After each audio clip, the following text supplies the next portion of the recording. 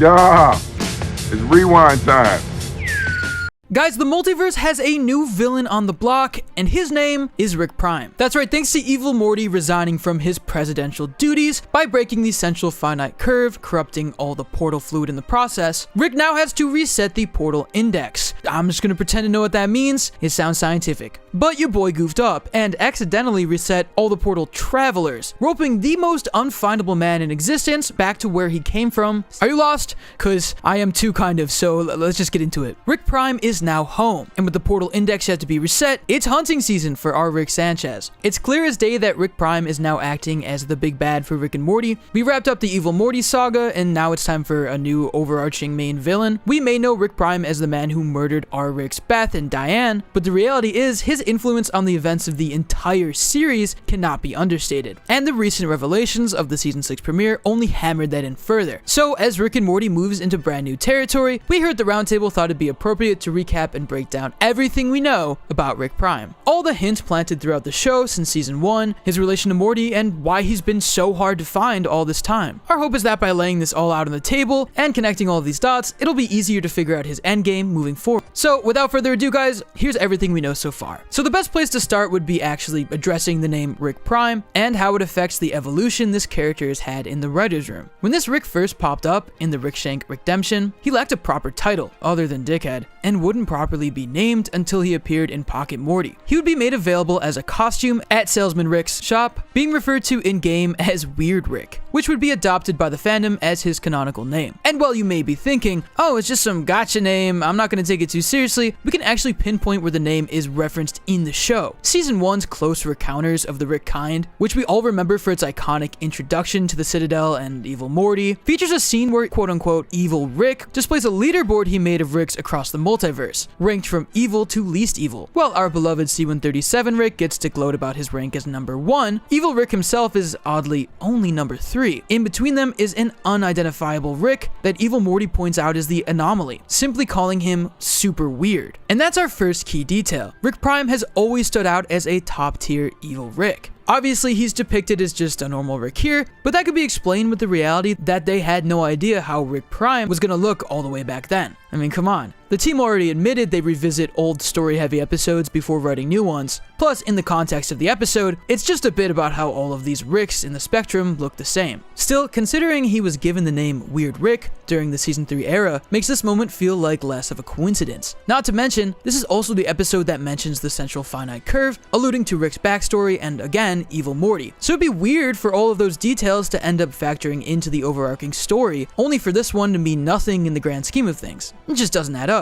Not to mention, we know why he had a name change. We already had a Rick Prime. Don't believe me?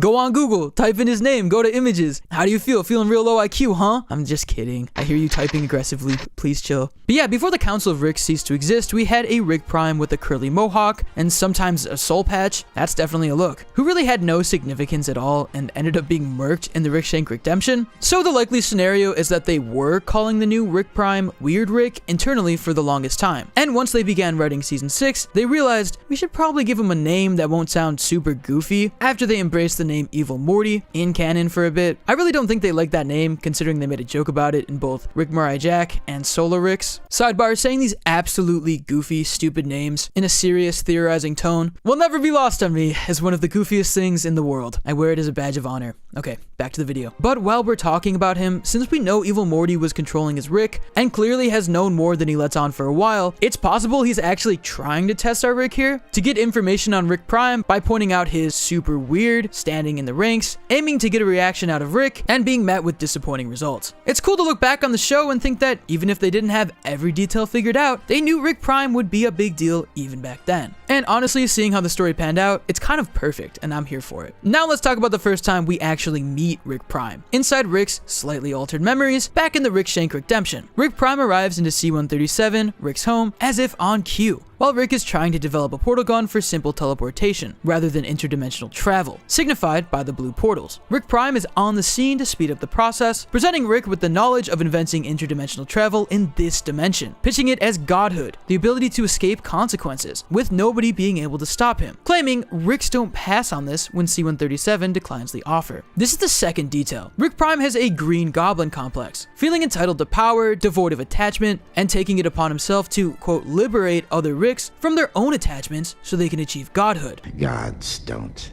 have to choose. You can't take no for an answer, and for all we know, may actually have an agenda around Ricks becoming self-absorbed dimension hoppers. When Rick pushed back against Prime, Prime decides to motivate Rick with vengeance, blowing Diane and Beth to smithereens. This prompts Rick to crack the code on interdimensional travel and embark on a galactic, multi-dimensional journey to find Rick Prime, slaughtering countless Ricks in the process. Though, through this we learn the third and fourth key detail about Rick Prime. He's a master of illusion, with his inability to be found, and he seems to be sought after by other Ricks as well. One of them, our C-137 Rick Shoots, had a red string conspiracy board of numerous Ricks around a tapestry of what would become the Citadel of Rick's insignia, meaning before the Citadel was formed, there could have been a cult of Ricks promoting a similar idea of superiority, and the Rick killed by our boy here was trying to organize all of the Ricks part of said cult with the hopes of finding their leader, which from what we've known was probably Prime. This idea is corroborated in Season 6, Solar Ricks, as Prime's pre-recorded message isn't talking to a specific adversary, implying he has a pretty extensive rogues gallery. Of course, he did tell Cronenberg Jerry that he was naked to mess with Rick's head, so it isn't too unreasonable that he had his video message be addressed to anyone just to bruise Rick's ego, but also, if Prime is hiding from numerous Ricks who were wronged by him, he could still be doing both. Speaking of Solar Ricks, let's wrap this up with the season premiere. Check out our breakdown to get the gist of the episode if need be, but here we learn key detail number 5. Rick Prime is Morty's true grandpa, and C-137 Rick was just assuming his place at the start of the series. Morty is attached to and loves the Rick he spent the most time with, but he's bound by blood to the one who lit the candle in the first place, fundamentally changing the way we look at the show. But this also means that Rick Prime is the Rickest Rick, not ours, which C-137 admits at the end of the episode. He's the real deal. The post-credit scene also drops a major bombshell. Key detail number 6, Rick Prime is effectively immortal. Cronenberg Jerry tries getting the jump on Prime by slitting his throat, leading to Prime pulling an Uno reverse card as the rune regenerates in an instant. He also hasn't aged a day since his encounter with C-137 Rick, appearing exactly the same time while our Rick has drastically changed in appearance, at least twice between his look and age during the Space War and his current near senior citizen status. Our Rick already has quite a bit of cybernetic enhancements and a handful of ways to recover from serious injury on short notice, but Prime seems to elevate things to the next level. We also learn that Rick Prime works alone, claiming partnerships have been planned out for him in the past. After declining Cronenberg Jerry's alliance, he might be looking for our Rick and Morty, given that he asked if Jerry ran into them for reasons unknown. Prime seeing Morty tagging alongside Rick would have been the first time that he met his true grandson, and knowing his grandson is already capable of surviving high-concept sci-fi adventures may have piqued his interest, especially since this is now the only family Prime has left. To cap things off, I want to leave some food for thought with what I find to be the key detail through Solar Ricks. That detail being, Rick Prime is literally playing God. We've seen Rick grapple with having a god complex throughout the series, as he became increasingly invincible, and it's clear Prime has a complex, but he takes it to a completely different level. Let's unpack what this base in the Prime universe really is. It's a place where Rick Prime gets to be an all-knowing, all-seeing, invisible man in the sky. I mean, come on, what else does that sound like? He doesn't want to be perceived unless it's to push Ricks towards their destiny. He thinks he knows what's best for every Rick out there. He wants to remain in control, he wants to be revered as a god. When you look at previous seasons, a lot of the one-off episodes tend to play into a general theme. Something Season 4 went out of its way to challenge was Rick's status as a god, accumulating in the Season 4 finale where he gets humbled and has to accept that if he's anything, it's just a bad father and a bad friend. So I don't think it's coincidence that Solar Ricks is followed up by an episode where Rick has to clarify he's not a god to the non-playable Mortys within Roy, despite having a message of truth from another world. Rick in the show itself is now directly opposing Rick Prime's ideology, and if they're doing that, you know the season finale is about to have shit hit the fan with a confrontation for the ages. At the very least, I want to know Rick Prime's skincare routine, because that guy is looking good for his age. Jeez. Smartest man in the galaxy. You should have a partnership with Sephora. Anyways, there you have it, all the key information we have about Rick and Morty's newest big bad villain. And with this information, we can get to theorizing. What do you think Rick Prime's ultimate goal is? Do you think he wants to seek ownership of Morty or the family? Maybe he just wants to be friends with all the Jerrys or something. I don't... Cut that. That was stupid. That was dumb. What's your life without me? I made you. I showed you infinity. And what did you do with it? Hang out with my grandson? Raise echoes of my daughter? You live in my house!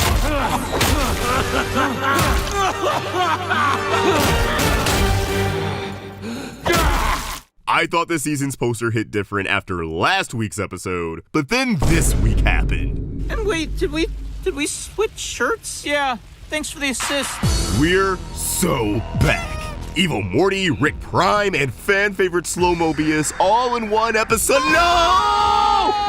It's been said before on this channel, but I sincerely believe that the big lore-heavy episodes of Rick and Morty tend to be some of the stronger episodes of the season, and this week was no exception. Now, to be fair, I think this season already has some pretty strong episodes with Jerry and the ethical consumption of spaghetti people. I just didn't talk about them because I really didn't have much to say. But getting an episode like this in the middle of the season is what I like to see. Episodes that waste no time getting to the point, dropping major bombshells on us, and following up on previous plot threads while planting seeds for the future. If you're wondering what's next for Rick and Morty as not only characters, but as a show, you'll want to stick around to the end of the video, because I'm going to unpack every insane thing this episode threw at us. Yeah, pal.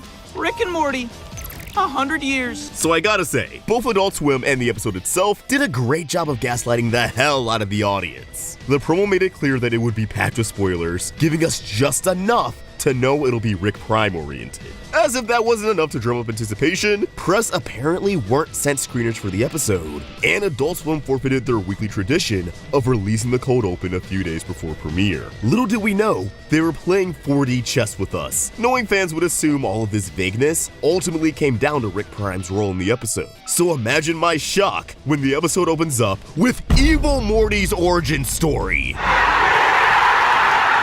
Rick and Morty are at each other's throats like usual, yapping away at each other, when Rick finally calls Morty out for his 1 foot out the door approach, and tells Morty that if he's going to leave, then just leave. And in that moment, it feels like something just snaps inside of Morty, as he apologizes and withdraws from the argument. It's sudden, it's jarring, you can tell something's off.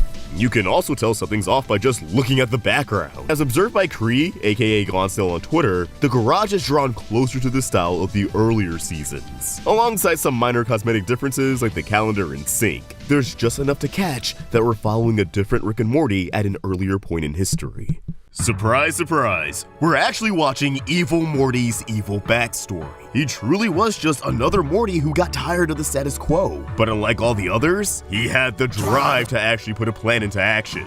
We discovered that his iconic eye patch was actually a project that he worked on in secret. I imagine on nights where Rick really had him on edge. It's apparent Evil Morty's been plotting on breaking out of the central finite curve for quite some time, but considering this is season 1, it does raise a question on how smart Evil Morty is. I could buy our Morty picking up enough from Rick to be competent in a lab, but that's after 7 seasons worth of adventures. Why is he already so galaxy-brained here? A popular theory you'll probably see make the rounds again is that Evil Morty's intelligence actually comes from the mega seeds back in the pilot. You know, the seeds you shove up your butt and they make you super smart. I'd buy it being the source if they want to go for an easy joke later down the road, but a bigger part of me wants Evil Morty's intelligence to just be a result of his own hard work, Morty applying himself and tapping into his true potential. Rick just has good genetics. Beth also turned out really smart. Just look at Space Beth. It makes sense Morty's just built for this. Jerry's DNA can't dumb him down that much. Anyways, after deciding to liberate himself from the system, Evil Morty puts the finishing touches on his mind control eye patch and forces his will into his grandpa,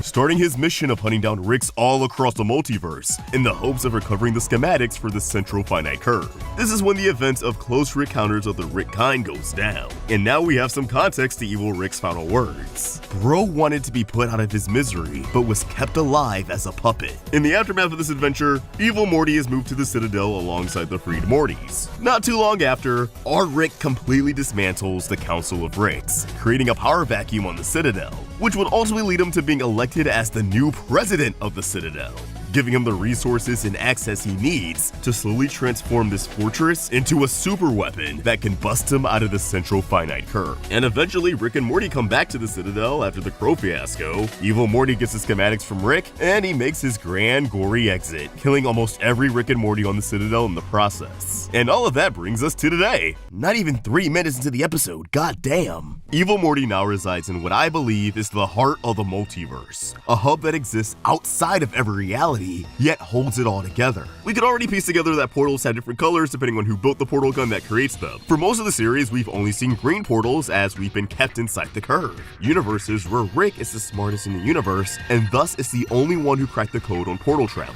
Or should I say, the only two.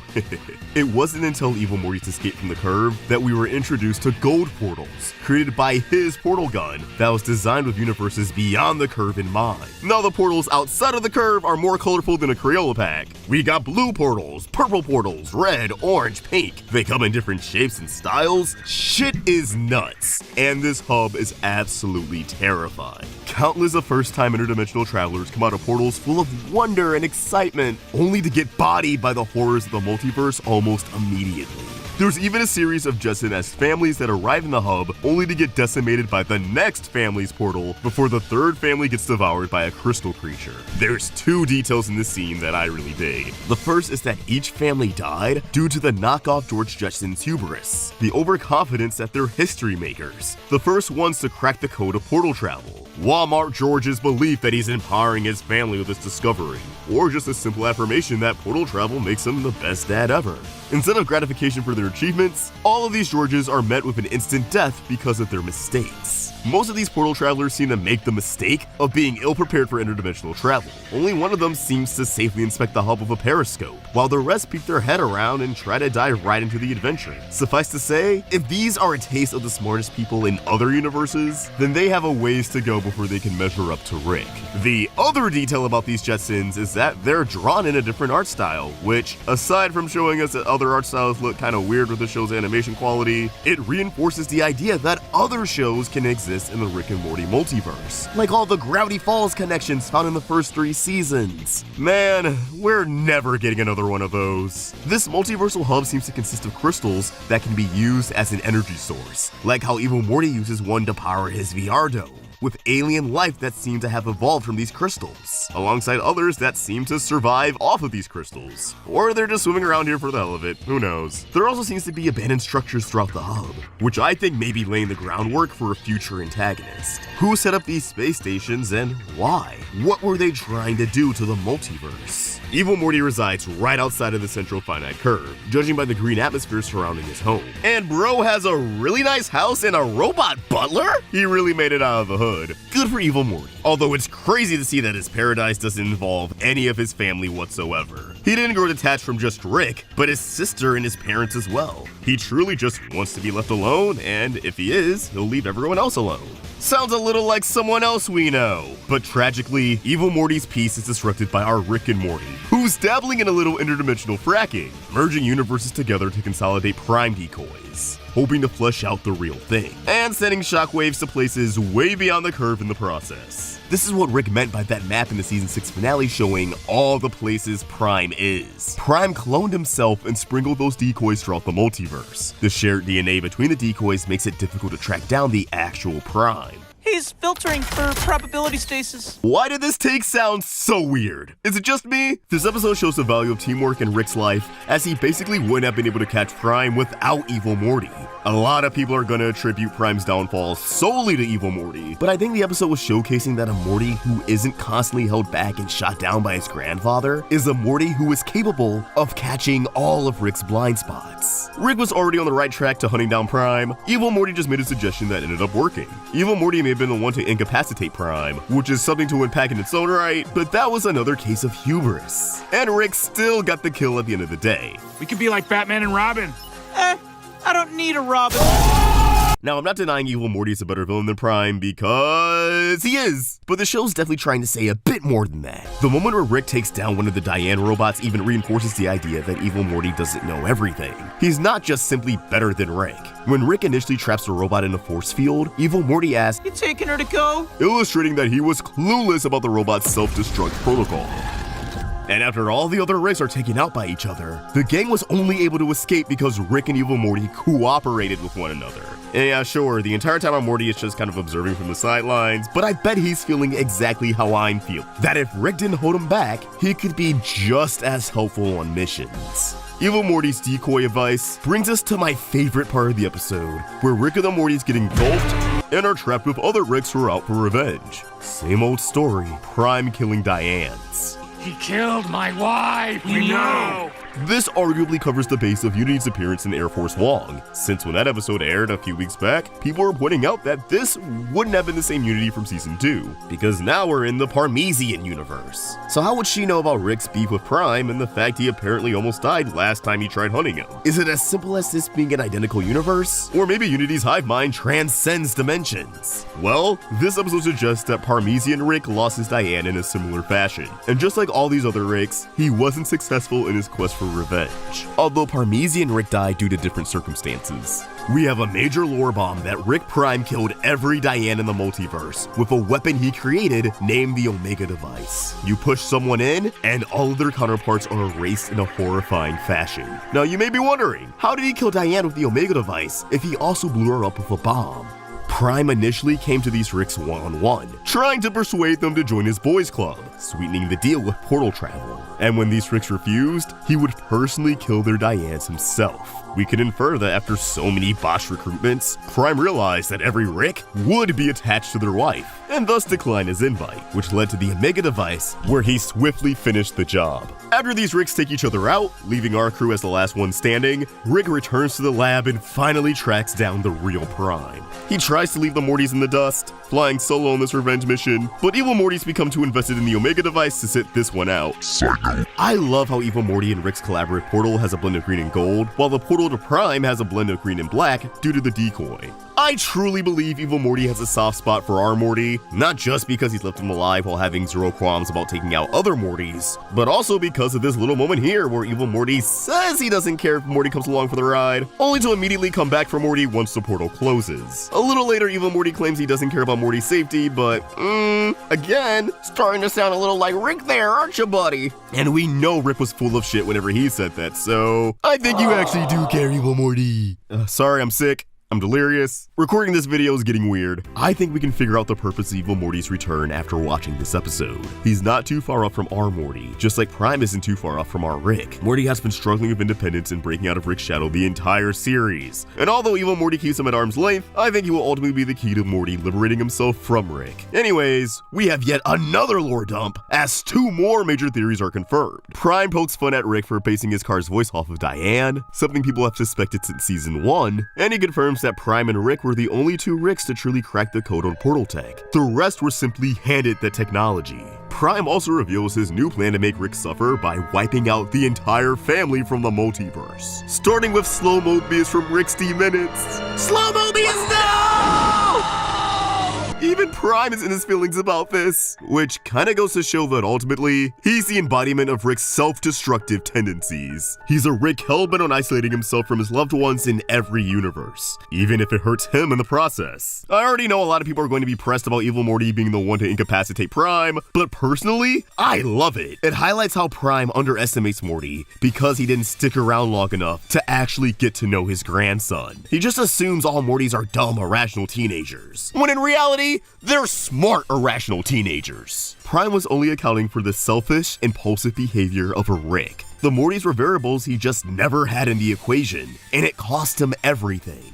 Prime's defeat also highlights the flaw in his way of thinking. As the embodiment of Rick's self-destructive tendencies, he tries to do everything alone. But you just can't. And this is reflected back at our Rick. If it wasn't for the Mortys, he would have died at various points in this episode without ever avenging his wife. Yeah, they're definitely flexing that Evil Morty will always be the best villain the series ever had. They know it, we know it, everyone knows it. But I'm glad they're just embracing it. Evil Morty gets a schematic for the Omega device and resuscitates Rick, giving him an ultimatum. Where you can either stay in here and beat the shit out of this guy until he's dead, which is what you supposedly have always wanted. And while you're doing that, that's going to be the reason why I'm walking away with the power to destroy everything you ever care about.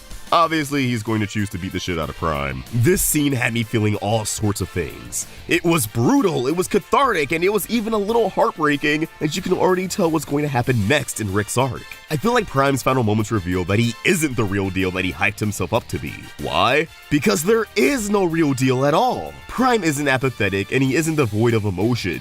We can hear in his voice that he gave a fuck that Rick stole his life. He has clear resentment towards Rick for living with his family, for sleeping in his home. It's probably why he was on track to nuke the entire Smith family from existence. He didn't want them when he walked out on them, but if he can't have them, nobody can. Granted, everyone from Prime's universe but Morty is dead, but you know, that probably rubs some salt on the wound. Rick stole his life and then destroyed his home universe. Hey, game recognizes game, nigga. You shot first, you just got a lick back. We never found out what made Prime so different in terms of physicality, why he seemed to stop aging, and had the ability to regenerate his body.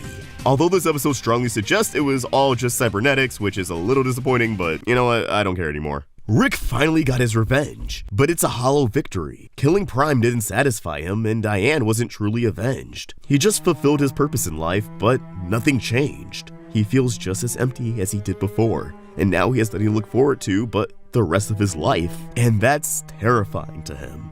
This little montage of Rick's return to normalcy mirrors Morty at the end of Rick Potion number 9, with the song in that sequence coming back into play in the end credits. Now, another hot take, but I'm kinda glad Prime died this early because although he had an air of mystery around him, he just didn't have the sauce that Evil Morty has. There's a reason one of them died and the other became the show's big bad again. Don't come after me. It won't go well. I'm glad they left it in a place where, after we deal with the fallout of Prime's death, the show can go back to doing whatever the hell it wants without taunting us. We know where Evil Morty is now. We know he wants to be left alone. There's still some loose ends, but none of them are big enough to feel like the show's taunting us for not digging into it sooner. And before I forget, because this episode was stacked, the post-credits scene features the wife of Slow Mobius going through the motions of losing a loved one, going on a revenge quest just like Rick did.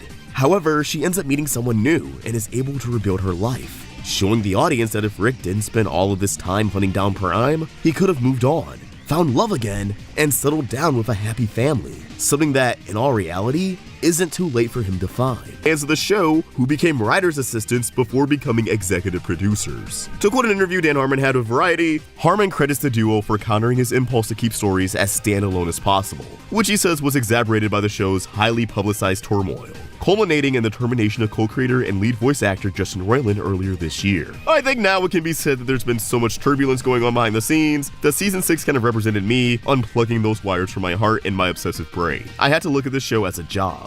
But younger writers could push more for what they admired about the show, like its master narrative of Rick's now literal self-destructive streak and the emotional attachments that separate him from the nihilist, immoral Rick Prime. That invigorating energy that they bring to the table as people that are able to remain fans of the thing we're working on, I really needed that in my darkest hours. I don't know about y'all, but I think it's really cool that people can become fans of the show, start working on that show, and then write a banger episode that everyone's been clamoring for. It's beautiful, truly beautiful. Are you okay? Yeah. With all that said, what's next for Rick and Morty? Well, the next episode seems as if it'll be exploring Rick deep in depression, and I bet he's going to go through another existential crisis now that Prime's dead, leading to antics like Leg Rick. It could explain why Morty seems so unimpressed by it in the teaser. He knows Rick is just avoiding talking about the real issue. I'm pretty confident the rest of the season will focus on Rick attempting to pull himself back together, but whether or not he'll succeed is something we'll just have to wait and see. I'd really like to see him unpack what Prime said about them being alike. Rick's growth has been a huge point of the season, even Evil Morty called it out. But honestly, I think we're going to see him spiral, which will unfortunately accumulate in another suicide attempt, something Evil Morty alluded to earlier in the episode. Maybe he'll even try to erase every version of himself through another Omega device. Alternatively, with the first half of season 7 being focused on Rick, maybe the second half of the season will focus on Morty, unpacking the time he spent with Evil Morty, and really examining what he wants out of his life. I think that'd be beyond satisfying to see. There's also his promise to Rick in the previous episode that I think will come back into play in the finale, that the next time Rick asks Morty to do something, Morty can't say no. And if Rick starts to spiral, this can get dark quick. I'm also hoping we can crack the code on how Prime's Diane died, which presumably kickstarted the cycle in the first place. There's also that one promo of Beth and Summer theorizing about the season, with a lot of their predictions actually coming true. Old friends like Gearhead might pop up. Oh, wait, what if Rick catches Rick Prime or Evil Morty? Or like, I build a Citadel of Summers. So pair that with the Night Family episode last season, and Evil Morty's remark about not wanting vengeful Summers to come after him, and I think we could be seeing a Council of Summers enter the canon very soon. But with all this said, I want to know what you guys think. Was this episode worth the 6-year wait from when we first met Rick Prime? What do you think is in store for the rest of the season? Let me know in the comments down below. And if you enjoyed this video, throw it a like, subscribe to the Roundtable for more great cartoon content, and I'll see you guys next time. Peace! Bomb almost killed her. Take care of our wife. Why is dead Grandma alive in our living room? Rick, why are you old? The whole manifests your greatest fear. I'm afraid of watching you die. Seems like losing me made you cooler. You died everywhere. I think my greatest fear is letting you go. I'm not leaving without you. Oh my God, I know what I'm afraid of. Rick and Morty Season 7 was a wild, inconsistent ride that had some of the strongest episodes of the series, like the big showdown with Rick Prime or The Observers, while also giving us episodes I don't even know how to feel about. But I had a hunch that they would hit it out of the park with the season finale, and luckily, I was right on the money! Maybe I'm still riding the high that this episode gave me, but in my opinion, it's one of the best season finales the show has had. And a big reason behind that is simply because instead of focusing on deepest lore or setting up a new antagonist to theorize about, the show chose to bring the focus back on our two lead characters, something that was much needed in a season where it felt like they were barely together. A trip down the Denny's fear hole leads to the sudden return of Diane, and Morty uncovers his deepest fears. And although everything's not what it seems, as Morty finds himself in a race against time, determined to escape the hole before fear itself devours Rick, this episode still reveals quite a bit, from giving us a taste of the dynamic between Rick and his wife, to Morty's own feelings towards Diane. And it leaves us questioning the future of Rick and Morty as a duo heading into Season 8. So sit back and relax, as I unpack this absolute mind-blower of an episode. I have observed it. Now gaze upon me, and so shall you. Let's kick things off with a little recap, some TLDW for those who missed out on the episode, or just need a quick refresher, and so I can point out some details that don't fit into my overall analysis. Then we'll dive into the real meat of the episode. The episode just dives right into it, no code open. Rick and Morty feel like they've seen it all. Nothing scares them anymore. And I mean, after watching yourself die a million deaths and witness horrors beyond human comprehension, that makes sense. Lucky for them, a mysterious man we'll just refer to as Mr. Fear points them to the scariest place in the universe, located on Earth, within a Denny's. Is it punching down or stealth product placement? You be the judge. The scariest place in the universe is actually something dubbed as the Fear Hole, found in the men's bathroom. Honestly, I was already on the edge of my seat when they mentioned a public restroom. You don't want to know if I was a grand slam. Mr. Fear pitches the hole as a win-win situation. It feeds off your fear like how sea creatures feed off your dead skin. It's harmless. So if you jump in and conquer those fears, you'll walk away a fearless person. Morty, eager to prove himself as always, dives right in, but quickly finds that the hole is too much to handle. Don't think too hard about that. But of course, Rick comes to his rescue, planting the seeds for this episode's real twist, as it's the first instance of Morty's dependency on Rick in the episode. After seemingly escaping the hole and returning back to the Smith family, everything seems fine and dandy until the status quo is disrupted by the arrival of a young Rick and Diane. My jaw literally dropped. I was hoping this episode would be Diane-oriented, but it still caught me by surprise. This Rick is from a universe where he managed to save Diane from Prime's bomb. Maybe he had just figured out portal travel before Prime dropped the bomb, but I guess the details don't matter all too much, as the end result is the same. This Rick leaving his wife in the hands of C-137, and leaving Diane shell-shocked as she finds herself decades in the future, surrounded by a family she never got to meet. But wait, how can portals transcend time itself? I mean, isn't time travel something Rick explicitly doesn't mess around with? Well, yeah.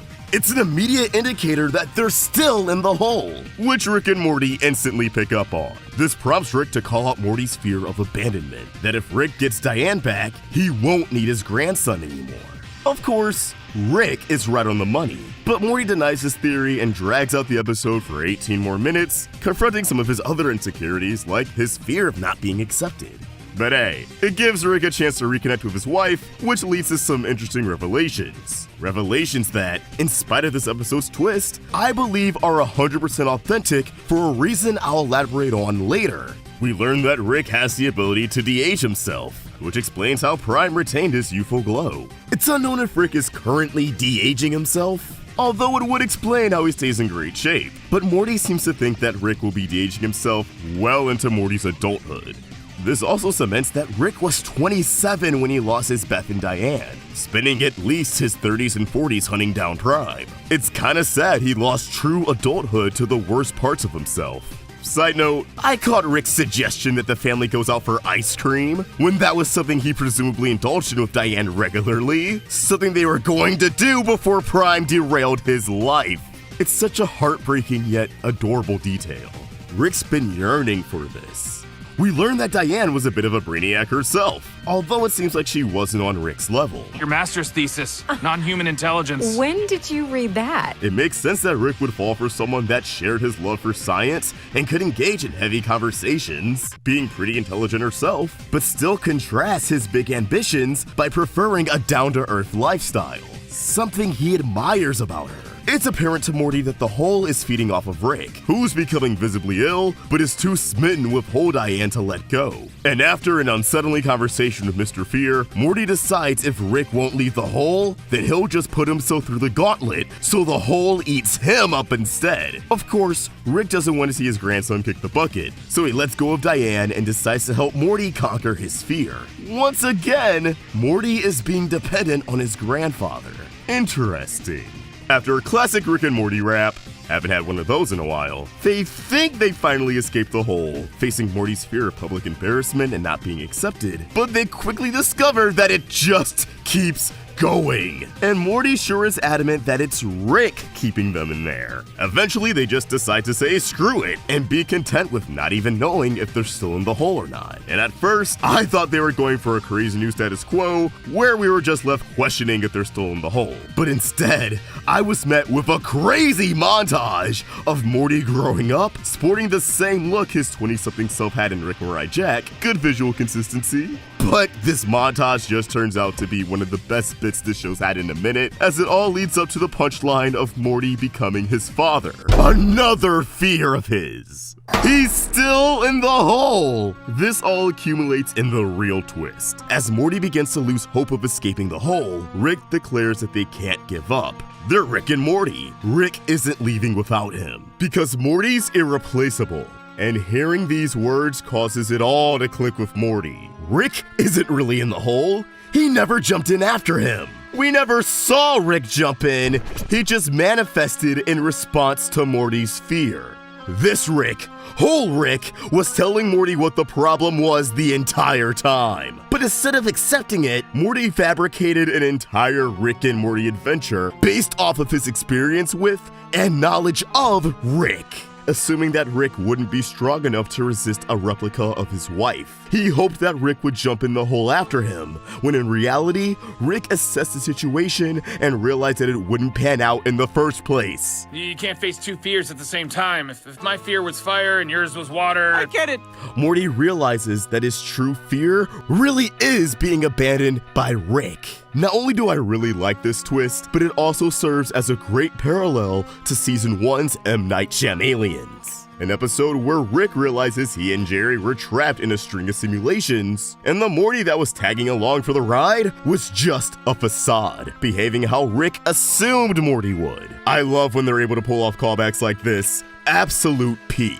After truly facing his fear, Morty is freed from the hole and warns Rick to stay away, informing him of the weird psychological torture he endured, but inadvertently enticing Rick by name-dropping Diane. Thankfully, Rick is able to resist temptation, and instead of diving into the hole, he embraces Morty's victory over it, pinning a photo of Morty on the wall, putting his own ego aside to champion his grandson. ending the season on a pretty sweet note, but painting a lot of fear for the future.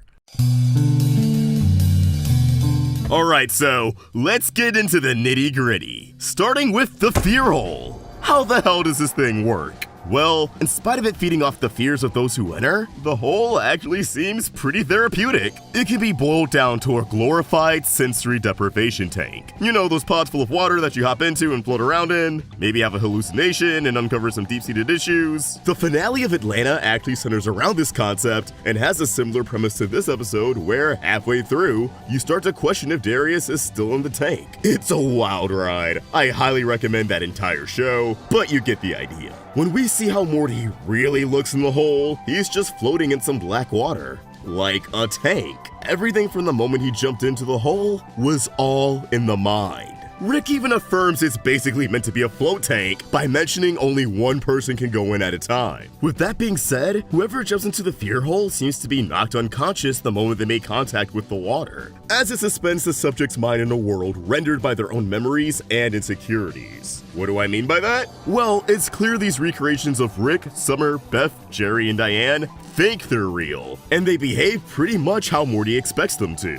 Morty's peers also seem to react to situations like normal people, at least as normal as you can get for Rick and Morty. Everyone's thoughts, emotions, actions, and fears are all genuine, even if the whole thing is a facade. Summer, Beth, and Jerry especially aren't trying to push Morty into any direction, they're just trying to live their lives out in the background. Well, aside from Beth, she's pretty involved with Diane's return at first, but that makes sense because that's her mom, bro. This logic is why Rick has enough self-awareness to realize he's in the hole, but not enough to acknowledge he's actually an extension of the hole. Morty's used to Rick picking up on illusions like this pretty quickly, but he doesn't recognize that he himself is an illusion because Morty was hoping that Rick jumped into the hole after him. This is also why whole Rick and Diane are shown conversing and moving the plot along even when Morty's not around, and why Rick is able to convince Diane that she's a part of the illusion. Everything he does is based off of how Morty perceives Rick. But Rick is also where Morty's insecurities seep into the illusion,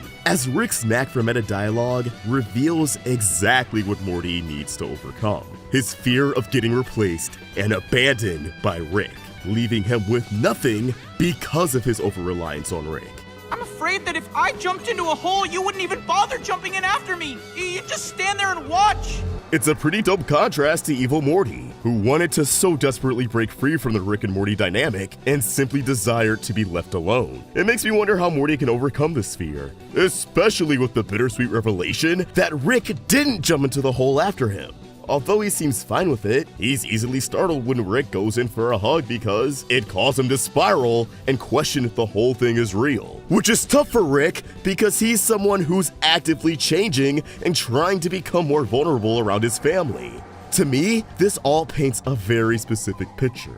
That as long as Morty is unsure of Rick's true intentions, the only way for Morty to truly conquer his fear of being dependent on Rick is to let Rick go, walking away from Rick before Rick could walk away from the family. And I'd even go as far as to say he projected this truth onto whole Rick as he struggled to let go of Diane, despite knowing that his continued attachment was literally killing him. Not only that, but the show has proven time and time again that letting go of Rick is the hardest thing for Morty to do, whereas Rick is able to move on pretty quickly, if he thinks that's what's best for Morty. The whole Crow fiasco being the biggest example of this on both sides. Morty went out of his way to age himself up in an attempt to manipulate Rick back into the family.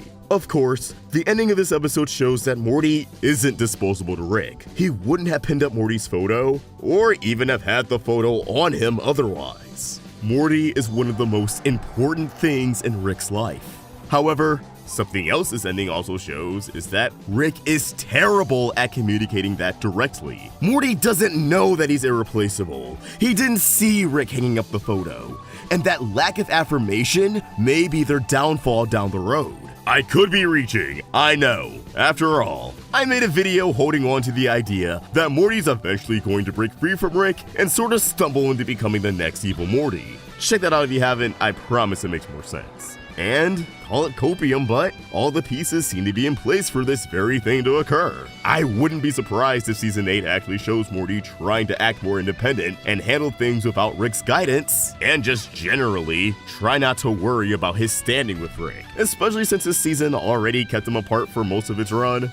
Of course, there's a possibility that the fear hole truly did rid Morty of his fears, which would be huge, as we've known Morty as someone who's often paralyzed by fear and his own self-doubt. It's a huge part of his character. It's why bro literally stumbles on his words all the time. No longer being held back by fear may enable Morty to be more confident, which could still lead to problems down the road, as we know a confident Morty is quick to become a cocky Morty. And we know how Rick feels about Mortys with a big head. A cocky Morty can lead to some big problems. Can be a real bad thing for everybody. Oh yeah, how's that? But let's switch gears to Rick and Diane. I love that we finally got to see Diane interact with Rick and the family in the present day. And I gotta say, I really like her character.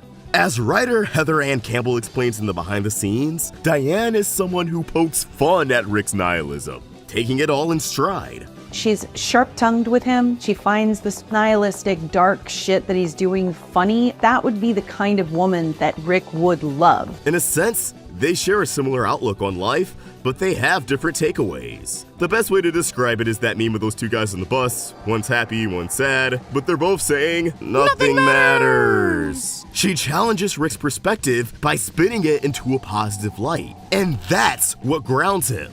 If nothing matters, then they have the choice to define the things that do matter to them. It's that perspective that prompted Rick to choose quality time with his family over exploring the vast multiverse, why he still chooses to prioritize his family to this very day.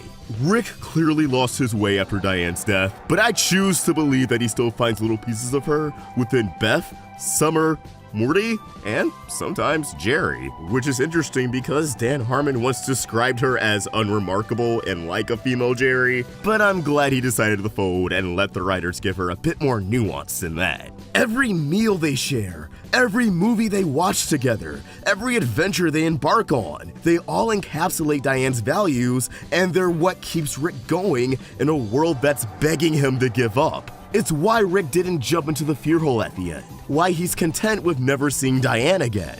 He doesn't need to delude himself or go to the ends of the earth to reverse what Prime has done. He's able to accept things for what they are and simply cherish Diane's memory. Because even if he can't see her like this, he still gets to see her every day through his family.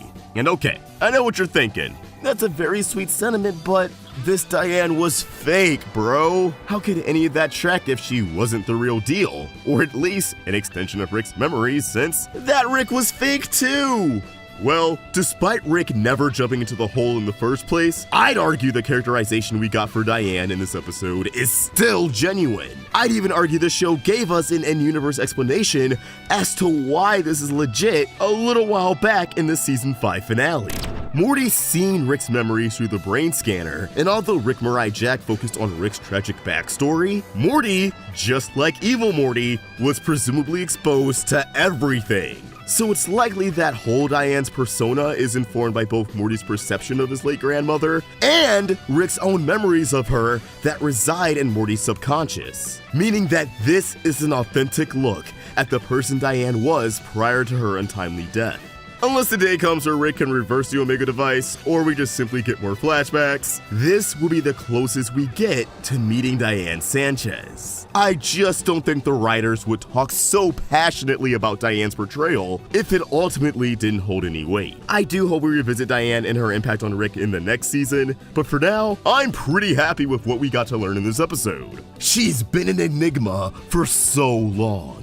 With all of this said, I do wonder if the show plans on introducing a real version of Diane down the road to really put Rick and Morty's relationship to the test. While a part of me feels like that would actually undermine this episode, there's another part of me that obviously wants to see this happen solely to examine Morty's reaction more than anyone else's. I mean, yes, Beth and Rick getting the chance to engage with Diane after everything that's happened would be great. But now I wonder if Morty would make a genuine attempt at connecting with his grandmother, or if he would reject her presence and develop resentment towards her rather quickly. Hey, maybe we'll find out next season finale. Oh yeah, there's also the post-credit scene.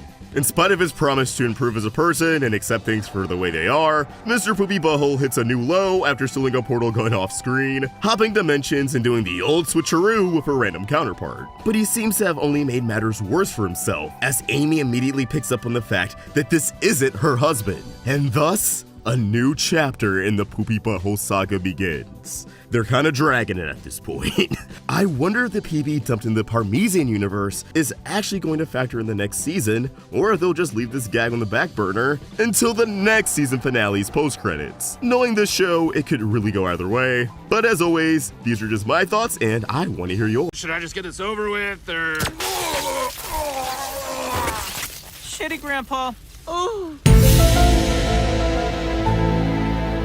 Rick and Morty Season 7 has been taking everyone by surprise, for different reasons. Some people think the writing and comedy has really improved, and I can't lie, I wasn't huge on the Jackman or President episodes, but Jericky, the Spaghetti People, and The Observers are all episodes that I really enjoyed. They felt a lot closer to the high concept out of left field adventures from the first 2 seasons. A lot of people are really digging the new voices for Rick and Morty, Ian Cardone and Harry Belden. And while some moments are a little rough around the edges, I think the performances have only gotten better with each episode. And of course, what's really made this season stand out is the big showdown between our Rick and Rick Prime, which not only happened in the middle of the season, but also saw the reintroduction of Evil Morty, making it clear that out of all of Rick's rivals, he's the top dog.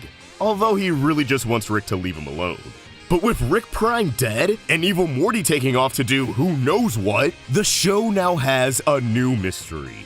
What's next? The show's now free to indulge in as many zany one-off adventures as it desires. And while that's fine, as long as they can keep up this hot streak, is there anything worth building up to? I mean, sure, we can explore infinity, what awaits beyond the central finite curve.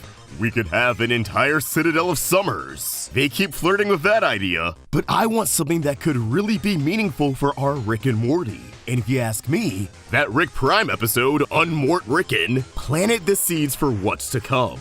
A grim fate for our Rick and Morty that may be unavoidable. I believe that our Morty is destined to become the next evil Morty. And it'll be the final trial in Rick's quest for change. On a surface level, Evil Morty's inclusion in Unmortricken feels like a way for the writers to just hype up their favorite character again.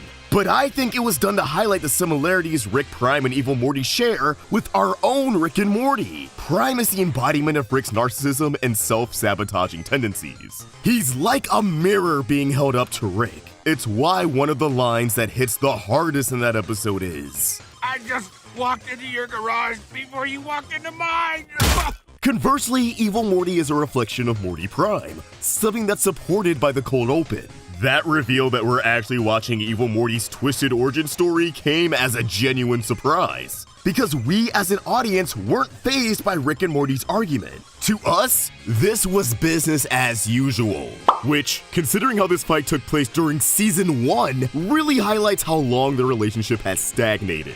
7 seasons deep, and they're having the same fights they could have had in 2013. It's an effective way of showing us that these two Mortys, at their core, are the same. Evil Morty just had enough mental fortitude to operate in silence and pull the trigger when he was pushed too far. Meanwhile, our Morty is still being constantly put down by Rick. Not that I can entirely blame Rick, considering the results of the Gorilla Gun and the Bully Gun, but it's clear that even after everything Rick and Morty have been through, Rick still isn't comfortable giving Morty too much responsibility, and more often than not, suppresses Morty's growth in favor of keeping him as his dumb little sidekick forever. The only time he lets Morty take the wheel on an endeavor is when he wants to teach Morty a spiteful lesson. Looking at you, Vat of Acid episode. And it's sad to see, because despite what the show wants us to believe, Morty has the potential to be the truly smartest man in the universe. Rick only holds the title as the smartest because he's the oldest. We see how smart Evil Morty is, and he's only 14. Already giving Rick a run for his money, matching his intelligence, and catching his blind spots. So imagine how smart and how powerful our Morty will be once he's Rick's age. And I know what you're thinking. Evil Morty is just smarter than our Morty. But I'm not sure if that's the case. Like, sure, he may be more scientifically savvy right now, but that doesn't mean he's innately better than Morty, or that Morty can never catch up to him.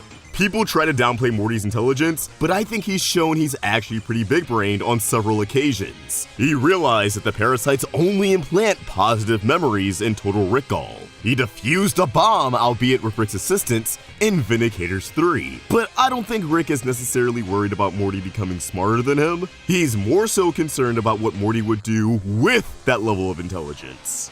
What do I mean by that? Well, let's look at Beth and Summer, two people that Rick tends to leave to their own devices. The existence of Space Beth tells us that Rick is well aware that the environment the family is in, the trial and tribulations of normal everyday life, suppresses their potential. That's a part of why he made the Beth clone in the first place. He wanted his daughter to experience true freedom. Am I evil? Worse, you're smart.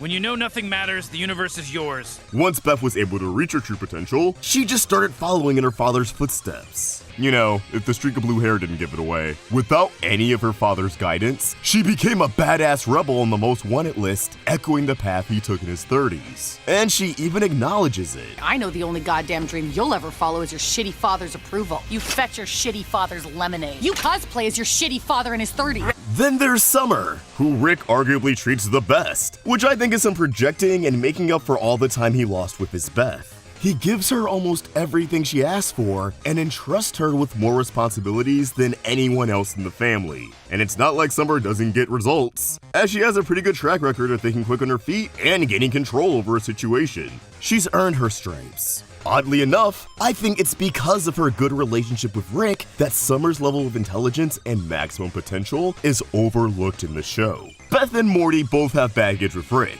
baggage that caused them both to project and feel like they're missing out in life, which in return gave different versions of themselves the drive to uncover what they're truly made of. Summer doesn't have to prove herself to her grandpa, unlike the rest of the family, and I feel like that's made her a lot more mellow, content with her life.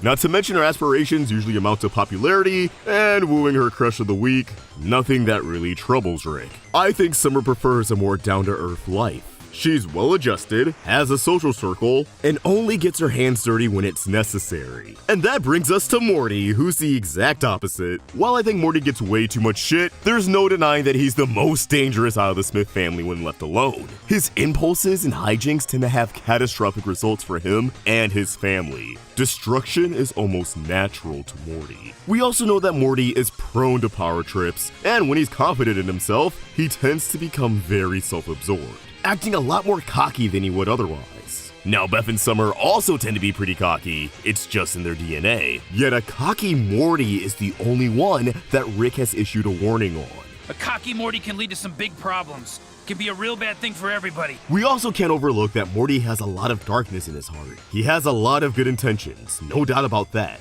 We can't forget that he went out of his way to clean up the collateral damage from his adventures with Rick, and generally he tries to do the morally right thing, as we've recently seen with Vat of Acid. It just usually doesn't work out in his favor, but in spite of the good, Morty still has a shit ton of red flags. He's capable of mass murder, with the most infamous example being Guess Who's Purging Now? Rick trying to cover up Morty's sadistic nature by pitting his bloodlust on the Purginol in the Yummy Yums bar. But as we all know, that bar was Purginol free. Plus, we saw what he did to the Tina Tears. I do believe Rick truly loves his grandson. However, I also believe that Rick keeps him at bay and doesn't give him everything he wants. Unlike Summer, because he wants to stop Morty from becoming a cocky, destructive smartass who has no qualms of leaving a mountain of corpses in his path, even if it means he's closer to getting what he wants. Basically, he's trying to stop him from becoming evil Morty. But the tragic irony is that their relationship is a self-fulfilling prophecy. Rick, in trying to keep Morty on the right path, is only fueling Morty's resentment,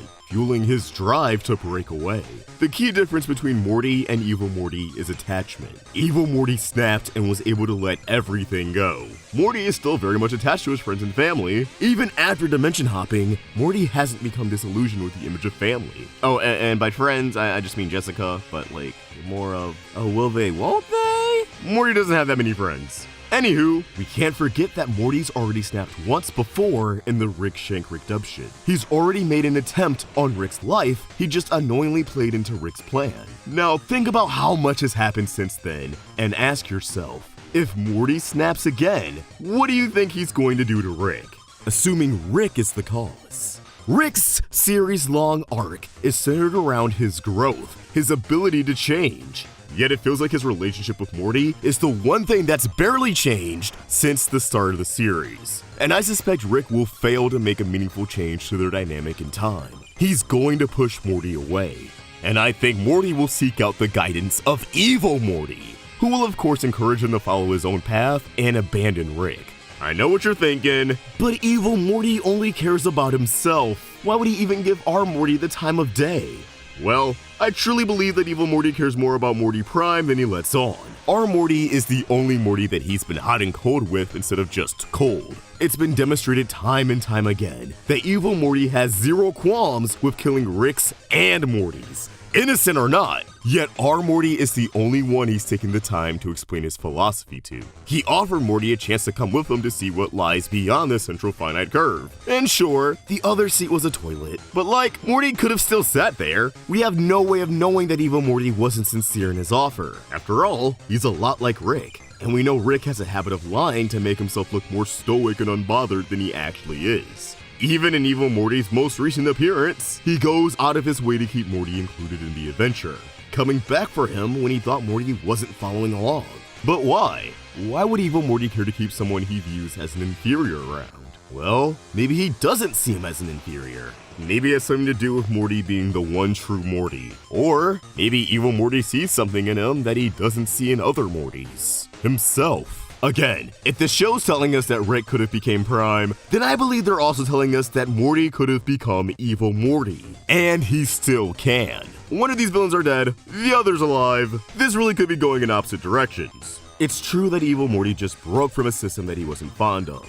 That every Rick and Morty could be trapped in the same dynamic that our Morty is trapped in, that evil Morty was trapped in.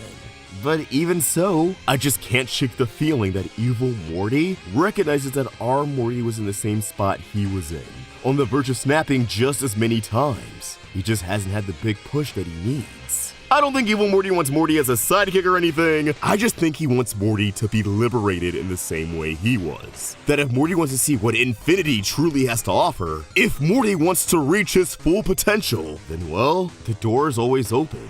He just has to go beyond the curve.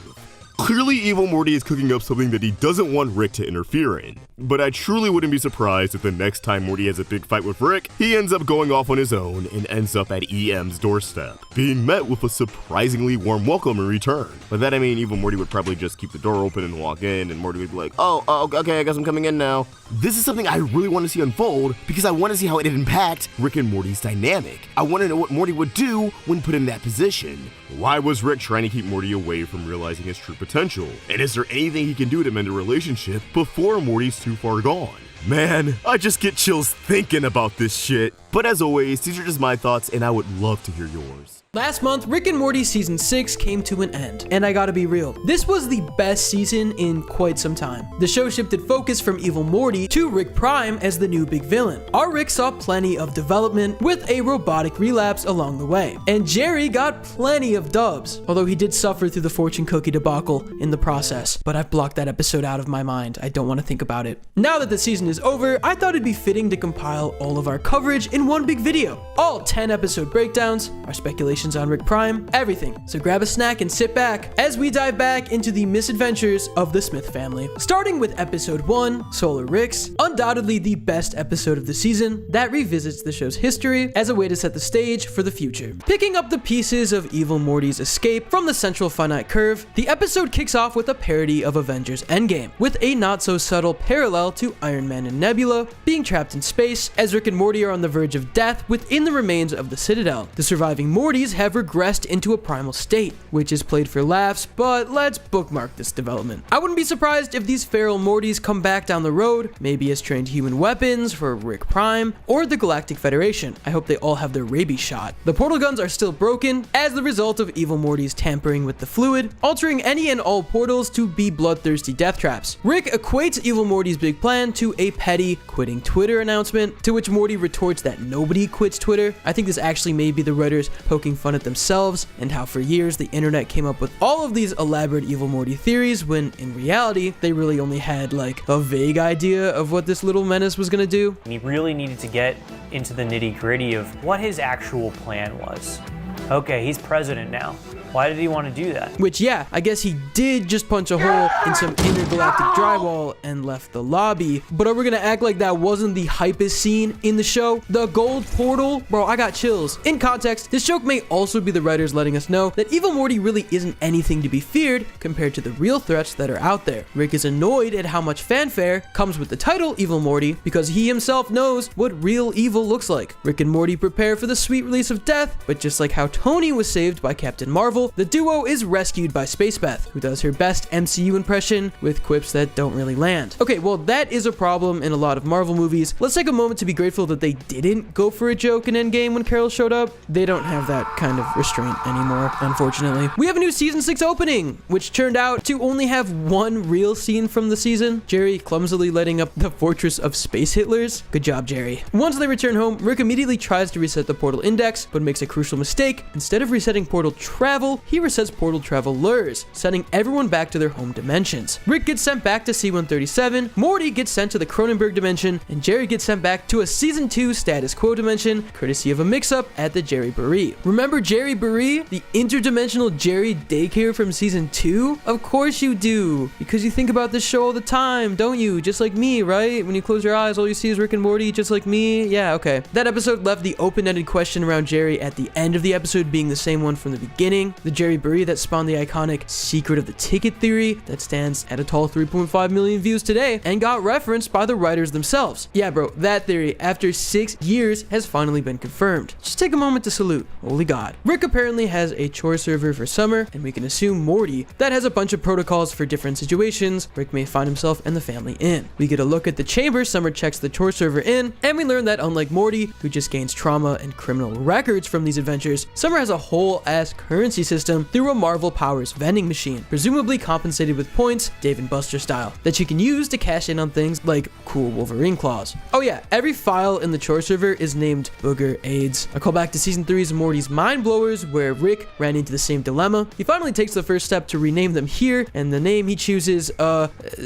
probably harder to commit to memory. Summer, let's run down. One-way blind tap reset beacon booger AIDS. Space Beth is ready to dip out, saying she'll catch the family in another 2 years, referencing how the last time we really saw Space Beth was the season 4 finale in 2020, and only had a small cameo in season 5 in which she denies the possibility of becoming a recurring character. Here, however, the status quo finally begins to fold a bit as she tags along on the adventure. We get a good look at Rick's home in C-137, and it is a rough scene to look at. Not only does he have a holographic replay of his encounter with Rick Prime, a string of failed attempts to identify him, but he also built an AI of Diane, whose voice haunts up in every room of the house, reminding him of how miserable of a person he's become, and how he blames himself for the death of his loved ones. No one hates Rick more than Rick. This has been a fact since the very beginning of the series, but now we're truly getting to explore the deep hatred he harbors towards himself. During this downtime, Rick obtains an upgraded version of his ship while waiting for Summer to finish her assignments and open a rift connecting C-137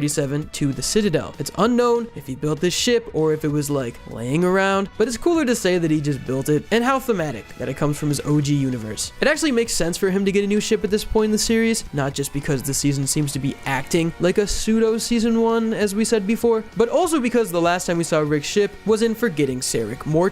By the end of the episode, he was driving the crow ship, and when he returned to the house in Rick Murray Jack, it was on the robot horse. So not only did they take a portal to the Citadel, but Rick's ship was already already in limbo regardless. I do wonder if that old ship's gonna pop up anytime soon, especially since we do know the new ship is gonna blow up at least once. Rick also apparently set the minds of his neighbors in a time loop, trapping them in the day Beth and Diane died. The paperboy and stylish lady, now old and decrepit, she's even walking the corpse of her dead dog. Never underestimate the power of drunk Rick. Glad he cut back on alcohol a bit over the course of the series. Once the ship and coordinates are ready to go, Rick blasts off into the rift, having his own Steve Rogers in space moment. As he travels through the rift, AI Diane informs Rick of a pretty solid theory. If all portal travelers got sent back to their point of origin, then Rick Prime himself should have gotten sent back to his dimension as well. And with the portals still busted, he's trapped. Morty's arrival in the Cronenberg universe is met with a sight that's even more depressing than the last time he returned here. The overgrowth and vegetation has gotten worse, and the Smith household is completely abandoned. No frozen Jerry, Summer, or Beth in sight. He follows a trail of footsteps to the remains of a convenience store, where a startled Morty impales Cronenberg Jerry, who's evolved from his Viking appearance to more of a Mandalorian-like appearance. Never thought Jerry would have a cool yet threatening aura, but I'm into it. Cronenberg Jerry reveals that this dimension's Beth and Summer have passed away since we last popped by, as Beth got sick from the effects of being frozen, and unfortunately, Summer did not survive the thawing process. Jerry also ponders if some of the Cronenberg civilians are actually still conscious, due to their brains being fully intact. A horrifying thought that really shows how numb this Jerry's become to everything, given that such a thought doesn't really faze him. Morty tries to lighten the mood and find a board game to play, allowing Jerry to escape and steal Morty's belongings in the process. Jerry no longer having any attachment to the son that abandoned him. The events of Rick Potion number 9 ruined the Smith family, and Morty's departure only rubbed salt in the wound. Though, Jerry discovers that Morty didn't really have anything worth stealing. Morty catches up to his father and pleads to let him help, but Jerry remarks that aside from this conversation, his life is perfect. I'm stealing that one because, ouch, emotional damage to whoever is on the receiving end. According to the writers, this is a self-actualized Jerry. It's kind of eerie to think that losing his entire family has led to a Jerry that's way more efficient than he ever was before. Summer and Beth arrive at the Citadel and encounter scavengers who are already beginning to raid the destroyed city-state for parts. Beth attempts to kill one of these scavengers, only to give it a drawn-out, painful death before Space Beth demonstrates the difference between the two by swiftly putting it out of its misery. As they help pull Rick through the rift and stall for time as he goes to save Morty, Beth and Space Beth finally have their inevitable clash of egos. Earth Beth is reasonably soured that Space Beth gets to run from their life choices while she's left in charge to parent them. But Space Beth argues that that's what the clone was for in the first place, to avoid having Morty and Summer go through the absence of a parent that she had to endure as a child. Back in the Cronenberg dimension, Rick crash lands and meets up with Morty, immediately dropping a major bombshell on us. Rick Prime is the true biological grandpa of our Morty. Our Rick's endless hunt for Prime led him to his home dimension, where he never came back after walking out on Beth. Our Rick just assumed his place, hoping that he'd come back so the score could be settled. Rick believes he's tracked down Rick Prime, but is led to a trap, one reminiscent of Rick's trap and gotcha moments that we've seen in episodes like Vindicators 3 and The Old Man in the Seat, but arguably cranked up to an 11. This Rick really is a force to be reckoned with, one that our Rick can only imitate when it comes to being a cold, unfeeling bastard. A Rick that's going to take everything in our Rick and Morty's arsenal to kill. The storyboarding and composition in these scenes, by the way,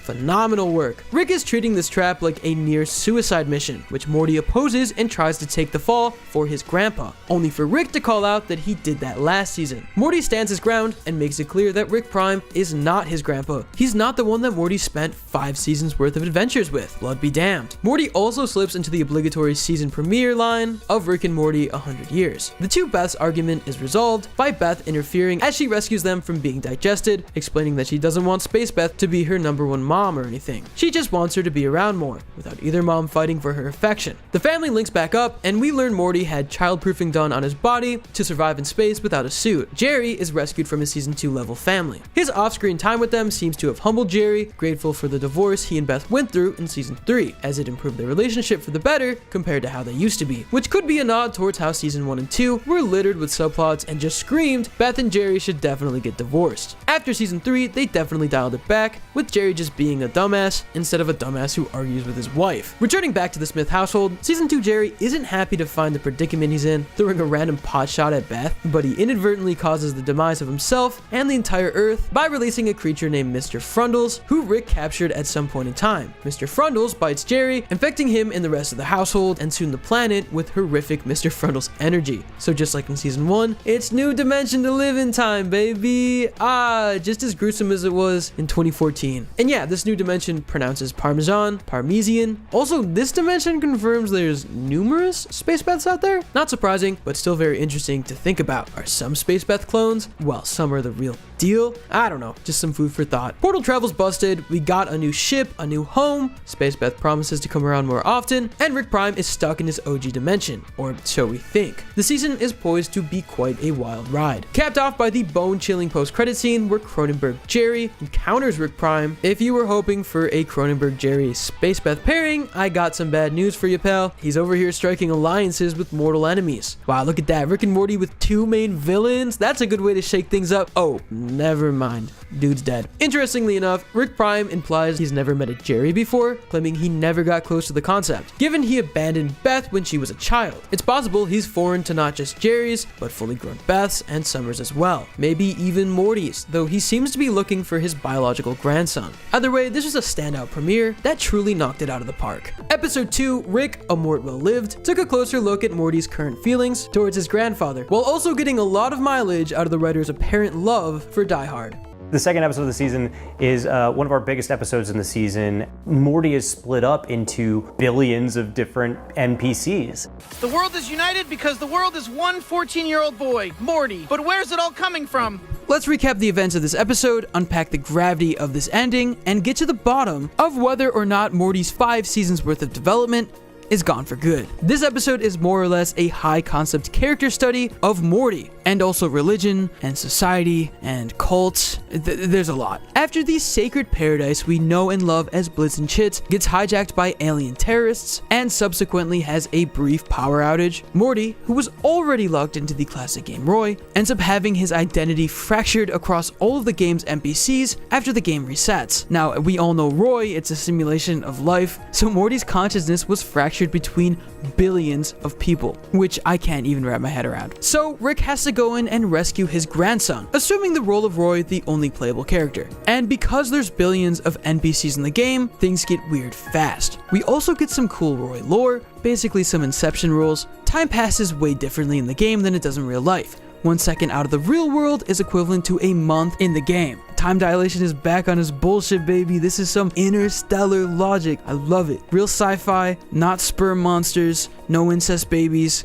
We're back on track. The NPMs, that stands for non-playable Mortys, keep thinking Rick's message is a religion, which leads to what may be the first time Rick acknowledges he's not a god. Some of them easily accept their reality as a fraction of Morty, while some are just way too committed to their character to let go without a fight. Rick needs every piece of Morty to follow him into space and travel beyond the edges of the game, forcing it to kick them out and reset once more. However, after Marta and Rick meet with the president, who feels very George Bush to me, I don't know why, Marta gets to the root of the issue. Morty is very much still torn up inside when it comes to his feelings towards Rick. It's revealed there's a part of Morty, 92% to be exact, that idolizes Rick and appreciates the lengths his grandpa will go to protect him. But the remaining 8% of Morty believes all of that means nothing when Rick still doesn't treat Morty like a grandson, and instead more like a sidekick or servant. Morty still longs for normal grandpa-grandson activities and the bare minimum of love and affection. There's a part of Morty that believes Rick doesn't want to save him because he cares about his family. Rick wants to save Morty because he feels entitled to his family. I wonder why Rick would feel like that. I don't know. And in a twist, Rick is willing to leave this 8% behind, the percentage of Morty that is defiant against Rick, viewing them as disposable, which of course does not sit right with Marta. The delegates of Morty try to come to an understanding, but instead end up on the brink of war over their existential crisis. Marta believes all of Morty's fragments can come to an understanding and leave the game with Rick if he can fulfill the very simple task of telling Morty that he loves him. This does not pan out, and instead wartime ensues. This is so frustrating to watch because I've literally said I love you to like my DoorDash driver. As time passes, the war rages on with no end in sight. Marta now has a daughter who defects to Rick's side, while Marta's father Larry passes away. A lot of pieces of Morty have died in this game, pieces of himself that are obedient and disobedient towards Rick. Sidebar, it's so funny watching these big dramatic scenes because they're still all voiced by Roiland, but not in his typical, I'm gonna voice a lot of the characters and do like slightly different versions of my voice, you know, the classic Roiland style. No, this is just all Morty's voice, and I don't know why, it's just funny to me. This is probably his dream episode. Anyways, in Larry's final moments, he disapproves of Marta's plan to stay in the game, pushing Marta to wave the white flag and sign off on all NPMs to leave the game with Roik. Roy. Yeah, that has a good sound to it. Every Morty that was against leaving the game at that point was just following Marta's lead, but she feels like she's a relic. Marta no longer represents them, so she's setting them free. The fragments all fly off into space as Rick and Morty re-enter the real world and help Summer finish off her Die Hard. Oh yeah, there was an entire B-plot where Summer had to do a Die Hard and kill the terrorist, but she's never seen it, and the boss, voiced by Peter Dinklage, who does an incredible job, has modeled his entire life off of Die Hard. It was kind of one note and probably done to make the writer's room laugh more than anyone else. Oh, that reminds me, this episode was written by a season 2 veteran, Alex Rubens, who wrote Big Trouble in Little Sanchez. The episode did feel a little classic in its high conceptness, like earlier seasons, so it's not only nice to see an older writer return, but to retain the strong sci-fi with the spin premise that the show was so famous for. Even having a movie reference, which is weirdly how Rick and Morty got its start. Literally every episode was like a film parody. Anyways, the family's adventure may be wrapped up, but the episode ends with some pretty major information. All but one fragment made it out of the game, with Marta staying behind to live a full life as Rick paid off the arcade to keep the machine in storage while an external battery keeps it running. This effectively means that the one piece of Morty that defied and rebelled against Rick is no longer a part of him, but instead has been separated and preserved, but only to Rick's knowledge. Boy, this potentially opens a whole can of worms that may have ultimately reset Morty's character. But before we dig into that, let's focus on what we learned about Morty and where his head currently is.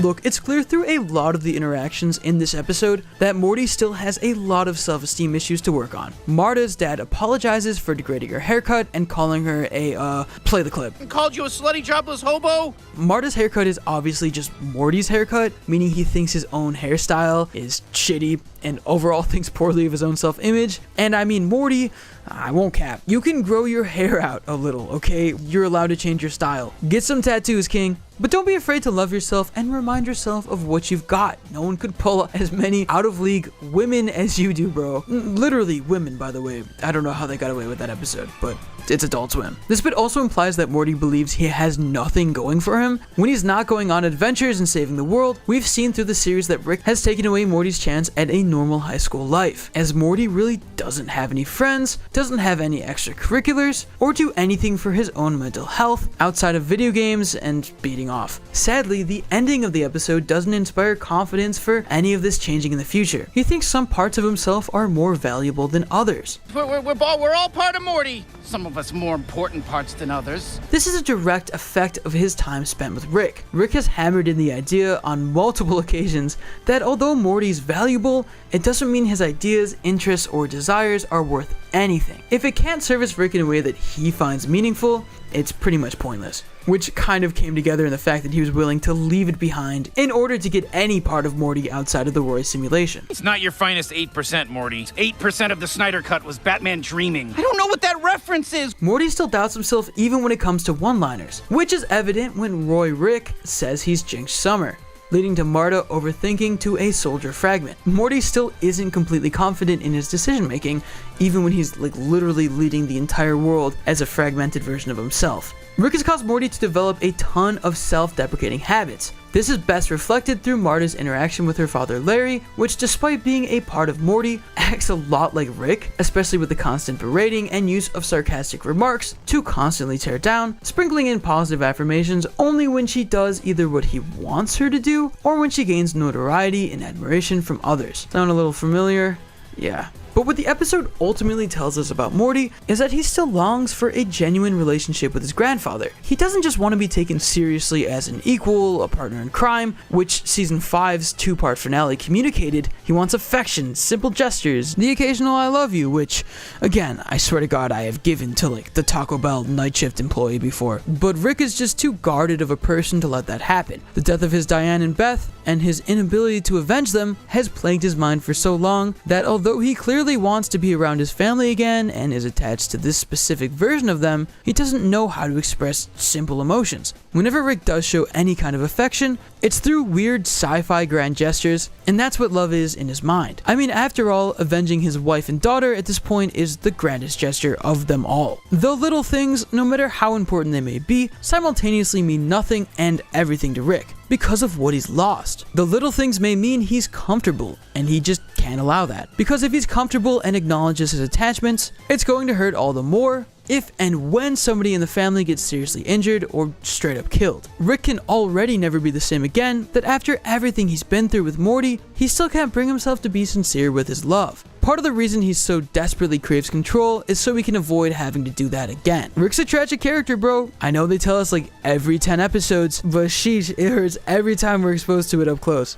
So with all of that being said, let's get to the biggest question of the episode. Did they just reset Morty's character back to square one? Keep in mind, this season is clearly acting as a pseudo season 1 of sorts. Portal travel has to be fixed, we got a new ship, the family's living in a brand new dimension. I guess to complete this status quo, it only makes sense to backtrack a bit when it comes to Morty's spine. By Marta sending all the Morty fragments off and conceding to Rick, but staying behind in the game, and even being kept alive by Rick, every part of Morty that he retains is seemingly now obedient towards Rick. And look, if this is true, I'm gonna be honest, this is a big shame. Because so much of Morty's development up to this point revolved around him breaking free of Rick's control and standing up to his grandfather despite all odds. Again, wanting to be taken seriously as an equal without Rick holding back on any secrets and instead communicating like a normal human being. Yet at the end of the episode, Morty completely folded after being put down by the part of himself that was developed through his time with Rick. And once again, sadly, settling for the bare minimum from his grandpa. After their near-death experience with evil Morty and Morty talking Rick out of playing into Rick Prime's trap, it's disheartening to see this unfold, to say the least. But I won't lie and admit that it's a little nuanced. As the ending shows the bad and good in Rick, yes, he was okay with removing the part of Morty that had enough gold to stand against him, but instead of wiping that part of Morty out entirely, he instead decides to keep her alive, which I think is a layered decision. This shows that Rick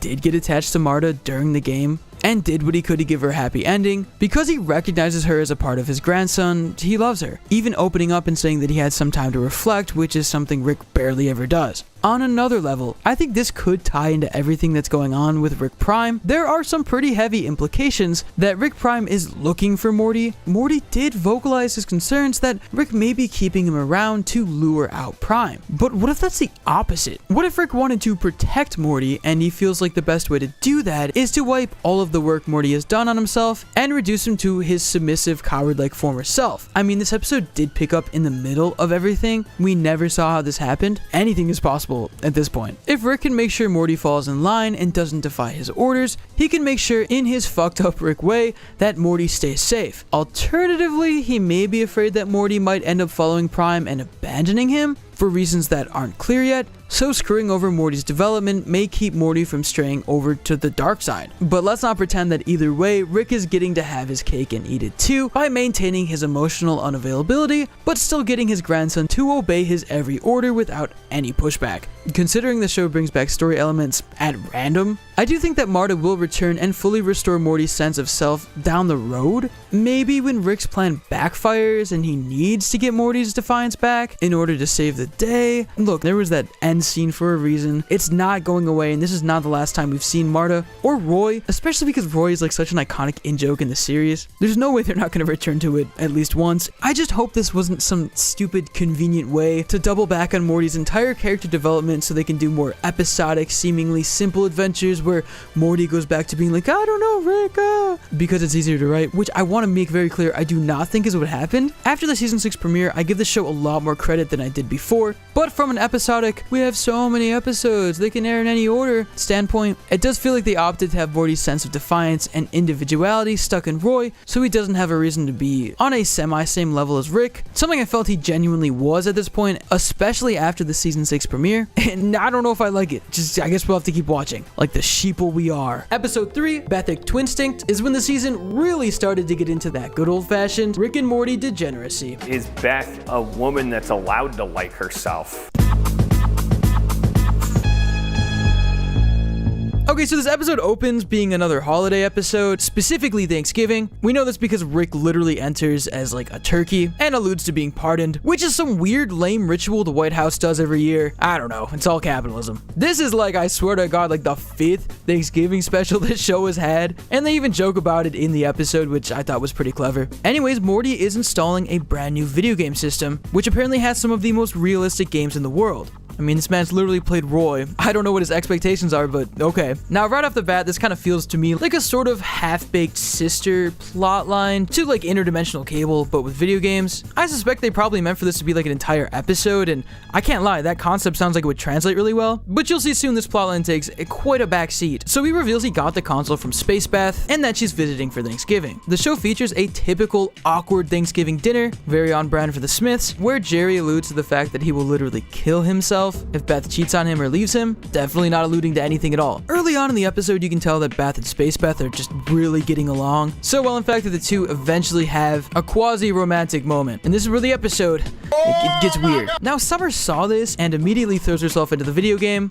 to distract herself and just not have to think about it, which kind of ends up being the B-plot. On top of showing these funny video game parodies where they turn up the realism all the way, they're funny, they're creative concepts, but the A-plot is just so out of pocket that I don't know. So Beth and Space Beth spend some time getting to know each other a little bit more, and yeah, it's as weird or not weird as you make it. I'm still processing it. It's very Rick and Morty. Anyways, Earthbeth kind of feels guilty and then goes to Rick and kind of alludes to what's going on, to which Rick explains that he's been there before and gives her some vague advice along with his condolences in a weird way. So Earthbeth and Spacebeth continue their romantic relationship in secret while Jerry is none the wiser, because he's literally Jerry. This kind of reaches a head when everybody in the family finds out in one way or another, and they catch Beth and Spacebeth living out their lives in a simulation, something Rick points out is a Black Mirror reference, which I thought was pretty funny. So with tension at an all-time high, Spacebeth just bluntly breaks the news to Jerry, to which he responds by retreating into a bug shell. Yeah, I guess Rick installed that. I mean, it just makes sense. Rick reveals that he's stuck in that shell and won't come out unless he's ready to, causing Beth and Spacebeth to have a heart-to-heart about their individual lives. They both decide it's best if they just forget about all of this and enlist Rick to, quote, eternal sunshine them, which basically means just erasing all the memories of them being romantically involved. Something Rick points out is selfish, but who is he to talk? This causes Jerry to come out of his shell and put his foot down. But as he goes to pack up his stuff and leave, before anyone worries that we're gonna have a repeat of season 2, the show does a very sexual 180. And I'm not gonna get into details because I want this video monetized, but the three make up their differences. I can't even begin to play what happens. It's just audio, and yeah, stuff happens. Something the rest of the family has to unfortunately hear. They allude to the fact that portal technology is still broken. You need to fix the portal gun, Rick. Morty, you asking me makes me want to do it less. Spacebeth leaves, and the Smith family is back to normal. Well, as normal as they can be. So it was a whirlwind of an episode, I won't lie, but that's not to say there's not a lot we can break down. There's a ton of information this episode gives us, some deeper insight into the characters and their relationships, and overall just a lot to say. So without further ado, let's dive deeper into this episode, and no, that wasn't an innuendo, and yes, you're gross. In case there was any shred of doubt left, Beth is a tried and true narcissist, backed up by the man himself, Dan Harmon.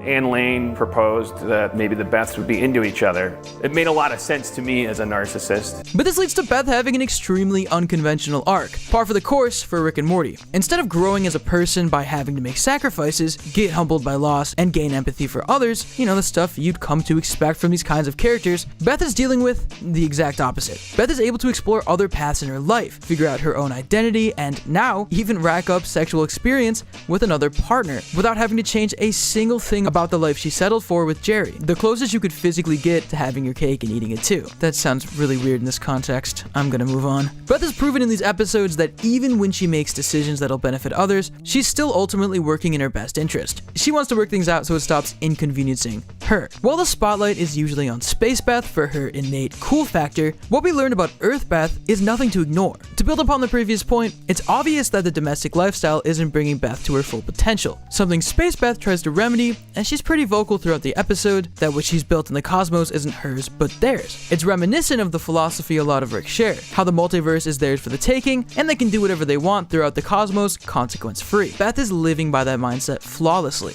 Beth doesn't face a single comeuppance in this episode. She has an affair with herself, gets caught up by her children and dad, who all help her cover up in the end. Jerry finds out, but he ultimately decides he's cool with it. I mean, the Beths were ready to just retcon this episode out of their brains completely, and he told them not to for his comfort, and that if his wife did leave him, he'd just cry and be pathetic about it for a while. But out of all the enablers, by far the most interesting one when it comes to his history with cloning and his daughter is Rick.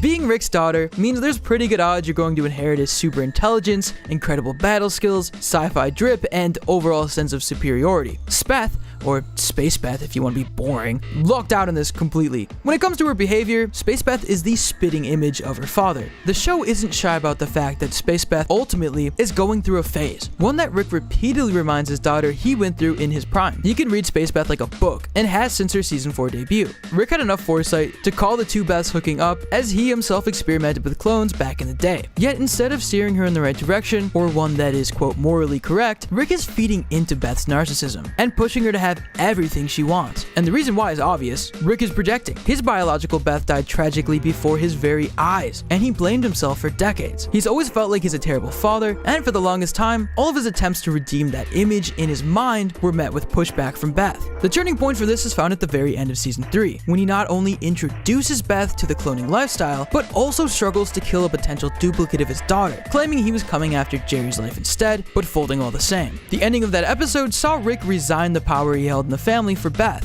for the sake of staying in her life and keeping her happy, because he can't bear to part ways from her again. And we know Beth holds the power in the family from this point onward, because instead of Rick endangering the family in the next season finale, it's Space Beth. Flash forward to this week's episode, and Rick is helping Beth get away with her affair, while instilling more of his philosophy into her. I guess Rick believes if a loving, naive Beth is one that's prone to getting killed, a cold, hyper-aware Beth is one that'll survive in this cold world. It makes me wonder what future Space Beth will be like. Jaded, old alcoholic, maybe she's wearing a lab coat too. What if Morty has a kid? I smell a reboot. The only thing Beth hasn't experienced yet is interdimensional travel. It makes you wonder if it's something Space Beth hasn't cracked yet, or something she just isn't interested in. And again, this episode brings up the fact that portal travel is still busted, and Rick's reluctant to fix it, which we'll tackle in another episode this week. I mean, maybe Space Beth will play a role in interdimensional travel repair, but seeing how she handles one singular clone, I can't imagine how messy a multiverse of Beths would be. Still, it's important to acknowledge the way Rick treats Space Beth is always under the impression that he's been there before. He acted the same way and could care less about whatever scenario she gets herself into. For lack of better wording, he's been there, done that. This is a problem that he ultimately created from experience. Again, he was enabling this affair based on his past experiences. From the original clone problem, to Jerry's bug formation, to even the Eternal Sunshine plan the two Beths try to go through with, Rick is caught in the middle of and directly responsible for the entire mess that is this wild episode. Side note, I think the fact that Rick hooked Jerry up with this and was evidently drinking with him also shows that Rick doesn't hate Jerry as much as he used to, or acts like he still does in present day. He loves and is attached to all of his family. But sadly, this episode shows that Rick's dynamic with the two Beths is ultimately doomed to fail. Eventually, Space Beth is going to age into her own unique version of old Rick. Preferably a version with better fashion sense. Seriously, Rick, what kicks are you wearing, bro? Smartest man in the galaxy. Zero drip. It's unbelievable. not good. Alright, enough stalling. Let's talk about Morty and Summer's newest trauma.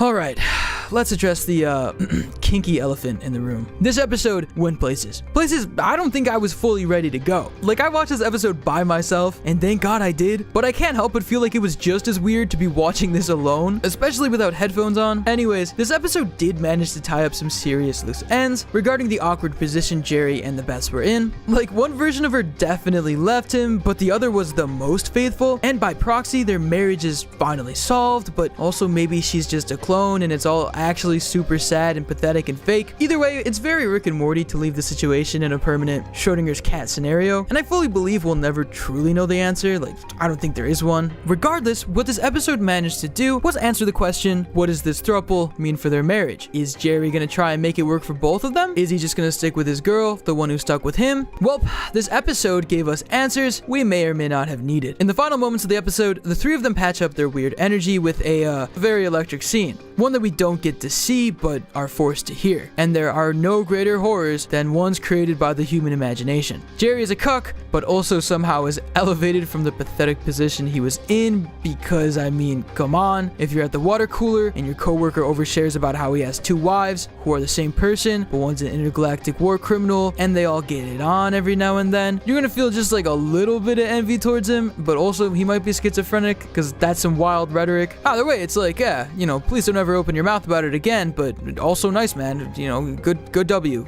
Jerry also came full circle, opposing his parents' open marriage in season 1 to being one himself, cuck and all. Beth is just like her father, and Jerry is just like his. Oh god, I forgot about the Superman thing. This is a very twisted family. Bottom line, they seem to be happy, and are now in an even better position in terms of Space Beth popping in and out of the series whenever she decides she wants to, and the writers can think of a good way to work her into an episode. The other important takeaway of this episode is that Beth and Jerry are finally in a truly good spot. This was solidified when Beth consoled Jerry in his bug shell and expressed so deeply why she loved him. It's a twisted love, but I can't lie, on some level, it's super sweet to see. I think we can all agree the show's lower points were always centered around Beth and Jerry. I mean, the divorce just didn't land at all, and seeing these two, or technically 3 of them, get along finally is great. It's kind of saying goodbye to the messiest part of the show in a way. Now that the 3 of them have an established and solid dynamic, as weird as it is for me to think about, we can focus less on their dumb relationship drama and just move out of incest territory. I don't know what they were thinking. It's the least defendable thing in the world. I will always despise it and hate the show for it. And yeah, tragically, he exists in this dimension too. I mean, they had their out. I don't know who on the team is really sticking their neck out for this idea, but it's just not it. So all in all, why does this make Space Beth so dangerous? To round this all out, let's talk about this episode and how it fits into the bigger picture of the series, because the trajectory Space Beth is heading in is a dangerous one that makes her dangerous. If she's willing to repeat Rick's past mistakes, enduring the same trials and tribulations that he's gone through, then it's only a matter of time before her actions catch up with the family. I don't think it's possible for the Beths to keep up their winning streak, especially because of their father's track record. Eventually something bad's gonna happen to knock them down a peg, and I think that something bad has to do with the family Beth wanted to hold on to so desperately. See, even her character analysis is starting to sound like Rick's. It's getting weird. If you look back on the show's earlier years, the turning point was definitely when Rick's status as an intergalactic criminal collided with his ego in the iconic season 2 finale, the Wedding Squanchers, putting the family directly into harm's way, and when Rick had nowhere else to run, he decided to put the family first and save himself later. Luckily, this all helped the Galactic Federation play right into Rick's hands, and eventually everything worked out in his favor, but I don't think things will tie up in a neat little bow for Space Beth. History has a way of repeating itself. Space Beth is already the biggest op of the new Galactic Federation, so there's reason to believe that they're going to come swinging with a vengeance. In fact, we still have yet to see the family go up against those robots with the new Federation color scheme, as spotted in the trailer, but unlike when they went up against Rick, this time the Federation will have a much better idea of what to expect against Sanchez's daughter. This episode leaves Space Beth placed on a pedestal with an extremely inflated ego and the assurance from her family that everything will go her way, paving the way for high stakes and heartbreak on a magnitude never before seen when she does finally inevitably lose. Whether that means Space Beth has to sacrifice her own life, or if she ends up with blood on her hands, could you imagine a Rick and Morty where Jerry or Summer or even Earthbeth is dead and we just have to live with the consequences of what that would look like? It'd be crazy stuff. And at this point, I feel like they could do anything. You could say we're looking too deep into it now, but seriously, keep an eye out. Because by letting her get away with everything here, they're certainly building up for a bigger downfall later, just like they've done with Rick in the past. And this would still fuck with Rick's head because at the end of the day, whatever mistakes she makes, he's gonna feel compelled to take responsibility for. Dark times ahead for the Smiths, people, but Rule 34 artists are thriving, so it's a win-win.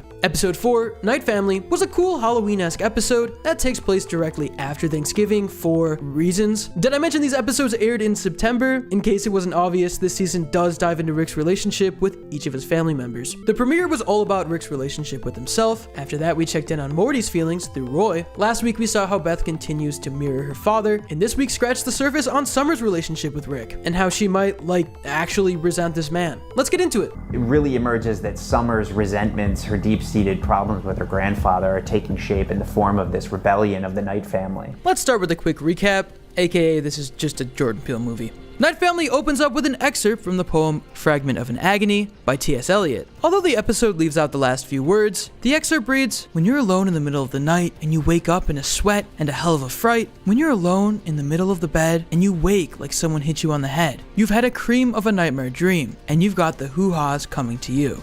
I'm a level with you guys. I did not know this is a real poem. It just sounded really goofy and I figured it was like a parody of a poem, but hey, the more you know. So, some fun trivia. This fragment was intended to be a part of a longer play. Sweeney antagonizes fragments of an Aristophanic melodrama, but it landed in the publication of Eliot's collected poems as an unfinished poem. But here's the thing. I don't think this was completely meant to be an elaborate poem the writers pulled from to leave us in deep thought and decipher the ways it relates to the overall themes of the episode. I think it's just meant to take the piss out of Jordan Peele films, because Night Family is basically just an homage to Jordan Peele. Both Us and Nope open with some sort of statement, that being a piece of trivia in Us and a Bible quote in Nope, that tie into the story and broader themes of both films. Though at the time of this episode's production, only Us was released, so it's safe to say they just made a lucky guess and this becoming a part of Peele's style. The episode's premise is basically a spin on both Get Out and Us, the body-jacking surrealness of Get Out, combined with the bizarro doppelganger horror of Us, right down to the gravelly voices of their night selves, but we'll get more into that later. The episode opens with Beth awakened by Jerry's ear-grating snoring and decides to go sleep on the couch, where she's startled by the presence and sight of Rick doing mad crunches in his sleep. The following morning, Rick explains that he bought a device called a subnabulator that programs Rick's unconscious body, or his night person, to perform tasks while he sleeps. Naturally, the entire family wants in. Rick caves, and needless to say, hijinks ensue. Also, the subnabulator is a riff on the term subnabulate, which means to walk when asleep, which they do a lot more than walking in this episode. Let's just get into it. At first, everything is going perfect, and it's only making their lives better. Summer's learning Spanish, Beth's picked up a new instrument, and both Rick and Morty have supreme washboard abs. So successful, they were able to build an entire podcast around it. Jerry's happy too with the simple task of just being a pen pal with his night person. Even though everyone makes fun of him,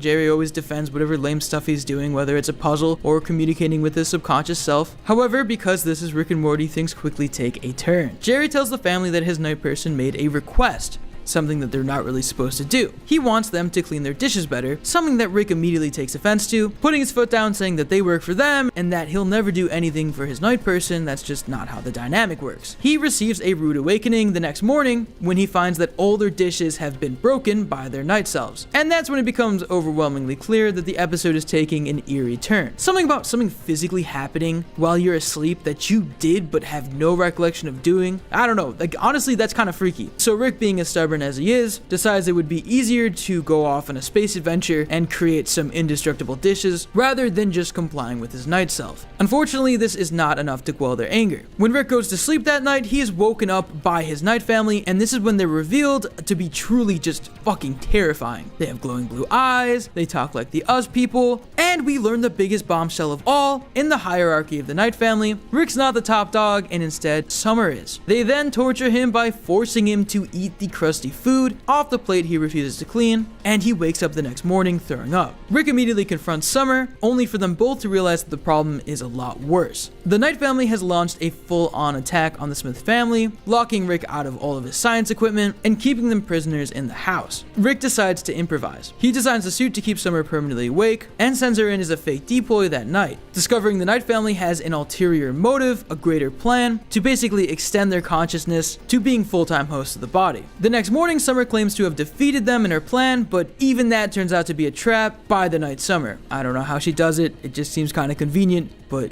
don't think too hard, it's fine. This is when things go from bad to worse. The Night family flips the script completely and ends up enslaving them, forcing them to work all day and go into these sleep pods at night. This is where the Us metaphor kind of comes into play a little bit. You realize there's some cleverness in making people work for you and class systems, but it's great and would be explained better by somebody who's a lot smarter, but you get the gist from watching the episode. Also, my favorite part of the episode I want to mention is just this DVD gag where Beth is forced to sort out of day and night DVDs. It's a nice touch, it feels like classic Rick and Morty. Imprisoned by their night selves, Rick admits that he actually has no way out of the situation, especially since portal technology is still broken. That's when the episode takes yet another twist. Jerry leaves a note to his night self, harkening back to their old pen pal days, asking for help, and you realize, oh my god, are we gonna see Jerry save the day, which is always satisfying. And that's exactly what happens. Jerry's night self wakes up the family and helps them escape the house. Morty accidentally sets off a trigger that blows up Rick's new ship, which never gets fixed. Yay! They escape, getting into a high-speed car chase with Night Person Summer. There's a fun climax sequence, a lot of explosions, and it ultimately all comes down to Night Jerry trying to broker a deal of peace between the two families, as long as Rick can just admit to clean his dishes, something he'd rather lose than actually do, leading to the Night people winning and the credits rolling. We see their victory in the background, they go on vacation, it's kind of funny, and at this point I had no idea where the episode was going. Then we see the actual ending. It's a while later, and the night versions of the family have completely drained their finances and decide it's actually legitimately hard to live during the day and be full-time people. So they give their consciousness back to their day versions, and the episode wraps up on the sad conclusion that they've canceled the Choco Taco. This episode was a wild ride to say the least. It felt like some classic Rick and Morty shenanigans, and overall it was just so funny. I'm glad they're doing one-offs like this. But with Rick and Morty, there's always something worth exploring in the episode, and this time it's definitely Summer's relationship with Rick.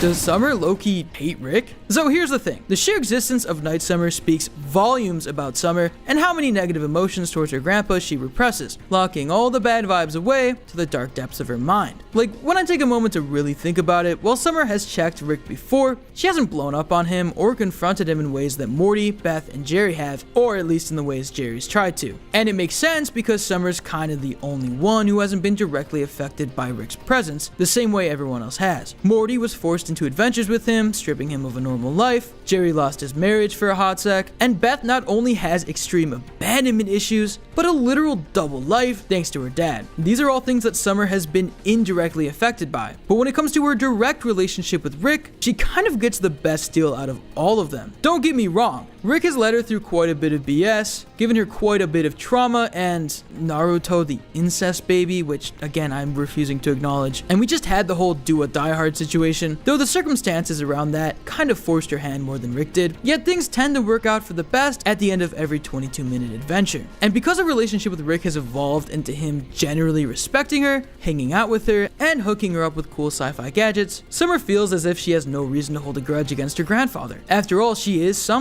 They relate to each other due to his old man nihilism and her teen angst. But the reality is, Summer does have a reason to hold a grudge against Rick. Several, in fact. It doesn't matter that he hasn't fucked up her social life or personally wronged her in any way that affects the status quo. It seems that Summer, deep down, can't stand what Rick has done to the people she cares about. She never came to terms with what Rick did to Morty's original family and dimension, or the fact that for a moment, he really made it seem like he could care less if she died at the Citadel. She never got to process the fact that he momentarily tore the family apart by being the root of Beth and Jerry's divorce, because they got back together before she knew it. But we still had multiple episodes of her struggling to cope with it. And whenever we see Summer cope with her life, which has been plenty of occasions now, it's almost exclusively through the things that Rick provides to her life. Mostly crazy sci-fi stuff. The insane intergalactic adventures, the gizmos, the space drugs. These are all things that come from associating with Rick. Rick is how Summer copes with Rick. And now all of those unaddressed issues took the chance to manifest themselves into the evil mastermind that is Night Summer. And the worst part about all of this, Night Family makes it evident that Rick has no idea that Summer feels this way. He just wouldn't think twice about Summer, or if there were anything troubling about her perception of him. I do think it's interesting that even in this episode, Summer and Rick don't really feel the need to have an actual conversation about their relationship, and probably just wrote off Night Summer as the result of a bad product, or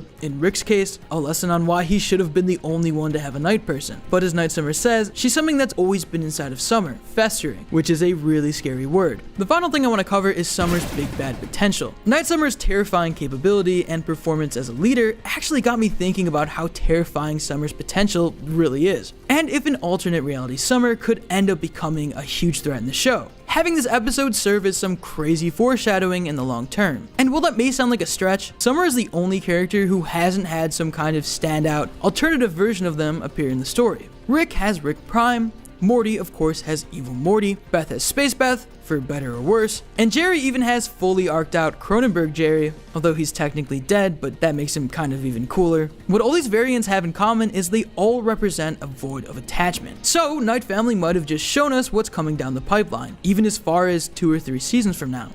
God, this show is never going to end. A Summer Smith who has been majorly screwed over by Rick, and thus has no real attachments. A Summer who's a great leader through sheer manipulation, just like Night Summer, who was able to convince Night Rick to turn against Day Rick, which means she convinced a part of Rick not to be selfish, which isn't an easy feat given the stalemate they were in. A Summer who wants to conquer by any means necessary, playing dirty and thinking quickly on her feet, because she's Rick's granddaughter. I mean, Evil Morty did lead the Citadel as president, so parallels could be drawn there. But his plan, at least at this stage, was to escape from the status quo and live in a dimension where Rick was no longer longer the smartest man alive. This is where a serialized antagonistic Summer could differ from evil Morty, as she wants to conquer the status quo. Whereas Morty just wants to reclaim what Rick's stolen from him, Summer really wants to take everything Rick has to offer, to the point where even when she does lose something, it won't really feel like it, because there'll be a billion other things to fill that void. Summer has been a queen before and loved it, so the foreshadowing was already there. Perhaps this Summer could wind up being our Summer, finally disillusioned with Rick and very vocal about that disillusionment. But only time will tell. At the end of the day, Night Family made one thing clear: something is brewing inside of Summer, and if her and Rick don't acknowledge these issues soon, it's gonna get ugly. At the very least, extremely scary, which is what the Night Family was. Let's just say I will be sleeping with the light on tonight. Judge all you want, I am not sorry. Episode 5, Final Desmithation, sure was an episode that changed the way I look at Panda Express. They find themselves in the middle of a mega corporation that is profiting from controlling fate. The episode opens with them at Panda Express, a classic Rick and Morty move now at this point, I guess. And the core of this episode, the whole point of this episode, basically being Jerry gets a fortune that turns out to be real, and then Rick and Jerry have to go on this crazy expedition to infiltrate the world of fortune cookies, leading to them ultimately finding out that fortune cookies are this insane tool used by the rich elite to control fate. And even weirder that it's all just because of like an alien that like stripping randomness from space-time and leaving behind super dense pockets of energy that bend entropy towards definable outcomes. I believe it. There's so much to love here, and I was on the edge of my seat the whole time. But why? Why was the fortune for Jerry to... Come on and fuck already! I get being weird and dark with it, okay? And they could have kept it here, man. They could have just made the weird out-of-pocket joke. We'd all like awkwardly chuckle, and they could have moved on from it. But no, the show keeps doubling down. And yeah, there's something extremely hilarious about like fate bringing this insane situation together. Like Jerry's mom randomly calling and randomly wanting to visit. Like the early part of the episode, it was so funny to see because you're like, there's no way they're actually going to do this. And nobody actually believes Jerry, Rick included, until he does some sci-fi measurements, some tests, which again are really crude. Like if it was any other situation, I feel like this would be like a really fun sequence, but because it is what it is, and he has to like decide which hole in the box, I don't know, maybe it's just me. Before we move on, there is a few things I want to mention that were interesting in this episode. There was some continuity. They mentioned Sleepy Gary, which I enjoyed. Reminds me of a better time. Oh, also, Rick's old ship is back after the old one blew up last episode, thanks to the creepy Night Family. And I hope this isn't like permanent and he somehow gets his new ship back, because that would just be a really weird status quo change to only have for like 4 episodes before just getting rid of it entirely. All of these little moves, space bath, Rick's new ship, it feels like this show's maturing in a way, so it'd be kind of sad if they just went back to the old ship after all of that. It's like, what was the point? Maybe it's so they can sell it as like an action figure. Maybe this is just a whole merch thing. I wouldn't put it past the show, and I'm not even mad. Like, make your money. I don't care. Anyways, back to this episode specifically, I do want to highlight a few more things that I think really worked for it before I get into my issues. I love a Rick and Jerry episode. I do. I love these two together. I think it was funny that he was dressed as Morty for a second. Even the gag there in the context of the episode made me laugh. Why are you dressed like Morty? Because Morty's mom is Beth. I'm not unpacking that. I love the slow escalation. Like, the pacing was great. Going back to the Panda Express, then discovering the corporation. Even the plot is just so funny, smart, sharp. Rick and Morty. I love the Gwyneth Paltrow parody. I'm like 99% sure that's supposed to be her. And most importantly, I love seeing Rick get so excited about discovering this. I think the power scaling in the show has been so weird since like the season 3 premiere. Seeing Rick get humbled and like put back in his place has made the show a lot more interesting. The show basically painted Rick as a god, and now that he's not anymore, it makes me want to root for him like way more. Like, even the fact that he discovered this and immediately wants to conquer the fortune cookie's power shows that he is already not in control of fate, even though like part of my mind thought he just kind of could do anything. I also love the fact that if you don't complete your fortune, you're just effectively immortal. Like, this is some good sci-fi. Like, this reminds me of like the Mr. Meeseeks days. It's awesome. And the fact that Rick wants this power to be immortal reveals that he's not immortal, which I guess they never said he was, but there was that episode where he died and like it showed his whole protocol for basically staying alive forever. So I just assumed he was pretty much immortal, but it dawned on me in this episode because of what Evil Morty did, that whole plan is sabotage. Like, it no longer works. If Rick dies right now, unless he's got another trick up his sleeve, that could be it, which is scary considering he's facing his like deadliest threat ever, that threat being Rick Prime. So yeah, it just puts him and the rest of the family in a super interesting place and kind of raises the stakes. The best part of the episode by far, besides the old man who controls the fortune cookies was the fight scene at the end. Seeing him fight with those fortune cookies and like all of the guards use their fortune cookie powers, I had to go and rewatch it like 4 times because there's so many jokes. It's like a mile a minute and they all land. Like they're all just so out of the box and hilarious. Like the soldier that only shoots headshots, to which Rick immediately uses him as just a weapon. It's some pretty creative stuff, I can't lie. And finally, I love that they just gave this plot line like the entire episode instead of going back and forth between like an A and a B plot, especially because the B plot is literally just them going to the zoo with Space Beth. So halfway through the episode, when I realized that they weren't gonna cut back and this is it made me appreciate the fact that Rick and Morty can do A and B plot episodes, but also just sole A plot episodes. But all of that being said, that's about where my love for this episode ends. Because if I'm being honest, I was not a fan of the threat of the episode being the looming threat of Jerry doing it with your mom. Look, I think it's funny that the old man was trapped there and started sending like SOS fortunes, and then eventually when nobody listened, he just started putting that in there. Like that is a funny explanation, I can't lie. But I gotta call this show out for a second. Look, Rick and Morty has always been weird, okay? I mean, season 1 had the Mr. Jellybean scene. Like it's always been insanely out of pocket, and it always walked that line. I'm not gonna lie. It's a weird show. Look at the pilot it came from. This is some weird source material, and the fact that they turned this into one of the most profitable and commercially successful animated projects of the last decade is mind-blowing. And that's why I want to circle back to the merch stuff. I don't think anybody could have predicted how big Rick and Morty got, and I think that it took them a couple of seasons to kind of adjust to that and just figure out what they wanted to do with the show. I don't think the show ever wasn't genuine, but I think it just had to adjust to the weird power it had. Like when you make a weird one-off reference to a McDonald's sauce and then you get people rioting in a McDonald's, I cannot imagine the feeling in that writer's room. And I think Rick and Morty is a show that is just always trying to shock us, unapologetically so. And these last 2 seasons have given us some of the most shocking moments so far. But I'm just gonna say it, they gotta chill it with the incest stuff. What is this? And I'm not calling it out on a one-off, okay? I'm not against edgy humor. I'm not a little snowflake, okay? I can take a joke. I can laugh at some messed up stuff. But once is enough, Rick and Morty. Once is enough. You already canonically have an incest baby in space. You already did an episode with the anthropomorphized sperm war, where Morty befriends his own sperm and then impregnates his sister. That's the episode that aired on television. I feel like I should go to jail for saying that out loud. You already crossed some lines, bro, and we all looked past it, okay? You named it Naruto, and we had to just smile and nod because we wanted to see that evil Morty, and you kind of suck because you did it. You gave it to us. These lore-heavy episodes have been so fulfilling as fans. It's been so great to see the show actually building up to something, delivering on everything it's been setting up. These have been some of the best episodes of the show. So why, for the love of God, are we having to sit through all of these incest plot lines? You did a whole episode about Beth hooking up with herself. Give us a second to breathe. Oh my God. I can't watch the show with anybody. I have to watch it alone because I'm so freaked out about what the episode's gonna be.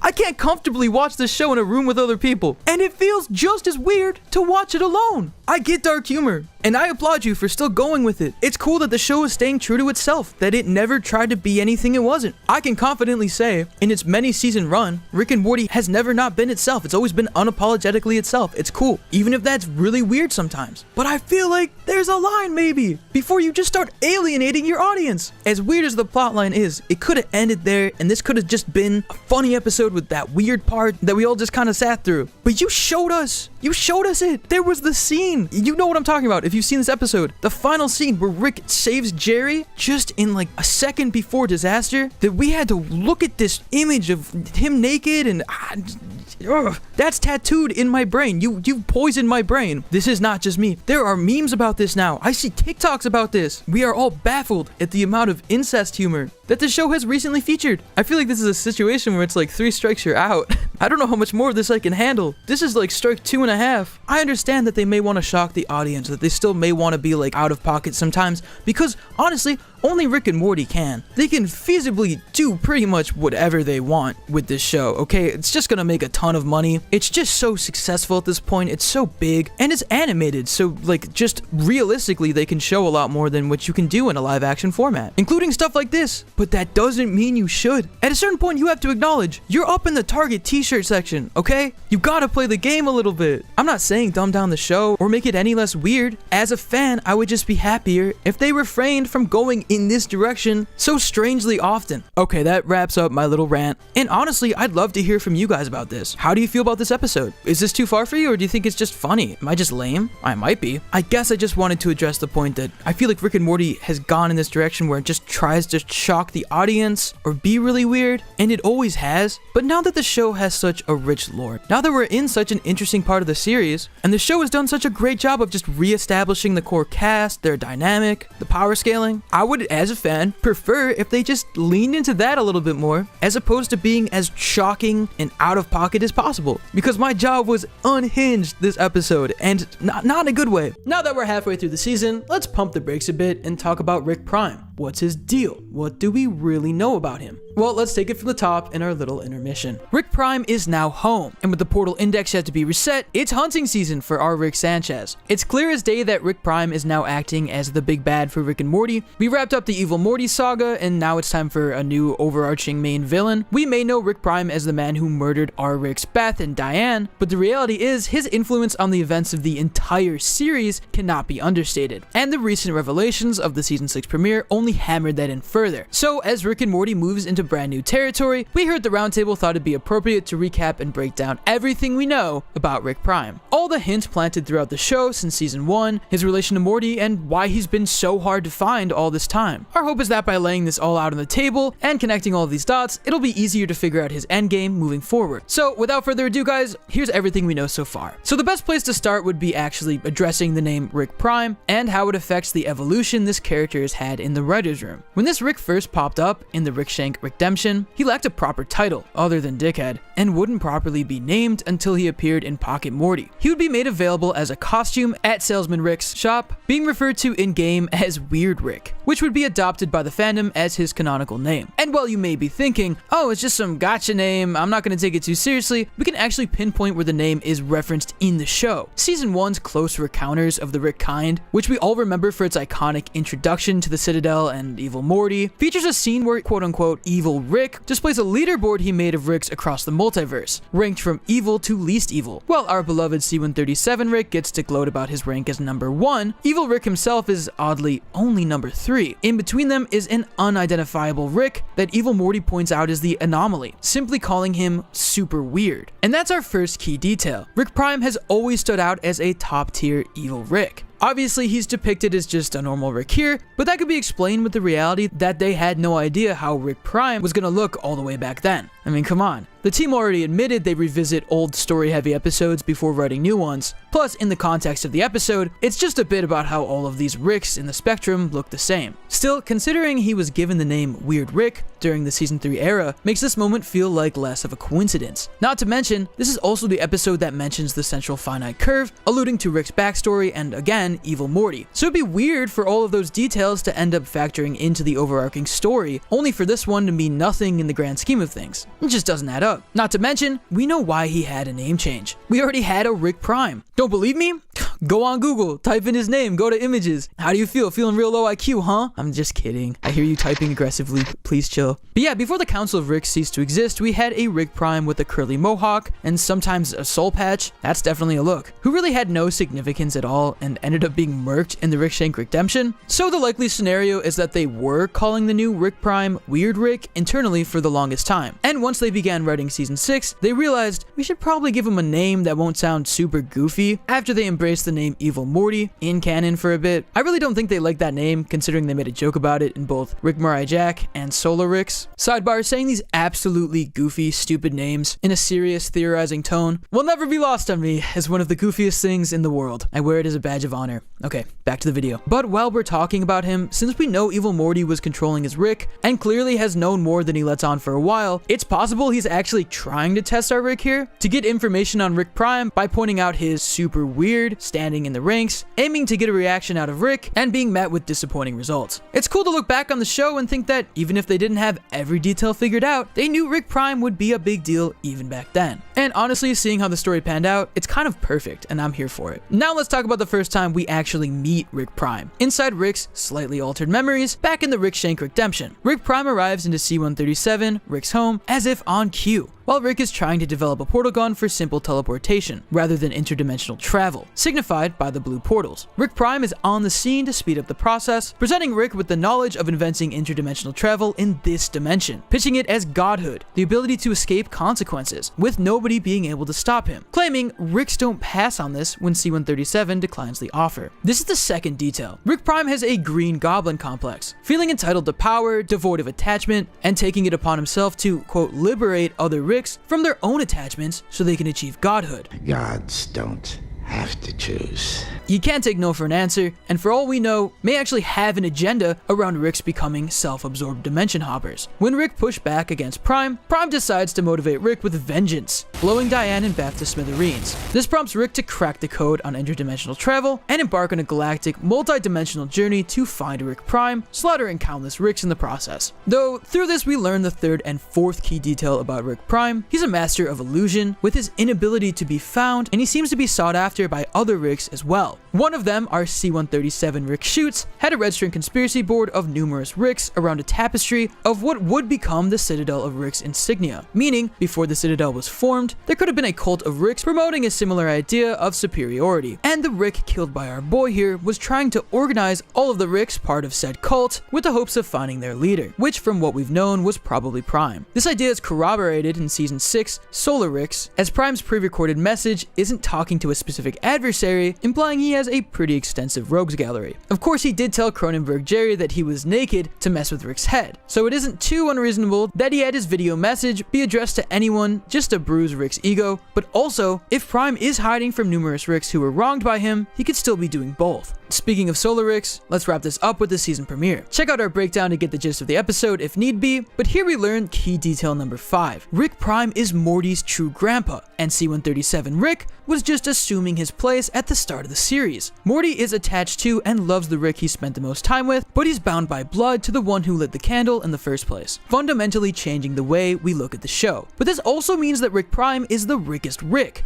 not ours, which C-137 admits at the end of the episode. He's the real deal. The post-credit scene also drops a major bombshell. Key detail number 6, Rick Prime is effectively immortal. Cronenberg Jerry tries getting the jump on Prime by slitting his throat, leading to Prime pulling an Uno reverse card as the rune regenerates in an instant. He also hasn't aged a day since his encounter with C-137 Rick, appearing exactly the same time while our Rick has drastically changed in appearance, at least twice between his look and age during the Space War and his current near senior citizen status. Our Rick already has quite a bit of cybernetic enhancements and a handful of ways to recover from serious injury on short notice, but Prime seems to elevate things to the next level. We also learn that Rick Prime works alone, claiming partnerships have been planned out for him in the past. After declining Cronenberg Jerry's alliance, he might be looking for our Rick and Morty, given that he asked if Jerry ran into them for reasons unknown. Prime seeing Morty tagging alongside Rick would have been the first time that he met his true grandson, and knowing his grandson is already capable of surviving high-concept sci-fi adventures may have piqued his interest, especially since this is now the only family Prime has left. To cap things off, I want to leave some food for thought with what I find to be the key detail through Solar Ricks. That detail being, Rick Prime is literally playing God. We've seen Rick grapple with having a god complex throughout the series, as he became increasingly invincible, and it's clear Prime has a complex, but he takes it to a completely different level. Let's unpack what this base in the Prime universe really is. It's a place where Rick Prime gets to be an all-knowing, all-seeing, invisible man in the sky. I mean, come on, what else does that sound like? He doesn't want to be perceived unless it's to push Ricks towards their destiny. He thinks he knows what's best for every Rick out there. He wants to remain in control, he wants to be revered as a god. When you look at previous seasons, a lot of the one-off episodes tend to play into a general theme. Something Season 4 went out of its way to challenge was Rick's status as a god, accumulating in the Season 4 finale where he gets humbled and has to accept that if he's anything, it's just a bad father and a bad friend. So I don't think it's coincidence that Solar Ricks is followed up by an episode where Rick has to clarify he's not a god to the non-playable Mortys within Roy, despite having a message of truth from another world. Rick in the show itself is now directly opposing Rick Prime's ideology, and if they're doing that, you know the season finale is about to have shit hit the fan with a confrontation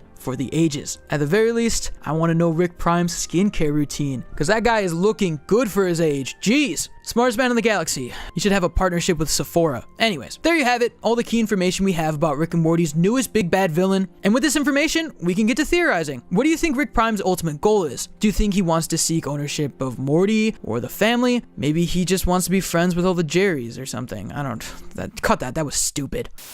Our Rick has had many run-ins with ye old Grim Reaper. Actually, wait, we haven't seen a real take on, like, the Grim Reaper in the show yet, have we? Weird. Feels like they would have used that one. I guess that's only Family Guy. Anyways, the show is full of Rick's near-death experiences that usually go hand in hand with the attachments he refuses to let go of. But now Rick wants to have his cake and eat it too. As one of the newer episodes, Final Decimation followed a classic Rick and Jerry adventure that ended up turning into Rick's quest for immortality. Learning about the insane lore of these fortune cookies and the apparent invulnerability they grant the consumer piqued Rick's interest, and is the first time in the show he really seemed adamant on wanting to live forever. But the reality is, Rick wants to achieve immortality so he can settle the score with his wife and daughter's murderer after getting embarrassed by him in front of Morty. Morty had to basically talk Rick out of a suicide mission, but between Rick keeping the portal index busted and this newfound drive to becoming immortal, it's clear to me that he's planning on a rematch, keeping Prime trapped in the Cronenberg dimension long enough to level up, hunt him down, and get his revenge. However, all of this also exposes the fact that Rick doesn't know how to become immortal, and given all the protocols and measures he has in place to preserve himself across the multiverse, I think Prime is the only one who's managed to crack the code. But how? That's what we're here to talk about today. I want to take a crack at the mystery of Prime's immortality. How does he have instant healing? Why hasn't he aged a day since Rick's first encounter with him? And can Rick ever get on his level?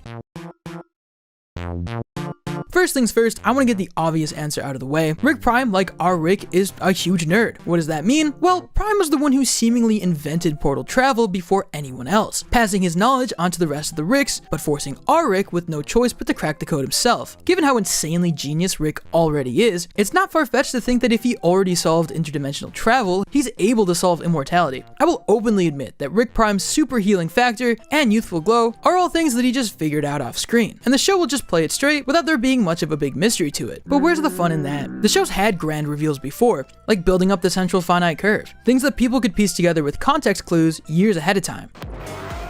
So what if we've already seen an explanation for Rick Prime's immortality in the show? If they really want to get Galaxy Brain with it, and validate Justin Roiland's comment of how Season 6 will reward longtime viewers of the show, then Rick Prime's immortality may be a result of several things we've seen in the show. For starters, it could be the immortality field from the Whirly Durly conspiracy. Remember that wacky Rick and Jerry adventure back in Season 3? They went to space, Six Flags, there was a restaurant manager who tried to turn Jerry into a hitman. It was fun. Well, the entire gimmick of that theme park is that it was covered in an immortality field, which in turn allows guests to slaughter each other guilt-free because they immediately heal from their injuries. You can't convince me this place wouldn't turn the average citizen into a raging psychopath. Now, not much is known about this immortality tech since it hasn't been mentioned before or after in the series, but who's to say that Rick Prime wouldn't already be in the loop with how it works? He could have easily gone to one of these resorts across the different dimensions, stole their invincibility field tech, and reverse engineered it, implementing the technology into his own cybernetic enhancements, encasing himself in an immortality field, similar to how Evil Morty and even our Rick have had fields around their bodies for things like protection or damage absorption. So just like everyone at this immortality field resort, Prime can instantly bounce back from the lethal blows dealt his way. The only thing really contradicting this idea is that healing from the immortality field and Rick Prime's throat practically regenerating are depicted in two completely different ways. The immortality field generates a glow around those affected, whereas the slit in Prime's neck practically closes on its own. It's really freaky. The visual inconsistencies could be explained by the team wanting to maintain the mystery, and frankly because it looked cool in the moment, or just by this logic, the tech is in his body rather than around his body, but either way, this would be a fun callback more than anything.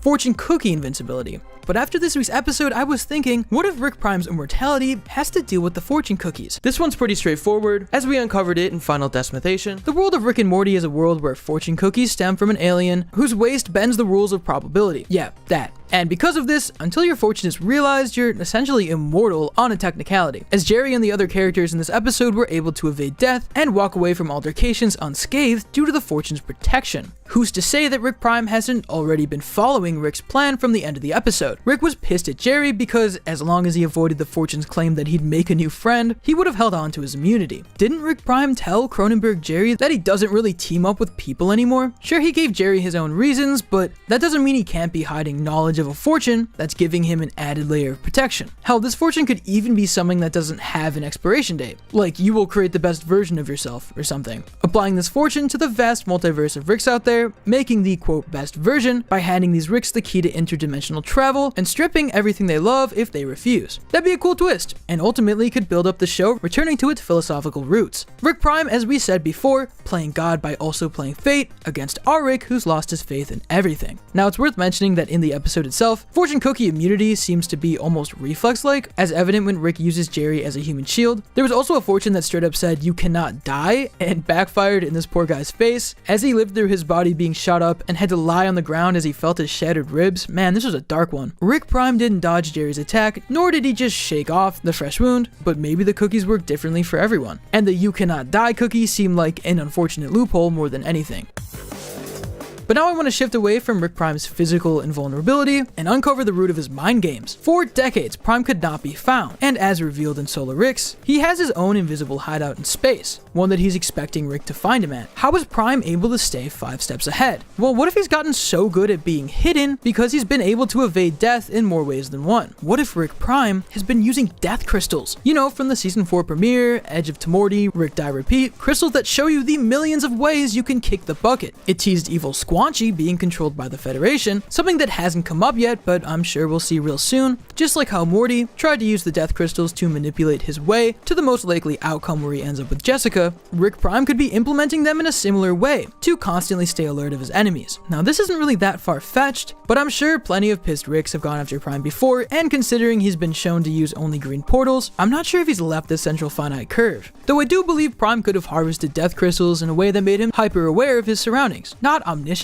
since he doesn't even know why he's back in his home dimension, but sort of a built-in alarm system in his brain to warn him whenever danger's coming. A sort of spider sense. Last but not least, I do want to throw out a possibility around Rick Prime's lack of aging. Again, odds are he's just cracked the code on things our Rick hasn't yet. But what if his youthful appearance is tied to Operation Phoenix? You know, the protocol Ricks across the multiverse have in place, where they have clones of their body, held in stasis underneath their garage, lying dormant until a Rick dies, at which point Ricks are booted up and retain the memories of their previous bodies. It was a whole episode, it was cool. Operation Phoenix was far from perfected by our Rick in Big Trouble in Little Sanchez, and it was only because of other dimensions having the same protocol that he was even able to survive in Edge of Tomorty. What if Rick Prime simply just has a more refined version in place, replacing his body with a new vessel every time it remotely begins to expire, keeping him in perpetual tip-top shape, looking pretty good I might add. Rick Prime, call me. Whatever the case may be, I do hope Rick Prime's immortality has a cool twist on it, something that changes the way we watch previous episodes of the show, only cause the show has managed to pull that off so many times before. At the very least, I hope it amounts to more than another Marvel reference. Hey, remember like a second ago when you pretended not to know who Iron Man was? Who was that for? And before we get back to it, my boy Kev will take over for a sec to fill you guys in on a big misconception with the show, and which characters are from Dimension C-137. Take it away, bro. You are wrong about Dimension C-137, and Rick is very disappointed in you. But it's alright, homie, because a lot of people have got it twisted, and we're here to help out. At the top of Season 6, Rick, Morty, and Jerry were all sent back to their home dimensions, after Rick's attempt to reset the portal index instead reset all of the portal travelers. In our breakdown of the episode, right here on the roundtable, I clarified that while Morty returned to the Cronenberg dimension, Rick returned to C-137, which prompted a flood of comments to all say a variation of, "You idiot! This isn't C-137! Morty's home is! I thought they made it pretty obvious!" Well guys, when you put it like that, I guess I'll just have to hand you this clown nose! Cause you taking a fat L, bozo! Y'all, the internet is still holding Pickle Rick and High IQ over our heads. We cannot be caught slipping like this. So fam, I'm gonna set the record straight and make it clear why Rick's home is C-137 and Morty's point of origin has yet to be given a real number. And to stay in the loop with more Rick and Morty content as the season rolls out, including breakdowns that we get up the morning after the episode airs, why not subscribe to the Roundtable with notifications on? Just throwing it out there. But let's get the ball rolling. So let's turn the clock back to Season 1. Classic Rick and Morty adventures. Throughout the 11 episodes of this freshman season, there are 2 episodes where Dimension C-137 specifically is addressed by Rick Sanchez. In Raising a Zorpazorp, Rick makes an offhand reference that he is from C-137, but this doesn't become story relevant until a few episodes down the line with Close Rick Counters of the Rick kind, where the Council of Ricks identify our Rick as C-137. Now keep in mind, at this point, Morty has no idea that he and Rick hails from a different dimension. Remember, the story he's running with is that our Rick walked out on Beth when she was a child, stumbling back into her life not too long before the start of the series, as a burnout who needs a place to stay. Because of this, if Rick is identified as C-137, Morty is going to make the reasonable assumption that he's from C-137 as well. But that's just it. It's an assumption and nothing more. And when we return to the Citadel in Season 3's The Rick Shake Redemption, Morty once again identifies himself as C-137, but this time, the show makes it a point for us to see the puzzled reactions of the Ricks questioning Morty, because they know that C-137 doesn't have a Morty. We know from Rick's crybaby backstory that after Rick Prime killed his Beth and Diane, he went on a massive Rick killing spree, and to atone, the Council of Ricks were formed. This is when they would have gotten his identification for their database. And this is before Rick showed up to Morty's doorstep. Let me reiterate, Rick did not meet our Morty until after the Citadel of Ricks was formed, and the Citadel got his identification as C-137. It's also worth mentioning the Jerry Beret in Season 2's Morty Night Run. When filling out the Jerry Daycare form, Rick writes down that he's from C-137 while filling out Jerry's dimension as not available. At that point, Rick and Morty already hopped to a new dimension in Rick Potion number 9, but this reinforces that Rick doesn't know the identification number of every universe off the top of his head. And it also reinforces that the dimension he's from, again, the dimension that the Citadel has documented in their records, is not the same as the dimension he's in at the start of the series. But the first time the show really conveys this is Season 5's Rickternal Friendship of the Spotless Mort. Rick interacts with a younger memory of himself that at this current point in time is still hunting Ricks, but has yet to settle in what would become the Cronenberg dimension. Thus his grossed out and disappointed reaction when he learns that he'll grow into a Rick that settles down in dimensions where Beth is alive. And that in itself means that this was already a common practice for Ricks to switch dimensions. This is probably another factor into the Citadel's identification system. Ricks are allowed to live in different dimensions, but thanks to the system in place, they cannot escape the truth of where they really come from. So just to make it clear once more, the dimension where our Rick's Beth and Diane died is C-137. Morty is not from C-137. He's from the Cronenberg dimension. Up until Rick Morai Jack and Solarix, he just made the reasonable assumption that he was C-137 because that's what his grandpa was being called. But in actuality, the Cronenberg dimension doesn't have a canonical identification yet. Likely because, going off of the name Rick Prime, this is the Prime Dimension, the Mac Daddy of them all, forever tainted and ruined by Rick. So there you have it. I'm sure I'm gonna get comments in this video saying, we already knew this, why did this need a video? But go back to that Season 6 premiere breakdown, look at those comments, and tell me this video wasn't warranted. Also, I like money. And as always, I want to know what you guys think. Is the Cronenberg dimension the Prime dimension? Does its number even matter? And am I somehow wrong and Morty is actually from C-137 and I'm just totally watching the show wrong? Me and the people who religiously edit the Rick and Morty wiki. Back to the season, episode 6, Jurassic Mort, robbed us of a 3-episode arc according to Rick, as his ego was challenged by none other than dinosaurs. Dinos begs the question, like, what if Rick had to go up against an enemy that was just good and moral?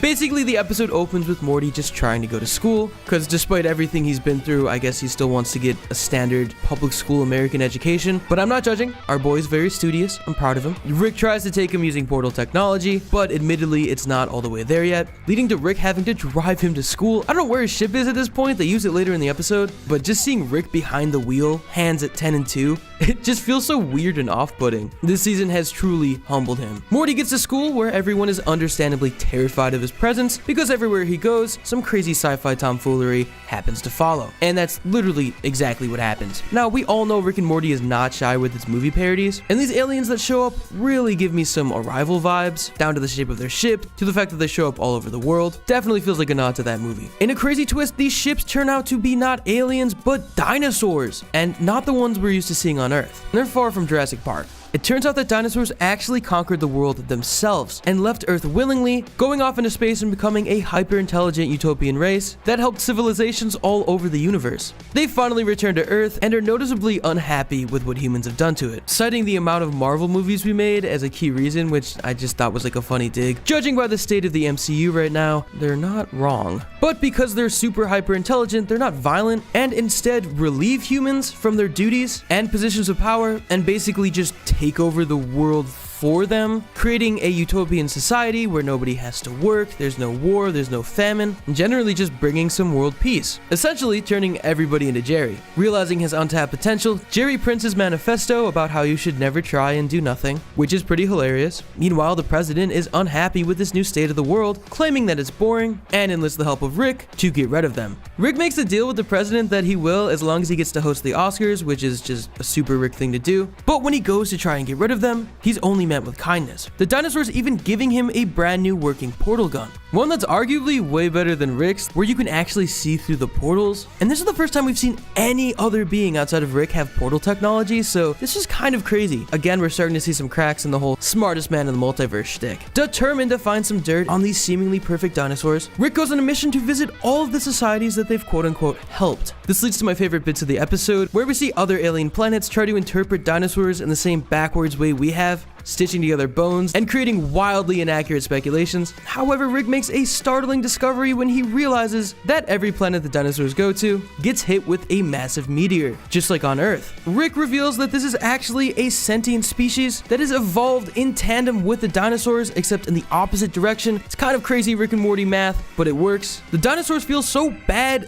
The dinosaurs do a press tour, which I thought was pretty funny, and actually leave the planet in shame, like they're not bad guys. In fact, they just go straight to Mars and are determined to be taken out by the meteor once and for all so that there's no more life lost. But Rick, in his ultimate pettiness, doesn't want them to go out that way, so he goes to Mars with them and eventually calls their bluff, in turn saving the dinosaurs. So yeah, Rick saved the dinosaurs. Pretty cool. Though the most important part of this episode happens at the very end, when the dinosaurs decide to return the favor to Rick and end up closing the space rift that was opened at the beginning of the season, and referenced pretty constantly throughout the episode. Rick was obviously upset because he was planning on fixing that himself and made a joke about getting like a 3-episode arc out of it, but now it's just fixed. This looming threat is just gone. And by the end of the episode, Rick finally fixed portal technology. Thank God. It took him way too long. And he goes on a classic Rick and Morty garage rant, talking about all of the classic adventures they're gonna go on now that portal technology is fixed. Sidebar, these green spikes are super sick. I think this is the first time we've seen them. I love this show's design so much. Anyways, okay. So yeah, as goofy as this episode was, it was pretty major in terms of moving the story forward, and we finally got resolution to most of the major problems of this season. It was pretty big. So what do we make of all this? Well, let's start with the first question. Is the central finite curve closed for good? No way. For starters, both co-creators, Justin Roiland and Dan Harmon, have confirmed in interviews that we've not seen the last of Evil Morty. The finite curve may be closed for now, but Evil Morty can't return if he's locked out. This pre-existing confirmation assures us that the curve is going to crack once more, and I don't think Evil Morty is going to break back in when his whole plan revolved around him getting out. I think it's likely that Rick's spite and his need for conflict will be the driving force next time this happens. He didn't even want the central finite curve fixed, and definitely not by a Deus Ex dinosaur. And damn it, he's going to fix it himself. Now let's be real. Rick fucking with the fabric of space-time and smashing open another rift for the sole purpose of fixing it himself and preserving his ego isn't exactly far-fetched. In fact, that just sounds like a regular episode of the show. I had to create a bomb. What? A bomb? We're gonna drop it down there. Just get a whole fresh start.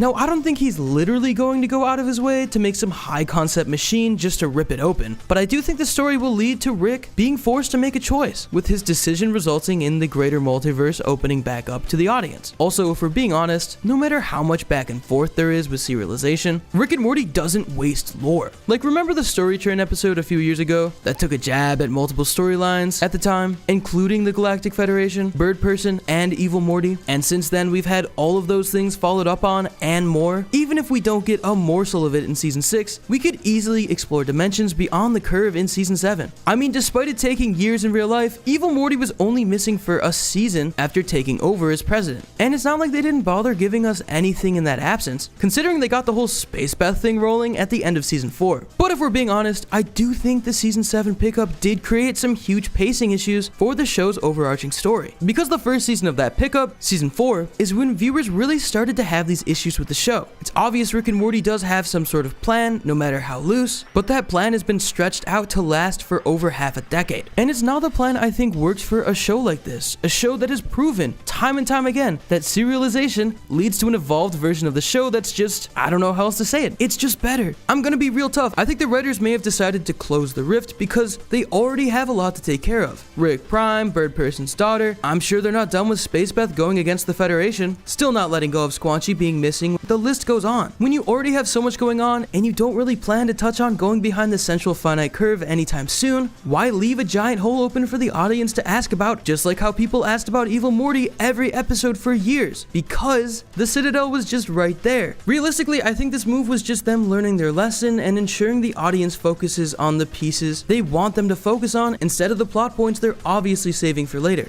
And when it does happen, it's gonna be sick. Rick warned that this could have been a whole 3-part story arc, and they could have just milked the riff for canon. And that line just reminded me of the Story Train episode so much. They're teasing us now, but they're gonna deliver later, and it's gonna be fantastic. Episode 7, Full Meta Jack Rick, was the interdimensional cable of the season, while also serving as a sequel to season 4's Story Train episode. And it was pretty cool. This episode has a lot going on in it. So to recap, this episode is kind of insane. Much like the Story Train episode that it acts as a sort of sequel towards, so much happens in 22 minutes. It's so dense and it moves so fast. It just makes you feel dumb. I felt dumb watching this episode, like I didn't understand it. But that being said, we're gonna try our best anyways. So the episode actually opens with a previously on Rick and Morty segment that at first seems real. We see Summer pregnant, Jerry dies from bees, we get the Sherlock scene from the opening, but as it gets crazier and crazier, Rick kind of wisens up to what's going on and actually uses the power of the segment to break out of it. Turns out the whole thing was actually this weird bug creature named Previous Leon. If you get the title, you're smart. They get carried through the theme song, it's pretty funny, and it leads to them fighting Leon, only for him to rip reality and escape past the fourth wall. Rick and Morty chase after him, and they're in this weird meta world that's outside of the fourth wall. It's really on the nose, and the show lets you know that repeatedly. This is when we're reintroduced to the Story Train villain, Story Lord, who's teamed up with Jesus as per the ending of the last episode. I guess he escaped that situation, tricked Rick and Morty into coming to him so that he can escape and find his real motivation. They get into a fight, but ultimately he escapes, leaving Rick and Morty stranded in the weird meta reality outside of the fourth wall. This is where things go from weird to just flat out confusing. Back in the real world, Story Lord finds the man who wrote him. To us, it looks like a Dan Harmon insert, especially because of all of his writing styles on the wall behind him, but that's not confirmed. Also, it kind of just looks like him, but who knows, right? Story Lord demands that he gives his character motivation, to which he quips, "Your motivation is motivation," but instead of that shutting him up, Story Lord runs with that, they team up, and things only get worse from here. Meanwhile, back on the other side of the fourth wall, Rick and Morty go and find the Story 6, a superhero group made up of storytelling tropes. It's fun. There's like a continuity person, there's a twist guy, they all have really clever names that I don't have them memorized, but you know, you watch the episode, they're pretty on the nose. But it turns out Rick's plan is to double cross them and break out a dangerous villain named Retcon with the power to permanently retcon reality. He's my favorite part of the episode. His power is so OP and interesting. They end up breaking him out and then he immediately causes chaos, eventually retconning the entire universe into an orange. I don't know how he came up with that, but hey, it happens. Rick and Morty eventually escape this somehow. That's not really clear. I'm not gonna ask too many questions. But anyways, they almost die in the cold on the other side of the fourth wall, but they get saved by, of all people, Joseph Campbell, the prolific and historic writer, and a major Harmon writing influence. We'll get to that later. He saves them, gives them soup, haha, and helps them get back to the real world by way of crazy, super confusing Rick and Morty stuff. Morty gets pregnant, he makes some like anti-Semitic remarks, I don't even know. Anyways, it all leads to the machine that helps them get back through the fourth wall into their reality. They return to find that Story Lord and his writer have created a machine that drains everybody's motivation and gives it to Story Lord. This makes for some pretty funny bits. They ultimately have a showdown. Rick is ripped, by the way, which is something I didn't realize, and Morty teams up with the ghost ethereal projection of of Campbell using his galaxy writing brain to convince the writer to just stop creating, in turn stopping the machine, draining Story-Lord of his powers, where he dies at the hand of Rick. For real this time. More specifically at the hands of a Rick plushie, which Rick actually plugs in the episode, leading to a real fake website you can go to. It's pretty funny. The episode ends with the writer insert character basically learning nothing and is about to write another horrible movie. Wrapping up what I consider one of the most confusing episodes of the show, it was one of those Rick and Morty episodes where you can just tell it was like very therapeutic for the writing team and kind of confusing for the viewer. But hey, we're all in this weird relationship, might as well embrace it. That being said, there is so much to unpack with this, so let's just go straight into the breakdown. For as loaded this episode was with their meta commentary, I think the point of this episode revolved around the fact that the team behind Rick and Morty is getting tired of excessive meta humor and the show structure at large, but they don't have as much control over that as one would think, potentially because of the higher-ups getting them funded in the first place. I think a common critique of Rick and Morty over the last few years is that the show can't decide if it wants to be a casual comedy that's not meant to be taken seriously while deconstructing various tropes a la Community, or a dark comedy that actually has something important to say through an overarching narrative about a man who's trying to overcome grief, complete with extensive lore, world building, and thorough character arcs. Rick and Morty has always been meta, but as Rick points out, as soon as the episode hits the ground running, this kind of comedy tends to work better when it's a small nod to the viewer instead of something that takes over the entire episode or undercuts what otherwise would be a sincere emotional moment or meaningful character development. As it turns out, Rick has issues with this too, calling out the fact that the premise of this episode isn't exactly fun. I'm sure this can come off as a little jarring since Rick himself is the master of meta, but I think this is perfectly in line with where his character is at in season 6. Rick previously embraced the excessive meta commentary the show provided because of the exact issue it poses to the viewer. Nothing could be taken seriously and nothing mattered. The mentality that Rick tried to emulate throughout the show's run as a means to keep himself guarded. But now, Rick's let his guard down to both Morty and the audience. Season 6 has seen a Rick that's a bit more vulnerable, one that we haven't seen since season 1. With that growth to his character and no longer treating the show as something with a lack of stakes, he's over the in-your-face meta humor that makes Rick and Morty feel like a parody of itself. Of course, this also serves as commentary on how meta humor has kind of consumed a lot of mainstream media in general. Tons of shows and movies feel the need to constantly be self-aware, breaking the suspension of disbelief and lowering the stakes in the process. It's not even just fourth wall breaks anymore. How many video essays do you see on YouTube rag on the MCU for having the characters point out how silly the whole superhero thing is? Yet despite detesting this kind of humor, Rick and Morty seems to imply that they're forced into it because of how the show is perceived by so many of the people who clinged onto it half a decade ago when it skyrocketed in popularity. So many people know Rick and Morty as that meta show, when in fact its meta commentary was just one of its many strengths way back when. Something that was sprinkled throughout instead of being the main attraction. If you need to be convinced further that this episode was just one large vent by the team, let's touch on that season 1 line. It was pretty telling that the behind the scenes featurette for this episode basically tells us nothing about their intent in approaching this episode. Usually they show how the episode explores the arc of a character or the deconstruction of something that they really wanted to poke fun at, like heist movies. Here, it's just kind of 2 minutes of fun facts around the episode. It comes across like they have nothing to say, and this episode was just made to fill one of the 70 slots Adult Swim ordered. Yet that couldn't be further from the truth, and the truth comes in the form of this line right here. Do some classic adventures, like season 1. I'm so sick of that f***ing note. What the f*** does it even mean? Now, the whole return to season 1 joke is something that's been said a few times in the show now, tracking back to the season 3 finale. In many ways, things will be like season 1, but more streamlined. However, this is the first time Rick's actually pushed back against that sentiment, saying he's so sick of that note and he doesn't even know what it means. If you're savvy with the entertainment industry, then you immediately recognized what this meant, but when making anything, whether that be a TV show or a big budget movie, you're going to get notes from the executives, the people in suits who basically dictate the show's future and are partially responsible for keeping the show profitable. These notes can basically come across as demands, and they definitely include the tone and execution of a show. So it seems like since at least season 3, since it's the first time they've made that joke, an executive at Adult Swim has kept Rick and Morty on a leash by constantly tasking the crew to keep it close to season 1. When you look back at season 1, you'd probably see the show's heyday, when it was still fresh and like nothing we'd ever seen before. But to an executive whose job is to keep the show hip with the kids and primed for endless hours of streaming, they see season 1 as something that's safe and episodic with an episode or two of lore. That format isn't what made season 1 special. Part of what made me fall in love with Rick and Morty nearly 10 years ago, oh my god, wasn't that it was self-aware and constantly took shots at itself, it was that it knew how to laugh at the tropes itself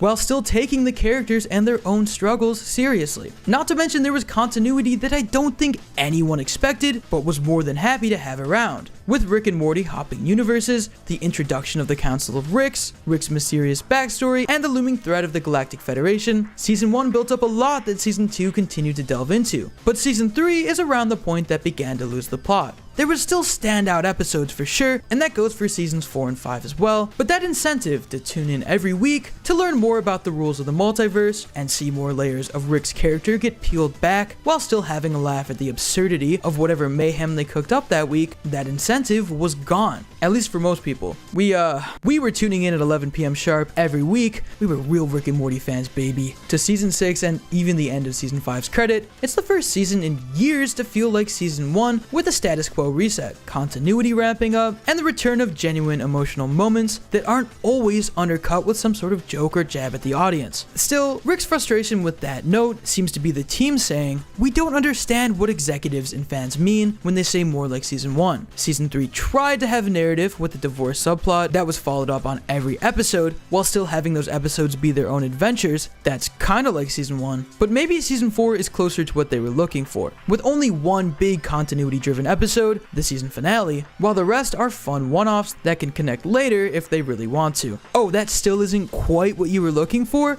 How about season 5? Mostly episodic with some fun continuity in the last 3 episodes that ends on a massive cliffhanger. Still not enough? Fuck it, we don't know what you guys want anymore. This is way more common with TV shows than you may realize, especially animation. When a show gets really popular, the higher ups funding the whole thing tend to get way more involved because now it's a proven success. Instead of just letting the team rock out and do their thing, they tend to become even more controlling and steer the team into making a show that's more to their liking, a show that they think will replicate the success it's already saw once before. Basically, any story-driven cartoon not made for a streaming service has to deal with this, artificially prolonging a show's overarching narrative by cramming a season's order with one-off adventure after one-off adventure. It's why you see so many fans disregard normal episodes as quote filler. You know why we're really here, so just give us the goods. Rick and Morty evidently is not immune to this, which makes sense. It generates more revenue for Warner Discovery than pretty much every Cartoon Network show combined. It makes sense why they want the team to play it safe and keep it in a format that's familiar to a mainstream audience. If season 6 can nail the landing with its remaining 3 episodes and deliver on another 2-parter, or at least a satisfying season finale, then I would argue that this is the ideal, quote, season 1 format they so desperately want. It's definitely the most excited people have been for the show in years, even if ratings don't necessarily reflect it, and I believe that comes down to the interesting insight we've gotten into basically every character of the Smith family, and constant nods to the fallout of season 5's finale. Again, if they can put a neat little bow on this season with a hype ending, this might be the move. But with the show being written 2 years ahead of when we're actually going to get to see the episode, who knows if executives will feel the same way. I don't want it to sound like the team is being held at gunpoint to make any episode that isn't chock full of lore. I'm sure they have a lot of fun writing the abundance of one-off episodes that make up more than 75% of its run, but it's clear that a lot of grievances fans have with the show isn't completely one-sided, and like any popular show, there's just too many cooks in the kitchen, and some of those cooks aren't gonna let the show cook in the oven a little bit longer to become something greater than it already is. While the episode may or may not have been exactly mid-season premiere worthy, I did get enjoyment out of it, and clearly it left us with a lot to say.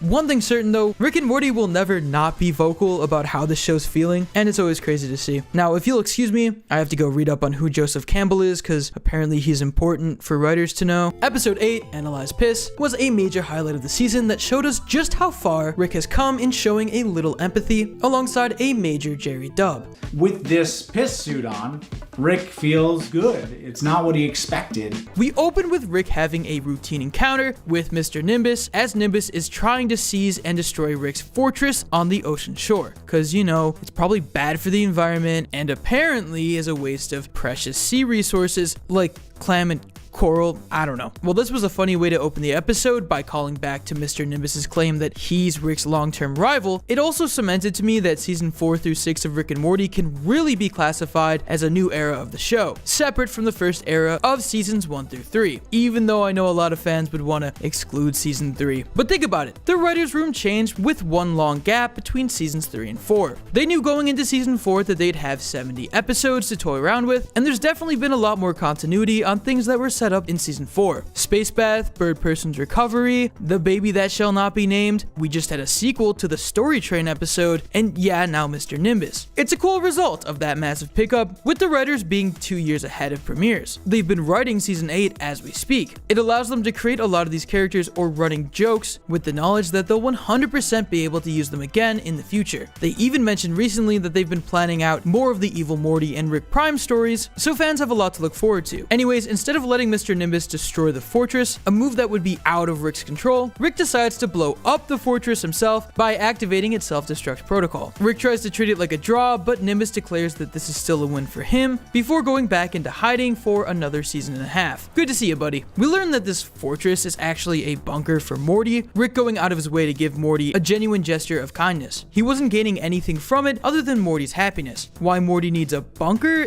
isn't exactly something they touch on, nor is something we're meant to really think about, but come on, you gotta be a little bit curious, right? Then again, when the president flips between being your friend and being your mortal enemy on a weekly basis, I guess I'd want a bunker on the beach too. Rick handling the situation by just blowing it up and covering his tracks mirrors his solution to a very wild problem later on in the episode. Shortly after Rick is confronted by Cookie Magneto, to which he refuses to engage with and instead chooses to go for an instant kill. Fight me and find out.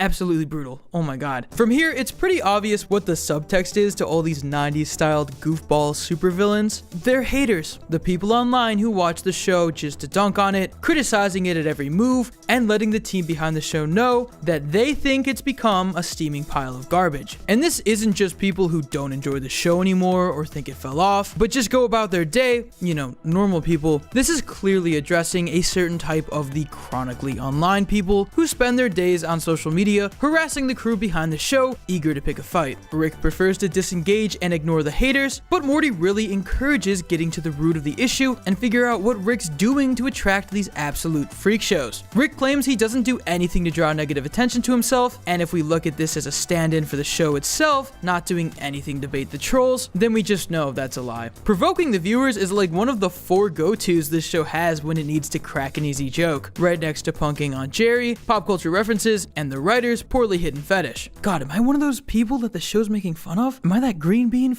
God, I hope not. Oh my god. After the theme song, we witness Rick willingly attend therapy for the first time, as far as we've seen anyways, as he seeks out Dr. Wong's guidance, which paves the way for some more meta commentary. I'm a walking target for a never-ending sea of angry nerds that think getting in a fight with me is some kind of, I don't know, platform. I love how Dr. Wong's assessment of the situation basically equates to Rick and Morty holding its toxic viewers hostage by giving them a bunch of episodes they're obviously not going to like, while still milking them of their time, energy, and money for years to come, which is solidified by Rick defending this logic with, I think it's the best I can do to profit from a situation and maybe set an example. Wong encourages Rick to go a week without engaging with these nutjobs, believing it will see positive results, and he agrees only because he hopes to prove her wrong. Also, neat detail, in the trailer Rick smiles when he blatantly lies about his little goblin foe being alive, but in the show he keeps his straight-faced demeanor. I wonder what changed, I don't know. Fast forward to the classic family dinner, and everyone's excited for Rick finally embracing therapy. Real quick, notice there's an empty seat at the table right next to Beth, presumably for Space Beth. But their parade is rained on by none other than the Pissmaster. Yes, that's what I said. God, it's just lemonade. Definitely not some writer's fetish. I'm not gonna read into this one. Pissmaster, I'm just gonna call him PM, or more so his glider, is definitely reminiscent of Green Goblin, and his glider, his position, emulating how Green Goblin stands on his glider in almost every piece of Spider-Man media ever. Rick remains unengaged with the situation, but after some unsavory comments about Summer, Jerry decides to take matters into his own hands. From here, the episode just goes completely off the rails, as we get a legitimate crazy fight between Jerry and PM, with Jerry surprisingly curb stomping the guy, forcing him to apologize to Summer. Bro's been getting dubbed all season. I love to see it. Except what almost happened in the fortune cookie episode, but let's just forget about that one. It's buried deep in my mind. Jerry's brawl goes viral across the internet, because of course it does, which goes to his head pretty much immediately. But Rick warns his son-in-law that more trouble is going to follow him because he believes someone out there is going to be jealous of PM's position.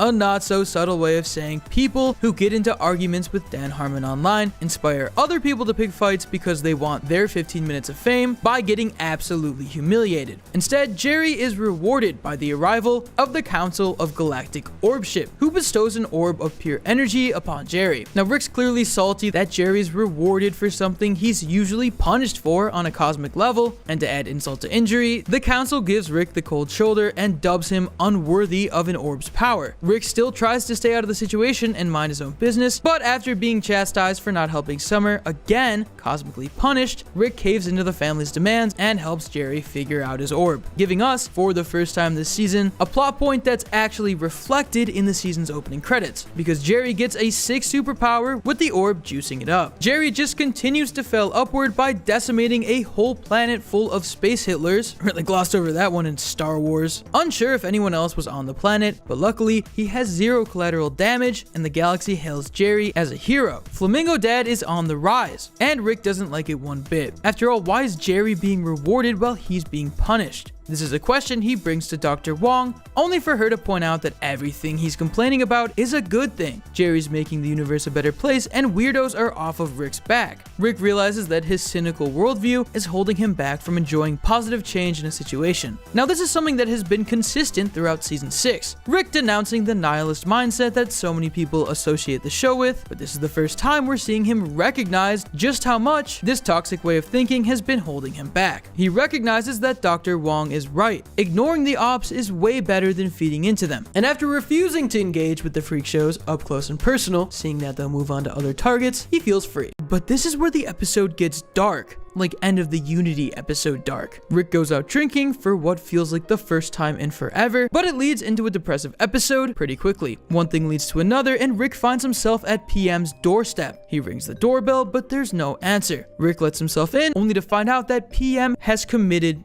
suicide. Rick tries to revive him, but it's already too late. He's brain dead. Rick tries to bounce out of the situation with a portal like he always does, which would have been the first time he's actually used one all season, but he's prevented by the arrival of PM's daughter. Literally, when I found out he had a daughter, my jaw dropped. Oh, the last thing I expected. Begging through the door to see her father, saying if anything happened to him, she would feel responsible, and honestly, my heart just sank a little bit. Since Season 1, Rick and Morty has always been a master of making uncomfortable scenes really uncomfortable, while still having an air of dark humor. Case in point, Rick masquerades as PM long enough to convince his daughter, but afterwards, PM's suicide note is found by Rick, and the guy, unsurprisingly, blames Jerry. All PM wanted to do was prove people wrong, so Rick decides to fulfill his dream by taking up the mantle of Pissmaster. Now, I was kind of wondering why Rick didn't just pluck PM from another dimension, but I think that boils down to the season's commitment to avoid using portal travel, even though it's now fixed, and the fact that they probably don't want to rely on the multiverse cop-out at every convenient angle. And in an arguably gross yet hilarious vigilante montage, we see Rick do his best Iron Man impression and redeem PM's image, planning to finish off this hot streak by staging a sacrifice, making it look like he died in a blaze of glory. A solution that surprisingly Dr. Wong vibes with, since it appears to be a healthy outlet, which I'm not sure I completely agree with, but I can't help but cheer Rick on given the circumstances. Plus, he doesn't want to keep the charade up forever, so he can only take the charade so far. The Council of Orbies catch wind of the apology tour and want to recruit Pissmaster, much to Jerry's dismay. Unfortunately for Jerry, he's presented with an ultimatum: recruit PM personally or get booted out of the council. This goes over as well as you'd think. Rick is still able to successfully stage the death, but Jerry gets the short end of the stick as his reputation as Flamingo Dad is ruined and the council is heated over him attacking PM. Jerry explains PM's true identity doesn't help either, causing the council to confiscate both orbs, including Jerry's, and piecing out to do, I don't know, weird orb stuff. Rick decides to spare Jerry the weight of what really happened to Pissmaster, sticking with the claim that he was PM the entire time. Everything seems to wrap up in a nice little bow until Rick trauma dumps onto Morty, who in return refuses to carry the weight of this secret on his shoulders and immediately informs the whole family. While this ending is kinda just depressing, it goes to show why Rick needs therapy and why he should have just consulted Dr. Wong. He needs someone to spill this intense, confidential information with so it's off his chest. But something of that magnitude shouldn't be shared with a 14-year-old boy who already has enough going on. It should be shared with a trained professional who's equipped to help Rick work through his baggage. Or just keep it bottled up and repress those emotions, because in Summer's words, that's the cool move. Overall, this was definitely a season highlight, and one I can really see sticking out in the show as a whole, not solely because of its shock value, but because we got to see Rick not only try to make a positive change in his life, but completely reshape someone's legacy so they aren't remembered as a fool. Because of Rick, Pissmaster's long life goal came true, for no other reason than Rick having empathy for the guy. I don't know about y'all, but character development is always a win in my book, especially if it's a character as stoic as Rick, and I can't wait to see what they do with his character in the last 2 episodes of the season. Morty still doesn't trust Rick, and that's gonna be a problem real soon. Now I know my boy Shane usually hosts these videos, but he's taking a break for the week, so I'm filling in. But I know you got like 5 other breakdowns to watch for this episode, so I'll get y'all in and out by cutting straight to the point. That being said, the penultimate episode of Rick and Morty's 6th season was surprisingly casual, focusing on the current dynamic between the duo, as Morty spends the episode irritated and kinda weirded out over his grandpa's supportive behavior. This isn't surprising. We've had multiple Rick and Morty address their relationship episodes in the past few seasons. The Vat of Acid episode, Edge of Morty, and ironically, Season 5's penultimate episode saw them break up after assessing their toxic relationship. But this episode feels different, and I think it's because for most of the season, we've been seeing these episodes from Rick's perspective. This time around is from Morty's perspective, and he's reading all of Rick's development as bullshit. Even though Rick and Morty have had plenty of interaction this season, this is the first true classic Rick and Morty adventure we've had. Most of the other episodes have the family heavily involved, and the characters are written more like an ensemble, like Community. And within those ensembles, Rick tends to be the focus. Not to mention, Morty doesn't see a lot of those crucial moments of development. So when starting this episode, the tone matches Morty's perspective of Rick, who starts out the episode being a cynical jackass until Morty makes it clear that he's over Rick. He doesn't seem to have that much respect for the guy anymore, and he doesn't value his opinions, doing the opposite of whatever he says. Worst of all, he finds Rick boring. God damn it, Morty, you took the sword? So boring. Oh, like you're not at this point, you drunk, cranky... It's funny, this is a reversal of how Rick treated Morty in the early seasons of the show. But because of all of this, Rick tries to level with Morty, deciding to be more agreeable. I'm gonna be like 22% more agreeable with you for like maybe 1 episode or 1 adventure. We'll see how it goes. It's cool because like, Rick's really just taking Dr. Wong's advice, right? She advised that sometimes it's better to disengage and let things play out without getting involved. Not reacting, that really is the kill move? But again, this episode is from Morty's perspective, who didn't see all of that. So there's a wholesomeness in Rick's voice that you obviously don't trust at first. But Rick never breaks. He's supportive through and through. It's a reverse Vat of Acid, where Morty is ready for Rick to be a gloating asshat, but that moment never comes. I think you crushed it. I mean, not just anybody can start Solar War 1. Stop supporting me! Can you really blame Morty though? We've seen Rick take Morty on adventures out of spite and pettiness. We've seen him give Morty cool sci-fi gadgets to teach him a lesson. But have we ever seen him give Morty the reins to do whatever he wants for a selfless reason? It's gonna feel out of character for Morty and the average viewer. But in reality, this season has knocked Rick down more times than I can count. And instead of having Rick try to get out of his problems by playing God and acting detached, this season has seen Rick solve his problems as a human and showing empathy. But again, Morty has to take all of this at face value. And after learning Rick's ego is so big across the multiverse that the central finite curve was made, I think he has reason to put a guard up. One adventure isn't enough to undo years of this back and forth, even in this episode.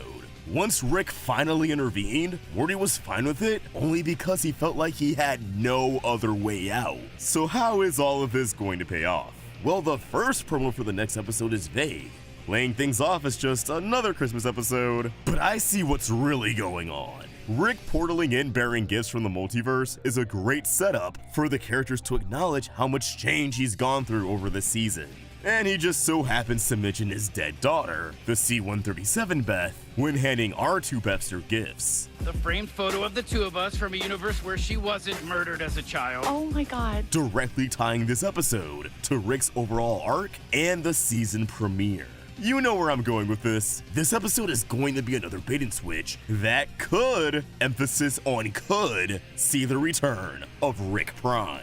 But judging by the second promo, the inclusion of the imprisoned alien in the sci-fi environment is of course going to remind me of the Galactic Federation, yet the room Rick and Morty end up in is actually a location from the Old Man in the Seat, so who knows what's going on. Either way, I think Morty might end up in another situation, similar to the standoff in the Rick Shank Redemption, where his faith in his grandpa is put to the test. And, tragically, Morty might not side with Rick. My love for dark endings wants to say something crazy but cliche like Morty leaving with Rick Prime might happen as a big cliffhanger, but we'll see. Last but certainly not least, we have Rick Mort Poon's Rickmas Morcation, another episode that pits Morty against the president while also setting the stage for bigger events to come in season 7. So this season finale kicks off with Rick absolutely blowing the family away with the perfect Christmas gifts. The Beths get a framed photo of their younger selves, and Rick from a universe where she wasn't murdered by Rick Prime as a kid. Jerry gets an extended cut of Miracle on 34th Street, a beloved Christmas classic from 1947, which notoriously was over 2 hours long when aired on cable thanks to extended commercial breaks. It ends up going on so long that not even Jerry is a fan of the extended cut, which is a great reminder that less is more. Summer gets money, the greatest gift of all. Let's not forget Rick is loaded, and Morty gets the conflict of the episode, a real lightsaber. It makes the sound and everything. Does it make the noises? Of course it makes the noises. That's like half the fun. Things get messy in record time, however, as Morty drops the lightsaber in a way that's perfectly vertical, causing it to plummet towards the center of the earth. And once it hits the core, according to Rick and Morty logic, it's basically bye-bye planet Earth. As Rick and Morty scramble to try and catch the lightsaber, Morty discovers that the Rick he's with is actually a robot, and the real Rick has secluded himself in his underground lab for literal months, switching himself out with the robot in the last episode after Morty sized him up as a boring old drunk. Rick telling Morty he'd be 22% more agreeable was an acknowledgement that Rick programmed this robot to be literally 22% more thoughtful than the real deal. Now I gotta give some credit, a lot of fans thought something was off with Rick, and who we saw last week wasn't actually him, and if you were one of those people, you just won verbal affirmation that you're a galaxy brain genius, and here's a cookie. I was under the impression that Rick was like growing as a person and taking therapy to heart, given all he's been through this season, but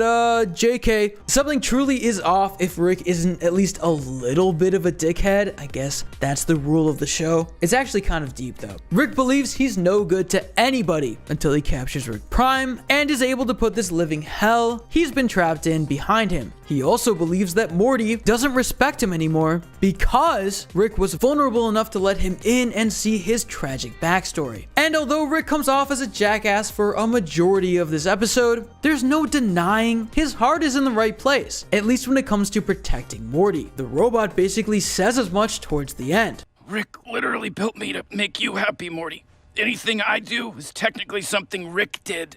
Rick is trying to keep Morty safe by keeping him out of this manhunt because he doesn't want a repeat of what happened to C-137 Beth and Diane. Back in the season premiere, Rick was fine putting his own life on the line if it meant he had a shot at killing Prime. But as soon as Morty tried to involve himself and put his safety at risk, Rick folded and withdrew from the mission entirely. Morty was giving Rick an ultimatum, letting him know that his pursuit of Prime could only end in Rick getting killed. Morty just wanted wanted Rick to let go of all of this and not stoop to Prime's level. But Rick just can't help himself. Prime is his greatest enemy, someone who can't get away with all the pain and destruction he's brought onto the world. Avenging his dead family is Rick's purpose. He can't let go. Especially after he got so close already. Like, Prime was shaking his bare ass in front of him, and somehow that wasn't the weirdest thing to happen this season. We actually see Rick analyze that booty when trying to narrow down Prime's location, seemingly giving off the identification 34C. Very interesting, since that weird, colorful dimension Rick and Morty went to all the way back in the pilot was labeled Dimension 35C. Definitely think there could be a loose connection there. Maybe it's an obscure reference, who knows? But jumping back to the lightsaber, the president catches wind of Earth's impending doom and decides to do a little science collab to retrieve it. Honestly, he should start a YouTube channel with how much he goes after the new trilogy, lamenting that Disney ruined the franchise. That's not a defense of the new trilogy. I don't care enough to have a stance on it. Leave me alone. Regardless, Rick has another lightsaber up his sleeve that's basically his contingency plan, a saber to stop the saber. But in an episode where everyone seems to be over Rick's shit, his own AI turns on him after a small back and forth, killing a lot of people in Italy in the process. Excuse me? I'm designed to stay perfectly vertical, not to give constant affirmation. You do your job, I'll do mine. In a way, this episode echoes a sentiment from the season 5 two-part finale, in that Rick and Morty are really a match made for each other and no one else, as not only did Rick get screwed over by his AI, but Morty gets backstabbed by the president. As Morty retrieves his lightsaber, the president confiscates the weapon and reveals his true intentions of living out his nerdy ass Star Wars dreams. But make no mistake, child, I own Star Wars, not you.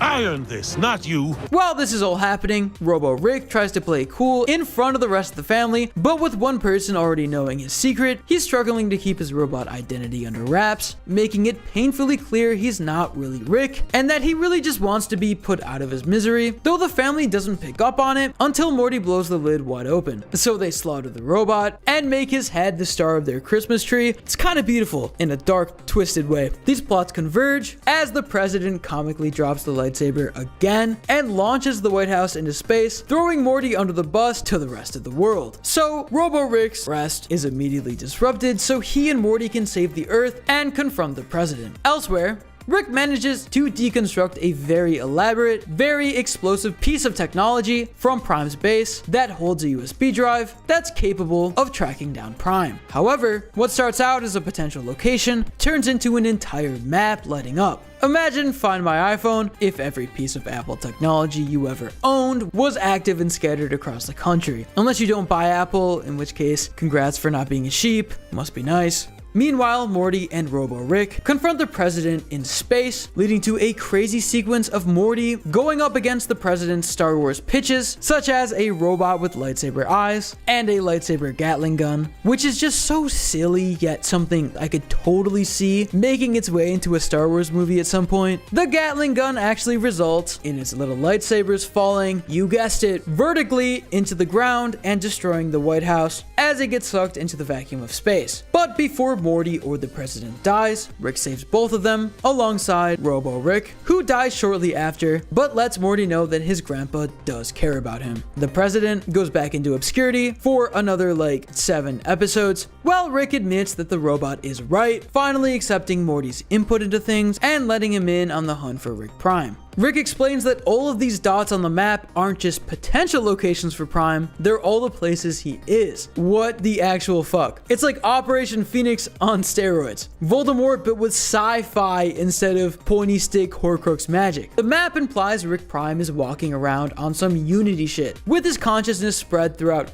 countless vessels in the multiverse. And we already saw that one Rick Prime is hard enough to kill, so the fact that there's this many of him, Rick has his work cut out for sure. They made sure things are going to be dragged out all the way to the 10th season, as Rick begins to act super unhinged, slipping into this season's rendition of the 100 Years Rick and Morty monologue, which is pretty much tradition at this point. He makes that aforementioned big promise to Morty and us viewers at home. Rick and Morty season 7 is going to be built around hunting Rick Prime and finally bringing him to justice. Rick also says that this hunt won't be every episode, which feels like like the writers drawing a line in the sand and making it clear we're never gonna go full lore. It's never going to be a serialized drama or an epic anime. It's all about balance. He even says it could be all happening in the background, which is how the story arc of the season kind of played out. We'll really just have to wait and see. It's painful Rick says this is the closest he's been to catching Prime, which is just painfully untrue, as we saw in the season premiere that the booty shaking Prime really was actually him and not a decoy. The stakes have never been higher, and I can't wait to see the mayhem that's sure to unfold with Rick and Morty season 7 next year. Also, Mr. Poopy Butthole has his semi-annual season finale cameo. He did tease back in his season 3 cameo that we'd see him again in a Christmas episode. I might even have a big white Santa Claus beard. Granted, we saw him again in season 5's post-credit scene where he lost his family and his will to live, but now he's getting shredded. He's drinking raw eggs. He has Carl, and then he breaks his body. He's probably gonna be paralyzed the next time we see him. I'm so sorry, buddy. And there you have it. Rick and Morty season 6. Overall, a pretty great season, full of amazing character moments, pretty interesting premises, and a lot of good gags. Could we have used way more Rick Prime?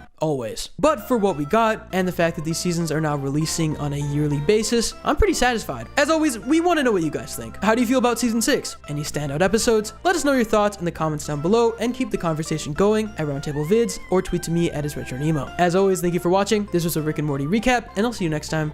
Peace. Despite Gravity Falls being focused squarely on the town itself, you'd be surprised how deeply connected it is to other shows in both a meta and literal sense. A handful of Gravity Falls alumni branched out to create their own shows that not only have a similar vibe and structure to the iconic Disney series, but have Alex Hirsch involved in some way. Executive producer, voicing a main character, voicing a side character. You get the picture. But some of these shows have crossed over with Gravity Falls in pretty big ways. From major characters having ties with one another, to an entire episode of television being dedicated to the madman that is Stanley Pons. I've talked about most of these crossovers over the years, but with Gravity Falls popping off and gaining new fans every day, alongside most of these shows being over and giving us some new stuff to chew on since I last spoke about them, I thought it'd be great to revisit all of these Easter eggs and connections, compiling them into one big crash course, your guide to the Gravity Falls multiverse. I'm gonna leave out small things like Bill Cipher's cameo in The Simpsons or a pine tree hat popping up in a cartoon, and focus on the big stuff.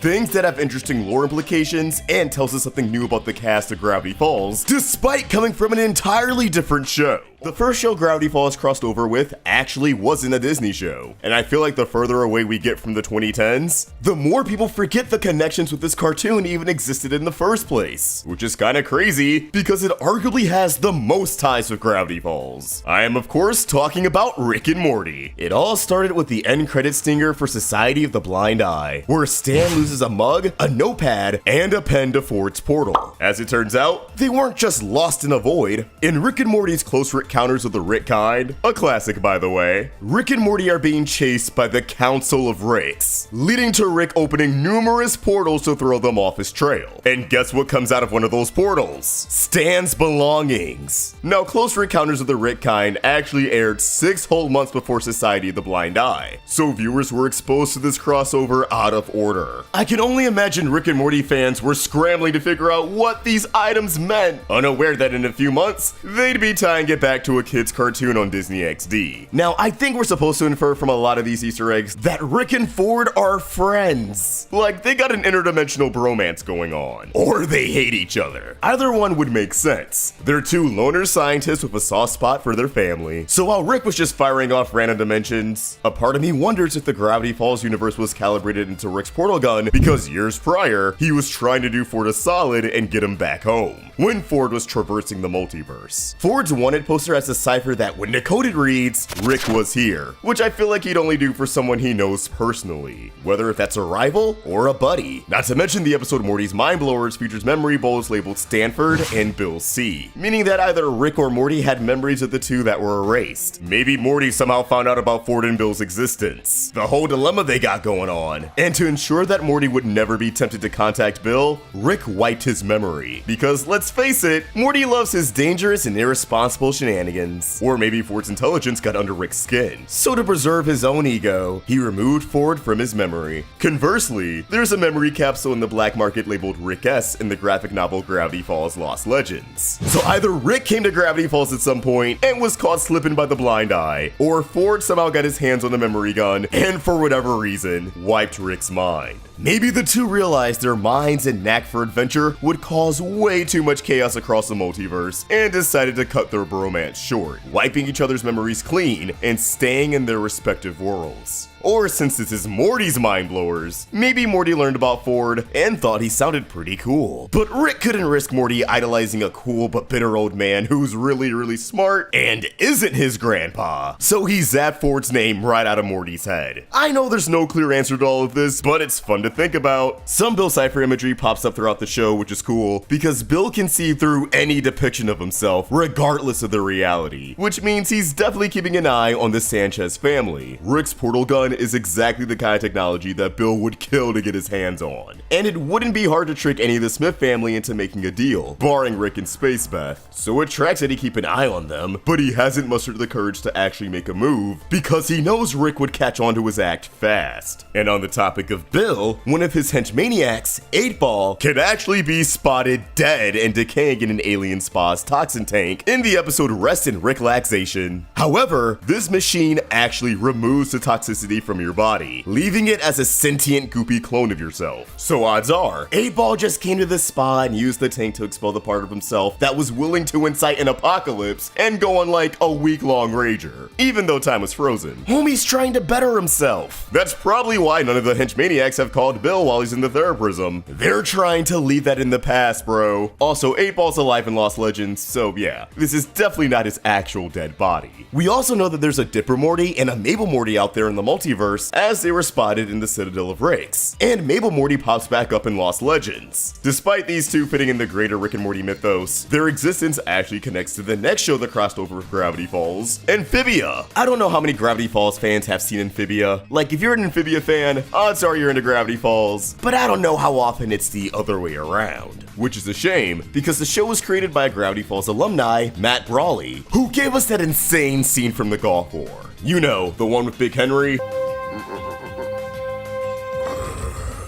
Amphibia has some pretty cool lore and a whole ass crossover episode of Gravity Falls, Wax Museum, the episode that concludes the road trip arc that kicked off season 2. Ann and the Planters have almost reached Newtopia, the capital of Amphibia that may have the answer to getting Ann back home. But they make one more stop, a small town named Stony Gulch, and it isn't long before they wind up at the Curiosity Hut, an alternate universe version of the Mystery Shack ran by Mr. Pons and his trusty janitor, Frog Seuss. But this is a universe where Stan never took in Dipper and Mabel for a summer, so he's a lot more corrupt and money hungry. Whereas the Stan we know and love has a lot of fake attractions at the Mystery Shack, all the attractions Mr. Pons has in the Curiosity Hut are real monsters. They're just encased in wax. Anne, not knowing any better, volunteers to be one of Mr. Pons' attractions so she can obtain a CD player from Earth that somehow winded up in Amphibia. Mr. Pons tries to blindside her, only to get his comeuppance as all the monsters are freed from the wax and kills him.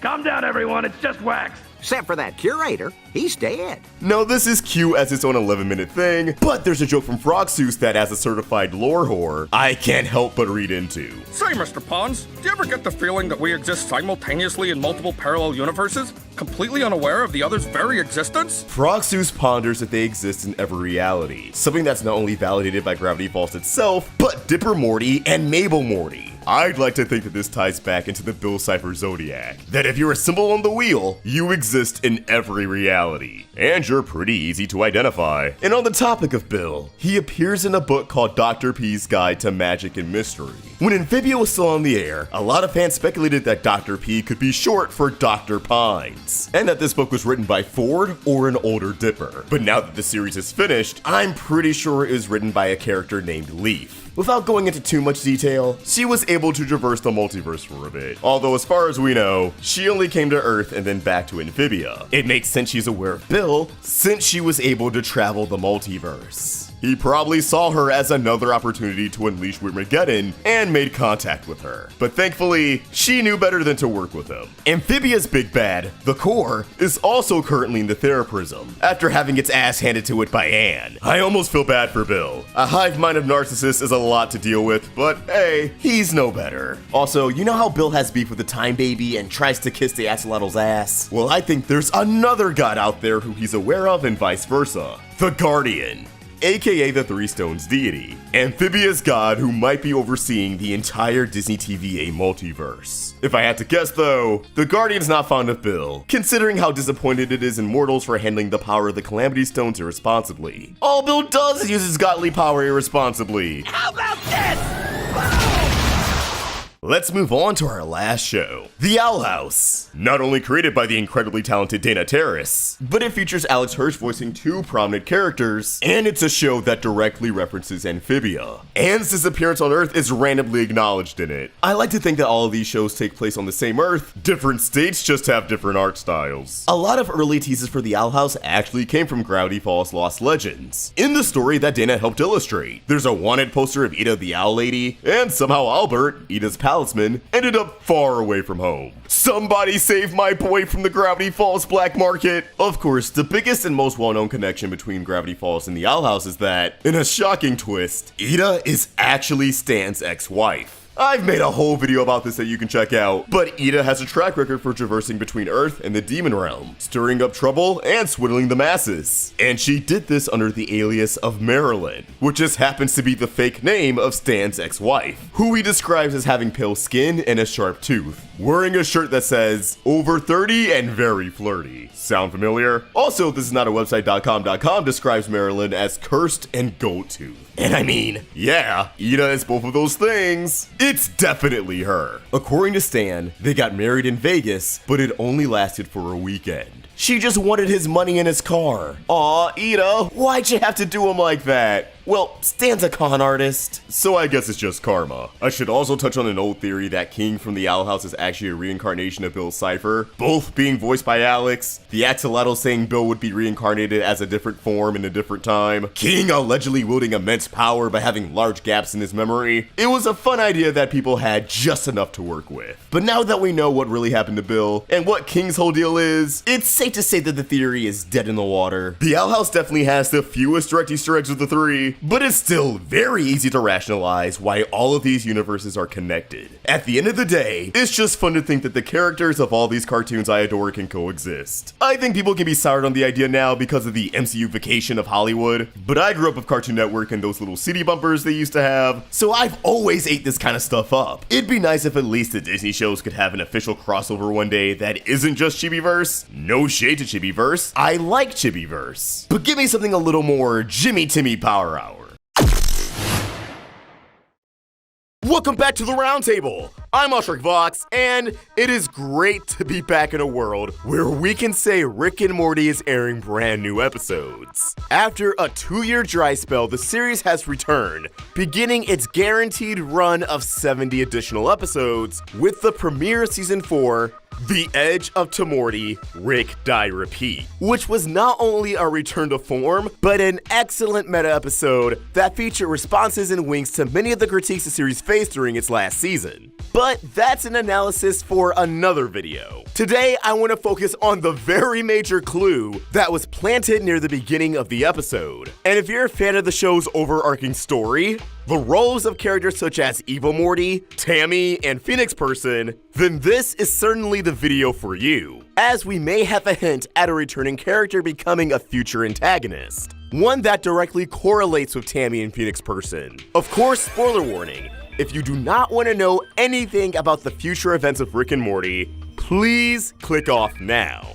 With all that said, let's dive in. Rick, Die, Repeat introduced the very fascinating and very unique concept of death crystals. Gems that don't kill you instantly, but rather premonitions of the way you can croak. Infinite possibilities that are always changing, unless you go down a linear path. Although we saw how Morty wanted to utilize a death crystal for his, retroactively pathetic end, something we didn't get too much time to focus on were the apparitions of Rick's death. as one in particular is very telling. And considering it wasn't blatant, I'm confident that this wasn't a one-off gag, but a dose of things to come. As Rick is waiting out his opponent's further weapons to reload, we see that he's briefly on the path of one linear death. However, once his future becomes uncertain, we of course begin to view multiple possibilities. But what we want to focus on is the far left. What's initially displayed is Rick taking a laser blast through the face by either a robot copy of Rick or an alternate reality version of Rick that has different cybernetic implants, which could hint for events to come with the Citadel, but this outcome is briefly replaced with another interesting shot. A possible death where Rick is being held up in the air by two big orange furry arms. Where have we seen those arms before? Well, these big furry arms actually belong to a character we've seen before. Someone who is actually a good friend of Rick's. You know him, you squanch him, Squanchy. There's a potential outcome in Rick's future where he's torn in half by one of his closest friends. I have a feeling this was intended to be more than an ominous visual, but instead an event that's going to unfold later in this season. The return of Squanchy, and thus the return of Phoenix Person and Tammy. Right off the bat, one of the most interesting takeaways of Squanchy's little cameo here is the fact that, quote-unquote, our Squanchy was actually presumed to be murdered, as his last sighting was in the Wedding Squanchers, where he triggered his Hawk-like transformation and began to combat against the invading Galactic Federation forces. However, Squanchy wasn't seen or heard from since then. But as the last adversary we saw him face was Tammy, who we saw was alive and well at the end of the Rick Shank redemption, it was very fair to assume that Squanchy, well, he wasn't Squanching no more. And while we could easily chalk everything up to this Squanchy being from an alternate reality, and that the Squanchy we didn't know was actually dead, it really wouldn't chalk up why Squanchy would attack Rick, why he would be in this rated up form, and why they didn't just go all out with it. Not to mention, we know how writing works. Unless we're shown the body, never assume a character is actually dead. And hell, if Rick and Morty is a show that can show a dead body, yet that character is still alive in some capacity, like the entire premise of this episode, then it's reasonable to have our doubts towards Squanchy kicking the bucket. So assuming that A, this is our Squanchy, and B, this premonition was from the near future, why would Squanchy attack our Rick? Well, I think the answer is rather simple. Squanchy's either under mind control, as indicated by the addition of the collar he bears, or he blames Rick for Bird Person's death. Not only should we factor in that since he's in this hulked up form, he may not exactly be thinking straight, perhaps he was unable to revert after the events of the Wedding Squancher.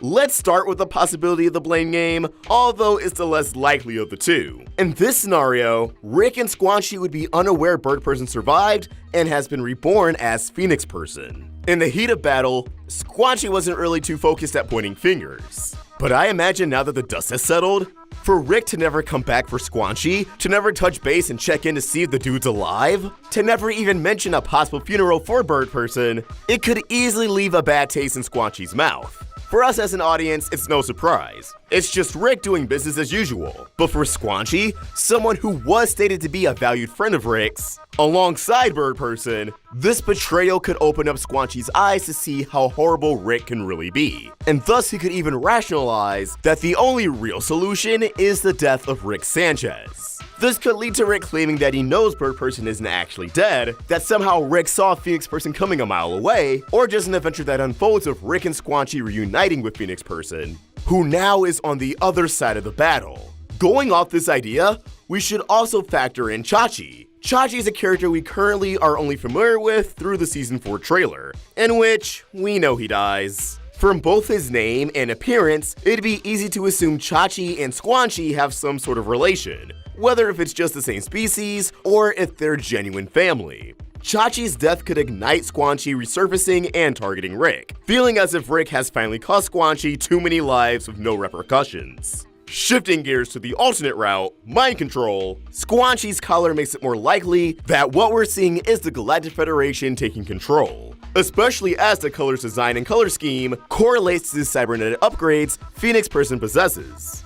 Now assuming a different identity like Robo Squanchy or Cyborg Squanchy or Squanchborg, I don't know, Rick and Morty isn't mind-blowing with its naming schemes. Anyways, the Galactic Federation could actually implore Squanchborg to hunt down and assassinate Rick Sanchez. Squanchy was defeated by Tammy, and this was his fate while we were none the wiser. Considering the value of this hooked up form, Squanchy is likely viewed as nothing more than a glorified superweapon in the eyes of the Federation. Although it wouldn't surprise me if Tammy uses emotional manipulation to completely turn Squanchy against Rick. However, either outcome could lead to the same conclusion. Remember, this is nothing more than a potential outcome, and considering Rick's definitely more observant than the average smartass, he likely caught the glimpse and will properly prepare. Still, this isn't a solidified fate, and the variable of friendship could be a strong reason why. Because Squanchy was such a longtime friend. So whether if he's attacking Rick for revenge, or because he's under a higher influence, there's still a glimmer of hope that Rick can get through to Squanchy. Communicate that he didn't actually mean to leave behind him or Bird Person, that he was hyper-focused on saving his family, while also making sure the Galactic Federation and Citadel of Ricks crumbles. Dan Harmon and Justin Roiland already teased that Season 4 would see Rick and Morty deal with consequences. And knowing both of these two from their previous works, it's only natural that Rick and Morty will pull such a move. Oh, Rick is gonna learn a very valuable lesson and pay a heavy price. And Morty too, I think at one point. Like the characters are gonna generally Want a thing and then cross a threshold, and a journey to get it. New situations, and then pay a heavy price and kind of achieve the things that they didn't know they wanted. Spit back out, and they're going to be, oh yeah, that's right, that's right. Go to a commercial, then come back and go across a return threshold, where they burst through the ashes back into the both worlds. Yeah. Inching closer and closer to a deeper serialized story, but one that's still going to be spread out over these 70-something episodes. Oh my god, we have such a long way to go. No matter what happens, I already know the show's going to squanch me up, and I would not be at all surprised if this impending incident with Squanchy is a card the Rick and Morty team is saving for the second half of this season, thus being an episode we won't see until next year after the winter hiatus. Just any hint that we're going to revisit this plot point soon has me beyond excited. Sometimes we'll do classic stuff, other times we'll do whatever. Sometimes we won't even do anything. Rick and Morty did not do anything. But as always, these are just my thoughts, and I want to hear yours. What do you think? Could Squanchy actually return as a villain? Or am I just falling for the bait the Rick and Morty writers are putting out there? Yeah, some nerd out there on the internet's gonna analyze this for sure. Let us know your thoughts in the comments below, or tweet your thoughts at RoundTableVids. And for more of my own thoughts, you can find me at OstricVox. We're also on Instagram. Special thanks to Janky Bones for creating an awesome thumbnail. For more of their amazing art, you can find them on Tumblr at Janky Bones, Twitter and Instagram at BoneJanky, and subscribe to their YouTube channel. Link in the description. Help our Table grow by either becoming a member of this channel or supporting us over at Patreon. Link in the description. If you enjoyed this video, please throw it a like and subscribe to the Roundtable for more great cartoon content. Thank you for watching, and I hope you have an awesome day. Welcome back to Interdimensional Intellect on the Roundtable. I'm your host, Ostric Fox. I'm Retro Nemo. My name is Tom. And we're here for a group discussion on Rick and Morty Season 3. Now that the season's said and done, we gotta talk about what was probably the most poorly received part of the season, and that was Jerry and Beth's divorce. Whoa. So, in the opener of the season, the Rick Shank redemption, at the very end, Rick is free, he's out of space prison, he's home, and Jerry's like, no. It's either me or him, and Beth chooses Rick, and the two get divorced. Well, I mean, was it paper-wise divorced? Did they ever explain that? Yeah, because they had to go to court and get custody and everything. Oh, that's true. Yeah. And then in the ABCs of Beth, they're like, oh, it's Dad's weekend. I know a lot of people that don't do it on paper until the kids are 18. They'll figure out custody on its own. But I don't know. That's not even important. Ooh-wee. Well, this came up a lot this season. Almost every episode. Isn't it funny, Kevin and Tom? How the episodes that didn't mention it were the best ones? Yeah, that's really true. I feel like the episodes that didn't deal with this were the best ones, but my biggest problem with this is that Rick and Morty finally tried like a season-wide arc. Not just kind of, because the show always had continuity, but they tried like a somewhat ongoing story and arc. I think something like a dilemma, a conflict they consistently address. Yeah. But the problem is, it never really develops. Like, it's like, oh, I want a divorce, and it's like, oh, we're getting divorced. Oh, Jerry's sad. Now we're divorced. Beth is having trouble troubles with herself. That's literally it. Like, Baby Season Beth was just like, oh yeah, you can clone yourself and just run away. And oh, Jerry's dating again. But like, that's really the most development we ever got out of it. Yeah, I mean, they didn't really dive into it too deep. And I think the fact that you're saying this is the first time they did a season-wide arc is that's true. That's important to consider. And it didn't leave a good impression. No, not at all. I think that I was watching this and I was just used to how Rick and Morty just had continuity. Yeah. So I'm like, why are they bringing this up so much? Like, this is just like, it's a thing that happens. Don't bring it up all the time. But the fact that it's a season-wide arc is why it was so prevalent. I feel like it didn't mesh well with a lot of the fans. I just feel like a story arc, it should go somewhere. I feel like none of the characters developed from it. It was basically just like a bunch of callbacks every single episode, reminding you that it was a thing. Yeah. I feel like this is gonna be like one of those things where like going back years from now, you're just gonna be like, oh yeah, this is that point in the series where they're divorced, and you're like, ugh. Yeah. Okay, but here's the thing. Like, most shows do hit that point where it's like, okay, I guess we're doing this, but when does it happen in its third season? That's still relatively early. Yeah. Yeah, I mean, it depends on how long Rick and Morty goes on for. But also some shows do it for a lot longer. Yeah. Yeah, it's true. And I guess I'm glad the divorce is only this season, and like, oh, they didn't drag it out to season 4 and season 5. Yeah. But where did it go? Like, yeah, we got episodes like the Royal Conspiracy where it's like Rick and Jerry bonding, sort of bonding. I guess it just kind of explained their relationship more. No, yeah, but like the Royal Conspiracy, you could have the episode while they were married. That's true. Yeah. I mean, I feel like whenever they mentioned Jerry or brought in Jerry, it was like, hey, look how sad Jerry is. Yeah, and like look how pathetic he is. At the end of like episode 2, like the one going like loser. Like, yeah, that didn't, okay. Like, I guess it was a funny one-off joke, but it was also like, we didn't really see them grow as a result of the divorce. Oh no. Like, they didn't really do anything with any of it. Yeah, like, you know, Jerry before the divorce was a pathetic sad loser. During the divorce, he's a pathetic sad loser. They get back together, he's a pathetic sad loser. That's true. If they made him like cool at the end, or like a stronger man, or like even like with Beth, it's like Beth before the divorce, she's depressed and resents her job. Yeah. And after the divorce, she tries to cope with it, but she still hates her job and she's still depressed, and then she may or may not have gotten cloned, and nothing else changes as a result. Yeah, I don't know. I feel like I wanted one-off sci-fi adventures, and looking back, it's like whenever we had a one-off science adventure, it was like intertwined with the divorce. Yeah. In a way that just was dragging it down. It feels like it just did not fit in at all. No, I mean, like and like again, the only episode where I feel like it kind of fit in was Rest and Relaxation.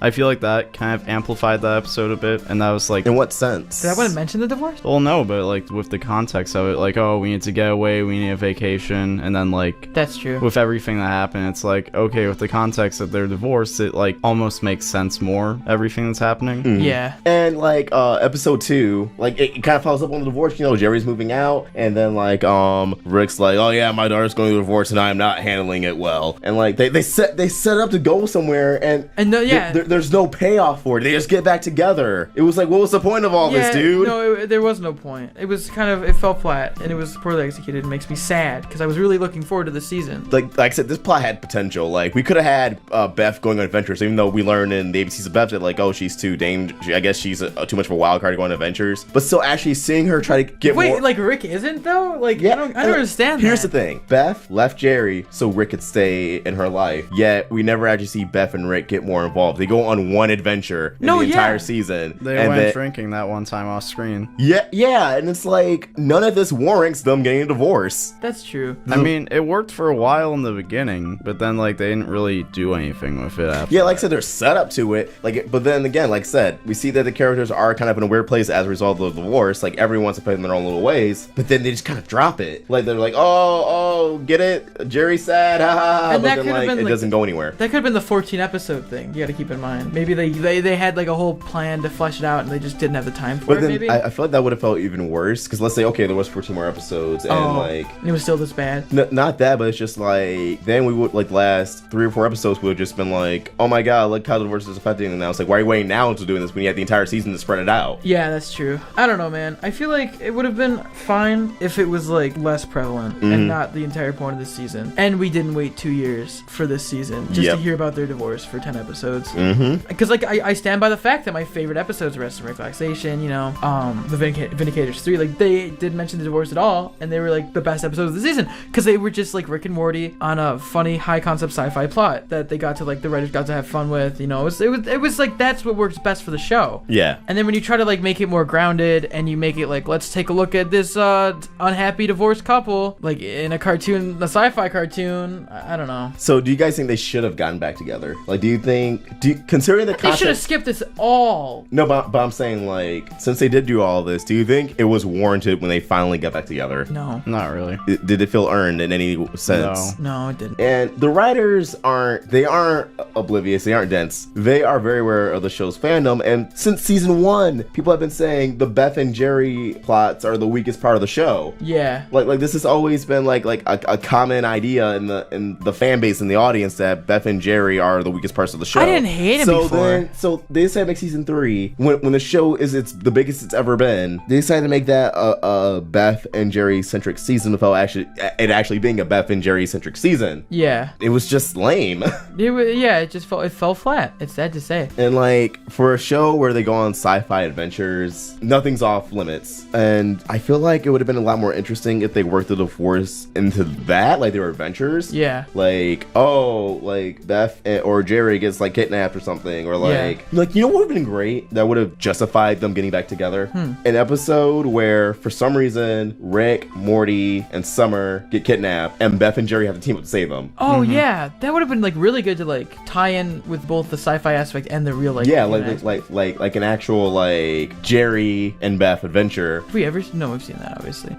I mean, the only time they've really gone like on a sci-fi adventure was that like the marriage counseling. Yeah, I guess I would have liked that. Yeah, I feel like there's a lot of ways they could have done this that they just didn't do, and I don't know why they didn't do them because it seems kind of obvious. Yeah. You know what else I think is kind of weird? What? How they had Summer on an adventure for that one episode, and then like it never happened again. Yeah, and like it was like, okay, this season's gonna showcase how Rick's affecting Beth and Summer, but then Summer was only on one adventure, and the rest of the season she's just on her ass. We're sad that her boyfriend dumped her because her boobs aren't big enough. Yeah, like that made me mad. Her character flip-flopped way more than it needed to this season. Like if it's not even that. It's like, why have her on adventures and be like, oh, Summer, you're really good at adventures. Oh, we're not gonna have you on any more adventures. Like, what the fuck? Like it would have been better if they just stuck with that. Yeah, I thought that was actually kind of interesting. Yeah, and it brought some laughs. Like Summer getting married to what's his face, the Mad Max guy, and them just like sitting on his ass. I mean, yeah, that was funny. I felt like it added another dimension to the team. Yeah, definitely added more layers. Yeah, because I feel like it would have like showed how the series progressed if by like the end of the season, like there was more people going on Rick and Morty adventures other than just Rick and Morty. I mean, if their adventures are going to impact the family this much, the family should start joining them, and they should become like a unified like sort of group. But tying it back to divorce, the divorce didn't feel necessary, and then getting back together didn't feel necessary because there was no payoff. There was no build to it. There's no setup. There's no point where it's like, okay, they need to get back together. There was even a moment where like Beth like smiled at Jerry, was like, oh, maybe I'm making the right decision, and then something makes her like cut back to it. But like no, it was just like she ran over the first time she needed him. Yeah. And, like I get, the characters of Rick and Morty aren't supposed to be good people or anything, but it's like they still have to make sense. Yes. Yeah. Like it wasn't believable. Yeah. Like if you do something like that, you have to be able to convince your audience that it's correct. It's storytelling. I don't think anyone felt that way. Yep. It's the women writing. Of course, it's Dan Harmon writing about his divorce again. Divorces, actually, maybe. I don't know. Like I said, the beginning of the season with, again, Mad Max episode, I don't want to repeat myself too much, but then like Pickle Rick, he's like, Rick like told himself to Pickle to avoid counseling. Like, okay, that was interesting, that was good. And again, and it was like, it showed that Summer and Morty actually enjoyed counseling. They're like, can we go back? And then it's not that I wanted the counseling aspect to be followed up on, but they didn't build upon that. Yeah. So it's like, okay, we're gonna lay out the foundation that the family's in a weird place. They're going to counseling. And we didn't really see anything with Rick and Beth until episode 9. Yes. After that. Yeah. So it just felt like a waste. It's like, why are you doing this plot? I mean, and it's not like anyone liked it. I'm pretty sure it's like unanimously hated. I liked it. And again, like you could argue the 14 episode thing, but if they really want to finalify this episode, why not just tie the subplots together? Like, or not resolve it in this season, and just choose to have it be open ended. Yeah. Resolve something else, like that was hanging out, like another loose end. And I just hope afterwards, because I know they said about status quo, I don't want to see Beth and Jerry fighting again. I don't don't care if it's back to status quo. Yeah. It's at that point it'll just be like slap in the face. I'll start like fast forwarding through episodes to get to the other parts. I don't know. Where does Sleepy Jerry? I wonder how they're gonna redeem this one. Where does Sleepy Gary play in this entire dynamic? He doesn't. He's dead. Oh no! I skipped the 4th episode of season 2. I don't know what you guys are talking about. What? Edit point. Okay. Any other thoughts, guys? Nope. Well, you screwed up, Harmon. You bit the bullet. You bought the cow. You bought the farm. So I already provided my way of how I kind of would improve the marriage, like having Beth and Jerry go on an adventure where they have to team up to save their family or something along the lines of that. How would you guys fix a marriage, or how would you guys improve upon it? Because, you know, it's easy to just say, oh, I don't like this, but like, how would we improve it? Well, if I was writing for the show, I'd definitely do like another plot where like they each move on to different pool to show like kind of like what that would be like. Yeah, and like the ABCs of Beth kind of did that, but it wasn't genuine. No, because I don't know, it was like a one-off like online girlfriend. I want to see what kind of guy Beth could have gotten. Yeah. And how that would have affected Jerry. I don't know. Not just Jerry, but the kids too. Like all the interesting stuff that could have happened with them getting divorced, they did not touch on at all. Yeah, it's like divorce actually affects families. And first they did a good job of that, but it was like, okay, what about when Beth starts dating again? Because that's an actual thing that happens in divorced families. Yeah. I would want to see like a legitimately like really like sweet and great guy dating Beth, and then like Rick scares him away. Yeah, not even Rick really scares him away, Beth scares him away. Or like there could be an episode where Rick tries to make like the perfect husband for Beth. Like this, like sci-fi stuff like that. Like that would have been perfect. Oh man, you're giving away plots for a 12th episode, 13th episode. Or even like, cause the first episode of the season, I believe it was the first interdimensional cable. Yeah. When like Beth and Jerry saw into like their future, or like, I mean, not their future. Beth and Jerry saw into alternate dimensions. Yeah. And it was like they got back together, and yeah, it showed that they're like meant to be. Like they could export that here. Like so, like Beth could start dating someone else, and like it turns out Beth was the problem with that guy. Yeah. And like Jerry could have tried dating, and he was really successful, but then like he just wasn't happy with the girl. Yeah. There's so much they could have done, and ultimately they didn't do anything. Like they brought up every episode, but it sure as hell didn't go anywhere. It was just an annoyance. It just like it's like stop talking about this. Yeah. Or they could have done like Jerry actually starts to become successful, and they realize that like Beth is a toxic person in his life, and then Beth starts to try and get back with him, and he's like, no. I thought they were gonna do with it whenever there was a description of ABCs of Beth, and then she was gonna turn on Rick, but that didn't happen. My theory was wrong. End the video. My theory was wrong. If you want more roundtable videos. So yeah, any other closing thoughts? Because like I said, this is like the first actual story arc they tried, and it just did not work. And I'm really disappointed because the writers are smart. This is a smart show, but this blew. Yeah, just guys, learn from your mistakes. Make season 4 as good as the season 3 premiere. I feel like they didn't do enough with it. Like they just kind of left it there, and then didn't make what they wanted to make out of it. My sentiment exactly. And again, I think it's a case of I don't think it was supposed to come out like this. I think one of the writers needs to get a divorce so they know what it's like. Didn't Dan Harmon already do that? Yeah. Is he a writer though? I mean, he's a showrunner. But he doesn't write it. Harmon, if you're watching this, I'm sorry. He's yelling, I am watching it. Oh, I'm gonna beat the shit out of that one kid. Hope they don't go to Comic-Con. No, like they're gonna tweet something like, "Oh no, they're funny at the office." It's gonna be like a selfie, then like in the background, it's gonna be like a paper. It's gonna be like, "Fuck you, Retro Nemo." Fucking, what do you think? I hope your girlfriend breaks up with you. I hope you get married, then goes to divorce. See how you like it. Oh no. You think I based them getting that together off of nothing? But as always, these are just our thoughts, and we'd love to hear yours. So please drop them in the comments below. Yeah. I've got something to deliver. Oh God! What the hell? Okay, let's talk about Rick and Morty this week. Rick and Morty has only gotten crazier and crazier each week since season 4 has returned. Seriously, in terms of scale, it feels like an entirely different season from the episodes that came before, save for the premiere, and if I'm being honest, it feels like Rick and Morty finally coming into form as the show it wants to be. However, this week's installment, the Vat of Acid episode, is really the culmination of season 4 thus far, blowing up a recurring story beat from the past 7 episodes and using it to deliver one of the darkest twists yet, which ultimately comes back to Rick giving Morty the finger yet again. As always, we're going to break down this episode for all the great subversions and exactly why they kept us on the edge of our seats, alongside the statements this episode makes for the bigger picture in the future. I don't want to lose a moment. Take your time, boss. We'll stay here as long as you want. Absolutely. I got nowhere to be. Okay, the first thing I want to touch on is the story structure of this episode, because the storytelling was really unique. It basically used each act to exploit a different trope in storytelling. Act 1 riffed on the bottle episode format, in which a cast of characters are relegated to one sitting for the duration of the entire episode. Bottle episodes were originally and typically used when shows needed to save a budget. A famous episode would be in Friends with the episode The One Where No One's Ready, where the entire episode takes place in their apartment. Sometimes they're made when one script falls through and they have to make another one really fast, but the point is it's very Rick and Morty to make fun of a television trope, period, and I'm glad they finally touched on this one. They did it in a funny way. This episode, from its cold open and special title cards, make you think this will be Rick and Morty's Brian and Stewie, but you know, actually good. Just kidding, I love you, Family Guy, you're a beautiful soul. It seemed like Rick and Morty would have to hide in a vat of acid for the entire 22 minutes while waiting for their adversaries to leave so that they could finally make their escape. Now consider we haven't had a proper interdimensional cable in eons at this point. This would have made sense as an improvisational episode, hearing a bunch of on-the-spot dialogue while inside the vat. This episode relies on the audience's prior conditioning of gimmick episodes, using those expectations against us to switch the episode's tone. However, it's derailed entirely by Morty, which is reflective of his character in season 4 as a whole, but we'll touch on that later. At this point, this episode switches gears entirely into Morty actually obtaining an invention he wanted from Rick. The trope of the episode shifts as well, indulging in the wonderful world of montages. Isn't that fun? Don't you love those? Still relying on the audience's past experience with the show, with montages such as Roy, Rick and Summer getting buff, or even the parasitic montage found in the last episode. Yet they catch us by surprise by having the twist of this episode being grounded in reality, a huge fear of many people in life, as opposed to something sci-fi disrupting the story. Tell me, out of all the crazy stuff you've seen in Rick and Morty,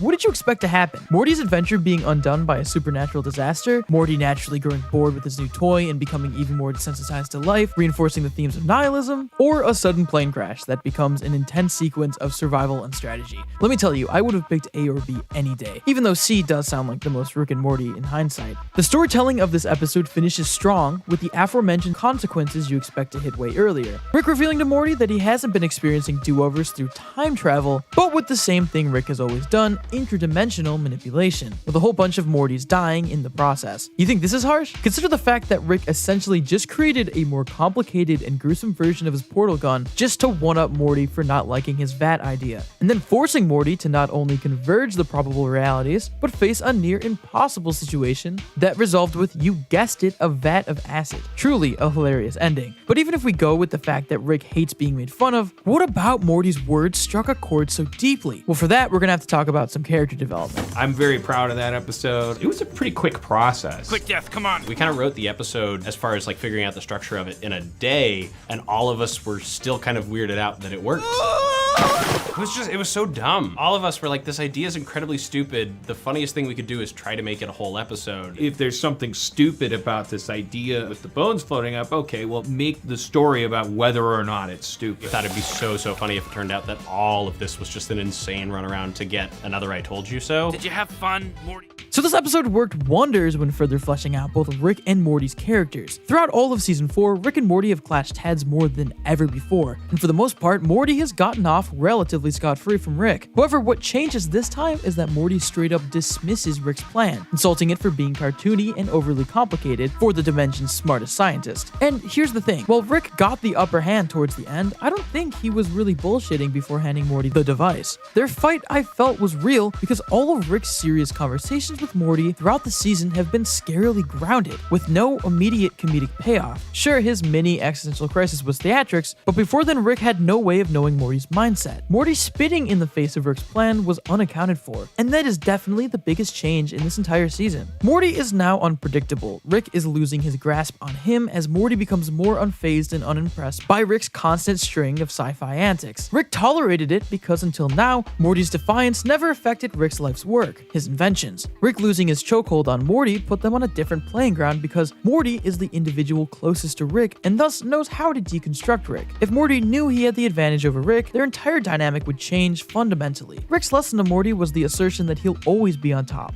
not Morty. If Morty had a say in the quality of Rick's inventions, and even more so, Rick taking ideas for inventions from Morty, Rick's own pride and ego would be compromised completely. Yet that doesn't subtract from the fact that Rick still didn't fulfill Morty's request. And that's another huge takeaway of this episode. It recontextualizes one of the longest running gags of the entire series, Rick and Morty's deliberate lack of time travel, and displays that in a whole new light. Morty wanted a save point device that utilized time manipulation to relive and experience a previous point in life. Rick instead gave him a device that allowed him to reenact events and experiences different from outcomes in different realities. Think about it. This concept sparked a screaming match between the two in which Rick ultimately threw a tantrum once Morty suspected Rick didn't actually know how to experiment with time travel. Rick claimed, of course, that he could do it. He even said as much to Morty once he crafted the device, but at the end of the day, he didn't do it. He says it's because he doesn't respect time travel, but we know Rick isn't above exaggerating, lying, and omitting information in order to remain the superior. Now, you could look at this episode a lot of ways, but one of the biggest takeaways of this episode for us is that it seems Rick Sanchez doesn't know how to master and manipulate time travel, at least in the way Morty envisions. It seemed as though he really didn't know how to make the device work the way Morty wanted, covering up his lack of knowledge with apparent spite. And once this comes up again in the future, it'll probably change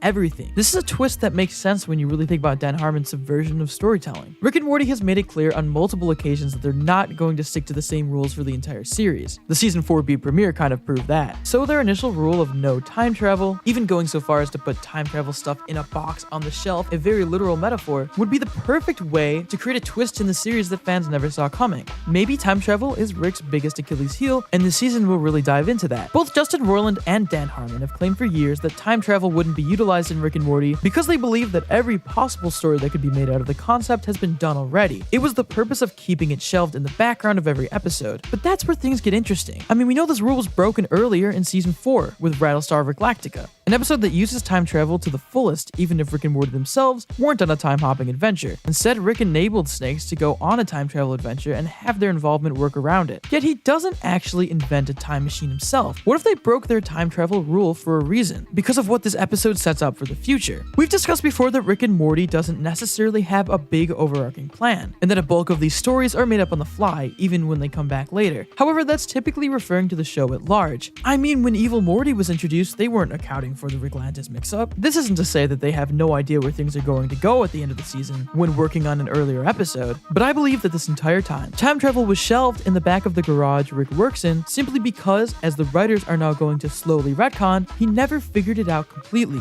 He was able to help Snakes time travel, but what about human beings? Or doing what Morty suggested, pausing in time? He figured out interdimensional travel, kind of jumping from side to side, but never the complementary concept, going forwards or backwards. Rick and Morty is no stranger to giving Rick a victory only to reveal things aren't as peachy for him as initially portrayed. This would be a great way for them to rehash this trope for the show on a larger scale without it coming completely out of left field. Yes, Rick loves pissing off other people and driving them up the wall out of pure spite, but because of that, if he could figure out time travel in the exact way Morty pitched, he would dangle it over Morty's head before taking it away or depriving Morty of the experience. Something's majorly off about how he did it this episode, but it seemed to be swept under the rug, under the guise that he did it to get back at Morty or to teach him a lesson. However, with the consistency of certain scenes throughout this season, I wouldn't be surprised if it all came together with an incredible payoff. Now look, obviously we are speculating here. If you watch the episode without thinking too hard, it makes perfect sense. Rick always uses interdimensional travel, why wouldn't he again? But no matter what the show wants you to think, Rick and Morty really is an onion, and there are layers here. The show can't say that there's no deeper meaning to Rick and Morty, and then continue to make these episodes about Rick and Morty. I mean, the show has, at the very least, an incredibly complicated established lore that we can look back on. I don't think it's too far-fetched to say that Rick has a secret weakness, and right now, signs could be pointing towards time travel.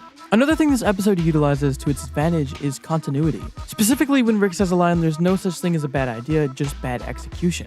Rick actually referencing old episodes of the show, including the infamous Pickle Rick and Claw and Hoarders, despite the fact that Claw and Hoarders was already in the books but not released on television. Considering the reception of that episode, they likely anticipated the audience being taken aback, therefore using the continuity to their advantage. You're in a cape, Summer. How bad could it be? No bad story ends with a cape. You don't know anything about my story. Okay, let's be honest. Although this week's Rick and Morty won't blow as many minds or tick off as many fans as last week's mid-season premiere, Never Rick and Morty, this week's episode, Primordius, was still just as wild, breaking the mold in an entirely different way than the show's ever done before. This episode felt like a classic season 1 adventure, while still falling in line with the trend of the season. Even more so with the indirect grandpa-grandson romance that I pretended not to see and ending on a poop joke. But why did it feel like such a return to form? And why did the ending of this episode feel vaguely familiar? Ladies and gentlemen, let's break it down.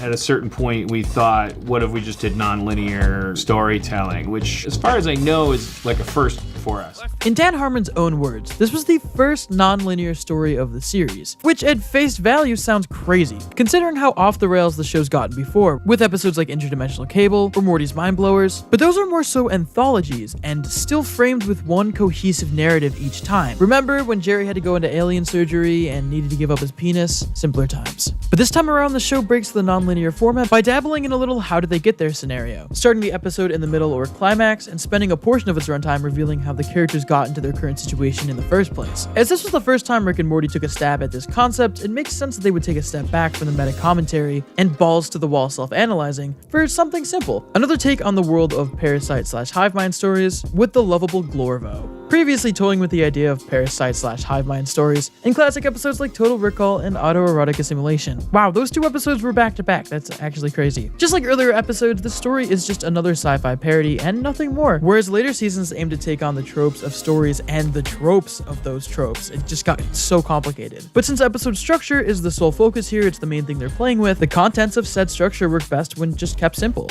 Now that's not to say this episode was by the numbers, actually far from it. What catches us off guard is that instead of presenting us a story of how Rick and Morty plunge themselves into chaos, we're led to believe the episode drops the gimmick halfway through, as it does some kind of unprecedented revisiting of a one-off alien planet after its purpose is served, only for the twist that this entire time, Summer was more or less saving the day, depending on how you look at it. And that is the biggest twist of the episode. For once, she was at an advantage instead of Rick and Morty. Summer's often regarded as the butt of the joke, or just the overreactive character that makes things worse, but Rick and Morty would have been doomed from the start if it wasn't for her and that stupid toothpick. Yeah, a slip-up eventually allows them to come to their senses and remove their parasites, but if Summer didn't throw the shitting and egg roll out the window, Rick and Morty would have died as collateral damage. This move shows that the Rick and Morty team isn't afraid to make a positive change in a character for the sake of comedy. It's a cynical, nihilistic show about how nothing matters, yet for once, one of the punching bags mattered more than anyone or anything. The other punching bag, Jerry, also kind of gets a dub this episode. One of Summer's friends actually wants to sleep with him. That's one of the best things that could have ever been said about Jerry. Why are the writers being so nice? I don't understand. Okay, let's backtrack for a second to collateral damage. We really need to unpack the other big subversions of this episode, not just that Rick and Morty finished up an adventure in the first act of the episode, utilizing Beth and Jerry in the least obnoxious way possible, but the fact that Rick and Morty actually returned to the scene of the crime. Though fans can get into an argument about the quote bigger plot and fan theories or whatever, Rick and Morty does have continuity. Things that happen in this world stick and are only undone if the characters can undo it, which means each and every planet ravaged by Rick Sanchez stays in that condition until further notice. This one move reveals a few things. Morty never really considered the long-term effects of the carnage he's become accustomed to, and because he begins as an empathetic character, this was an important moment for him to have. For the first time since Rick Shank Redemption, Morty had to come face to face with the aftermath and consequences, and he shows a hint of remorse, wondering if they went too hard on the Glorvo. I think it's important to note this moment, not just for Morty's reaction, but for Rick's, unraveling his mindset ever so slightly. He knows how devastating his adventures with Morty can be on others, but because he washes his hands clean after each one, he's able to live with it. You can imagine that Rick has wiped out his fair share of alien races and planets, so after a while it probably becomes numb to him. There's also the fact that Summer convinced these aliens to be all about peace, but because Rick and Morty were as dark as they went all about business as usual. I think that's 3 twists within one subversion. Is that a record? Is anyone keeping track? There's some heavy irony in Rick's one meta jab in which he says, "I don't sequel, it's called Integrity," referencing the Purge planet and Gear World, both ending in a massacre, as Rick and Morty shortly after indulge in another well-animated, cool to look at, over-the-top, and definitely excessive action scene. But the blood was green this time, so who cares about the last bit? But that line was actually pretty important. It seems like they're laying out some groundwork for future episodes by calling out how they're unlikely to revisit the Purge planet or Gear World, remarking that there's a lot of mileage. This is a clear example of the writers speaking through Rick, but with the concept of revisiting these decimated societies now on the table, and the fact that there's still 60 more episodes that await us after this season, would it be too surprising if either of these pop back up, especially with Gearhead already making a quite gruesome cameo earlier this season? Finally, this episode displayed 2 instances of what felt like potential continuity, one serving as an out-of-nowhere, somewhat emotional moment, at least I think so. Rick and Morty end up bonding while completely destroying Glorv, Rick stating how he's been caught up in his own head, and how Morty wants Rick to let him in more. Rick and Morty are the central characters. It's no secret that they drive the story in every facet, but considering how the bigger episodes tend to really focus on how their relationship is changing, this felt like a setup for something big. The moment itself had no punchline. It wasn't some stealth joke, which I thought it was the entire time.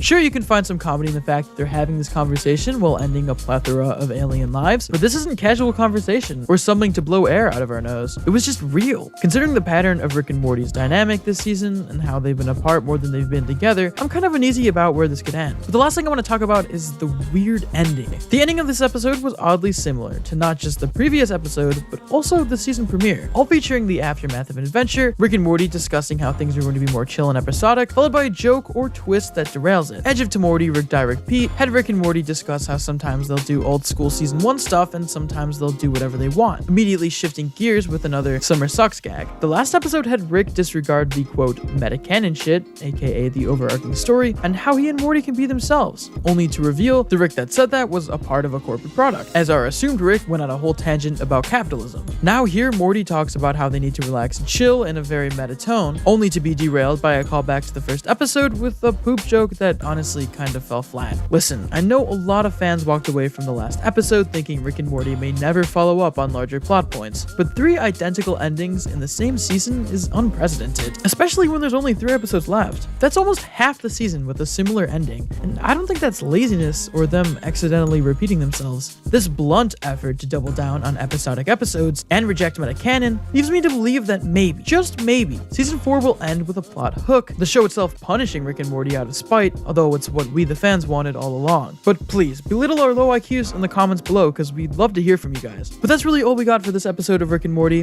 Again, it was a return to form, and I thought it was pretty funny up until that very last joke, but other than that, pretty solid episode. I'm loving season 4 so far, but I want to know what you guys think. Let us know in those comments down below, or tweet to us at Roundtable Vids or me at Nemo. If you want to consider helping out the Roundtable, you can support us on Patreon or become a member of the channel and get exclusive access to scripts and avatars. As always, if you enjoyed this video, make sure to give it a like, share it, and subscribe to the Roundtable for more incredible cartoon content. As always guys, I'm Nemo, this is Rick and Morty video, and I will see you next time. Peace.